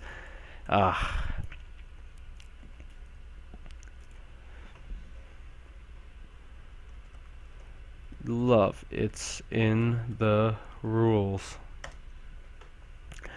But yeah, this game has definitely stabilized once again. Both players not really having that bank that they really need, but Prevail just trying to get as many Broodlords as possible. If he can siege up honestly, he needs to hit up here. This is where the big bulk of the mining now is. The income is soaring because of it. If he hits here, he'll do a lot of damage. This one Broodlord trying to force the siege tanks to kill off that planetary fortress, so he's just going to unsiege them for the moment. He knows the trick. Zerglings are going to come in as well, do the same thing, but these siege tanks are unsieged.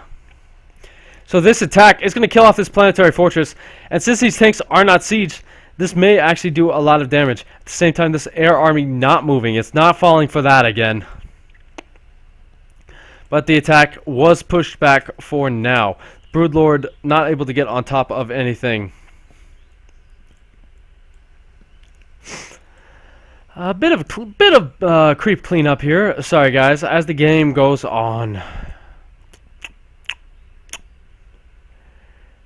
A couple of secret missiles coming down on this entire army, and they are going to hit.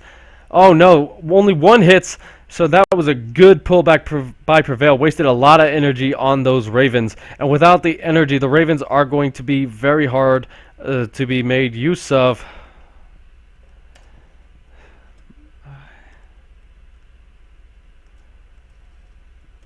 We have at least one more of these.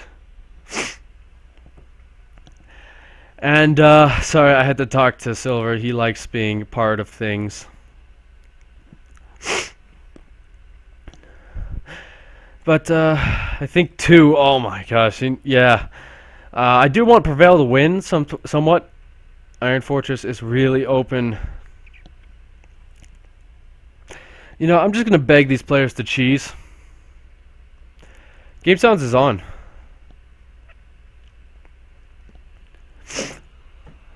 It is on, isn't it?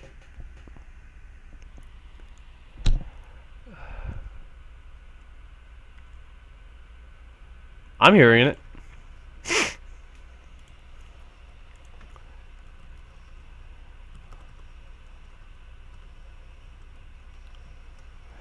Big run by here. Going to take out a lot of Hellions. But, turn on game sounds. Options. Sound. Just turn up the master volume then, I guess. Big scan coming down out here. Not too much. Not too much. Let me know in 1 to 2 mins if it is back on.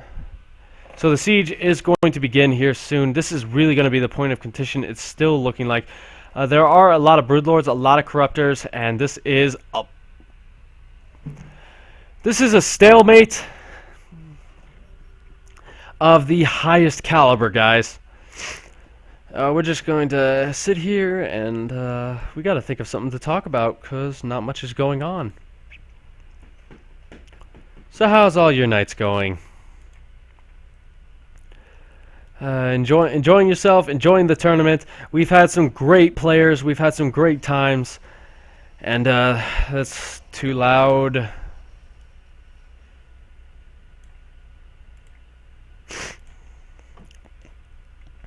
That's too loud. The other one's too cold. Let's bring this down here. And Hellion's trying to do some work here. He's either going to try and sacrifice him, just try and get as much damage as possible. And they're actually going to get a lot here. A lot of drones going down.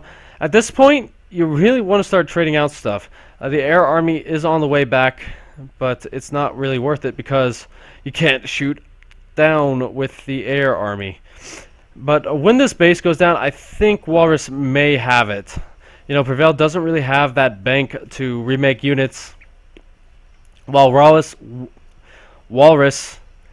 has over 5,600 minerals.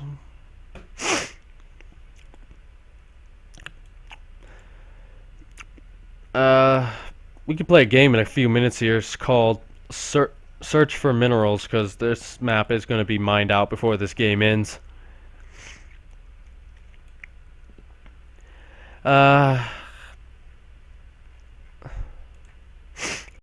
But Walrus does have that big army here. He could probably engage, but unfortunately he can't, just because there's so many spore crawlers. And they're all going, but this entire force is going for this base. Big scan coming down, revealing that the spore crawlers are all unsieged. So he's going to take this window of opportunity. Still can't hear. Alright, after this engagement, we'll talk.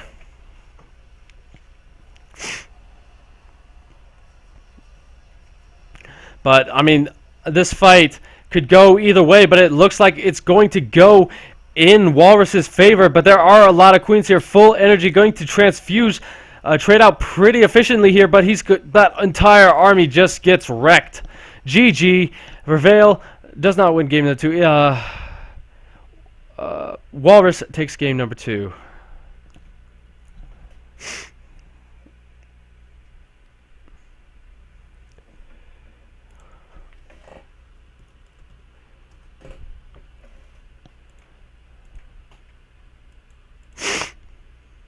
Alright, I'm going to try and fix this. Turn off my mic while I do. Be back, guys.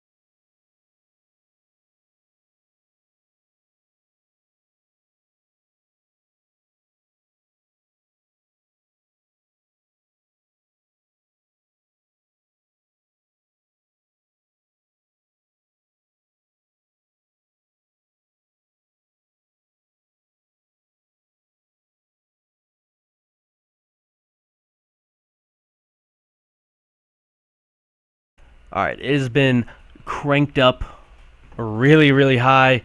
This is about to kill my ears, but I do it for you guys.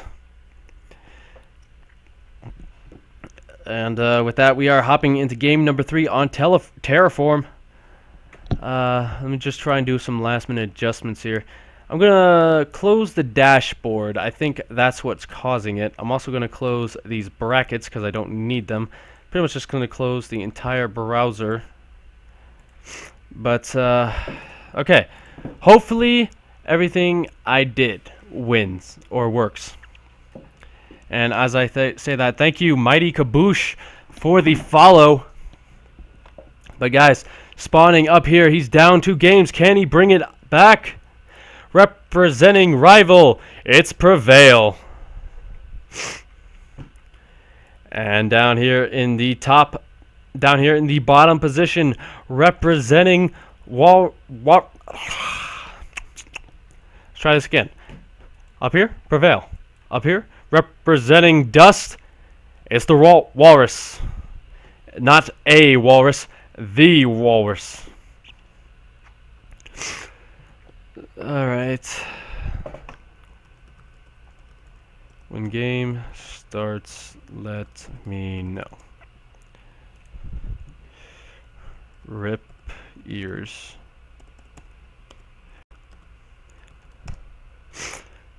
So once again, we are going to see a refinery first. No, actually, it was a Rax first out of our Terran player. And again, I'll apologize for the sound. OBS. Yeah, OBS is just really, really kind of weird. It's just hasn't been working too well recently. So maybe if I turn chat up, game sounds up, We'll see what that does. But anyway, guys, we do have a hatch and a spawning pool. Honestly, I do feel like if Prevail does some early game aggression, he will be able to do some good work here. We do have a double Reaper coming out of Walrus, which is going to try and do a bit of damage here. Will he queue up a third is the question. Usually you go, oh gosh, my ears. But the game is going underway pretty smoothly here. Another Reaper on the way, plus a third not queued up. But oh my gosh, that is a really aggressive bunker. And actually, while we're waiting for this to work, let's do that. And already, the game sound isn't working for the stream, just for you. Control S, Control S, Control S. But anyway, that SCV does get taken down here. Oh boy. I'm really wondering why game sound isn't working. Because honestly, it's so loud in my ears, I don't get why it's not. Options, sound. Maybe if I don't... That's alright. It's alright. I don't like them.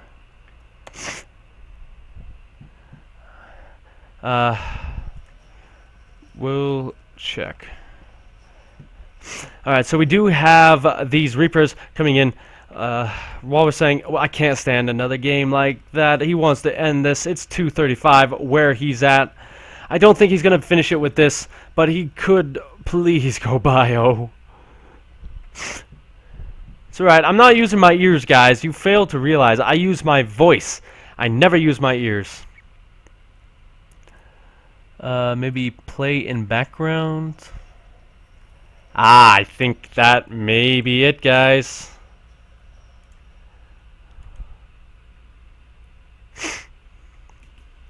Either one will do. They both are the one and only Wallace in the ESL tournament. I don't know.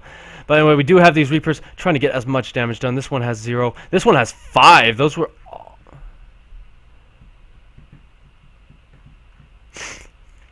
this one has 5 kills. Mostly just Zerglings, I believe.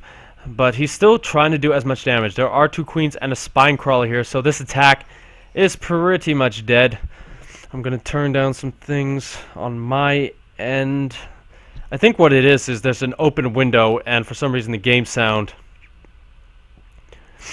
is not working because of that. So playing in the background may fix it.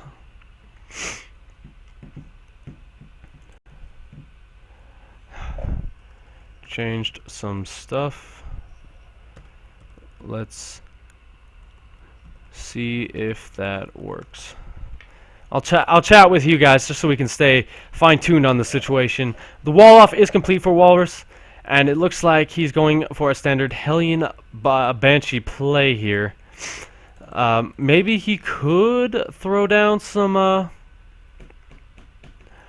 like he could throw down an armory like he is doing right now and go for the big Hellbat attack. And it looks like that's exactly what he's going to do here.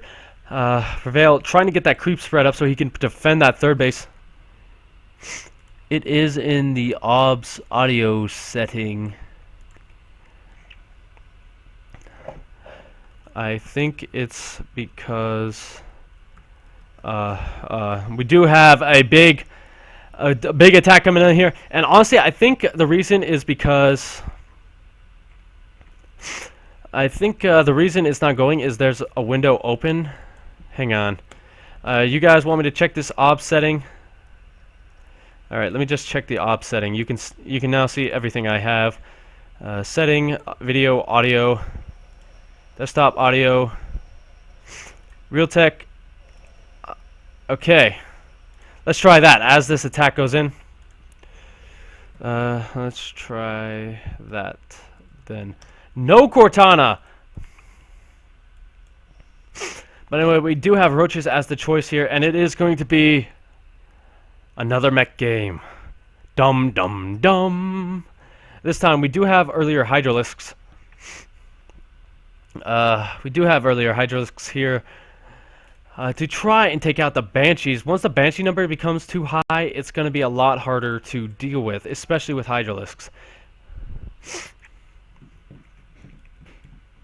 Now, I did change my speaker settings to the one on my desktop.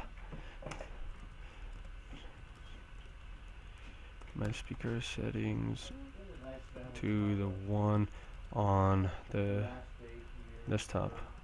We'll see if that works.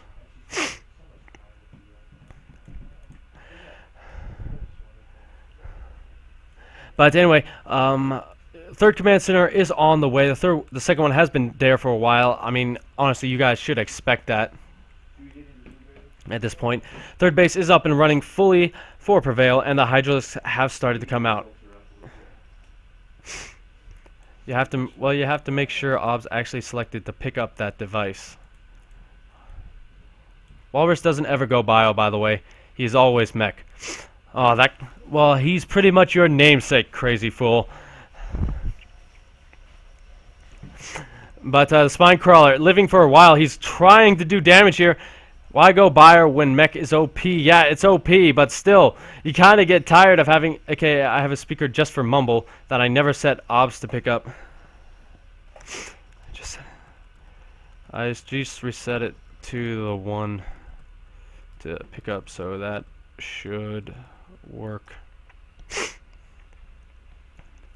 But anyway, that attack gets taken out, and the Reaper's still doing a lot of work here. 5 to 6 workers going down, and the number is steadily climbing. That is a big play here. Reaper's just staying alive is so worth it. On the other side of the map, we do have the Roaches coming in. That actually may win this game.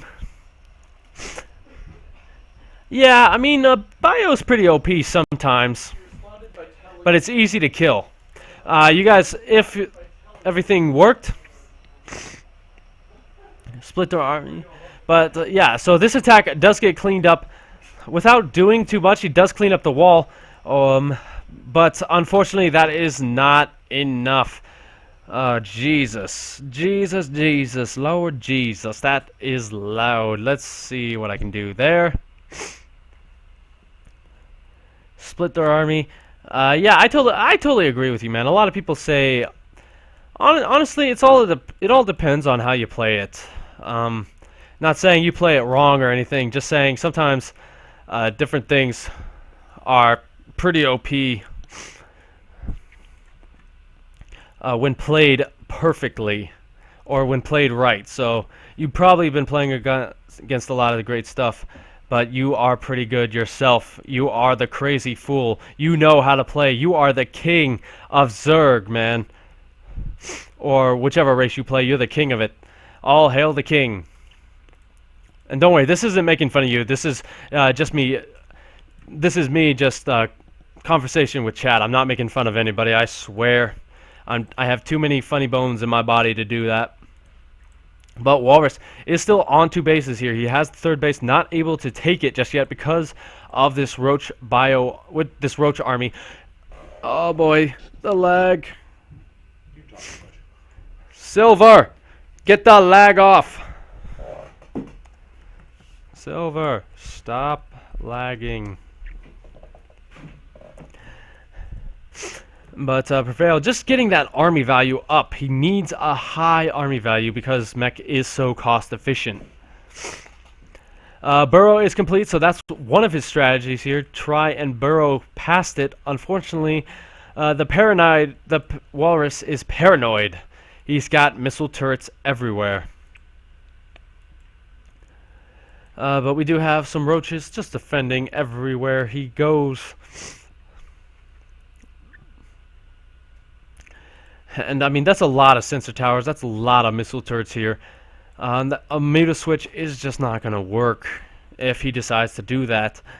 He is sticking on Roach Hydra for the moment here. Going up to that Hive Tech. Maybe go for Vipers. Because honestly, a few good Blinding Clouds will stop this entire army. That choke is massive. You could put one Siege Tank up here, but again, Blinding Clouds right here, Just really, really good. Third base is going to start being focused down here. But this entire army for Walrus is out of position. If he wants to engage, he has to do it now. The Widowmine's doing a lot of damage. Still no sound, but it's okay. Let's just end this. Okay. But the entire army for Walrus gets taken out. At what cost, however, this entire army for Zerg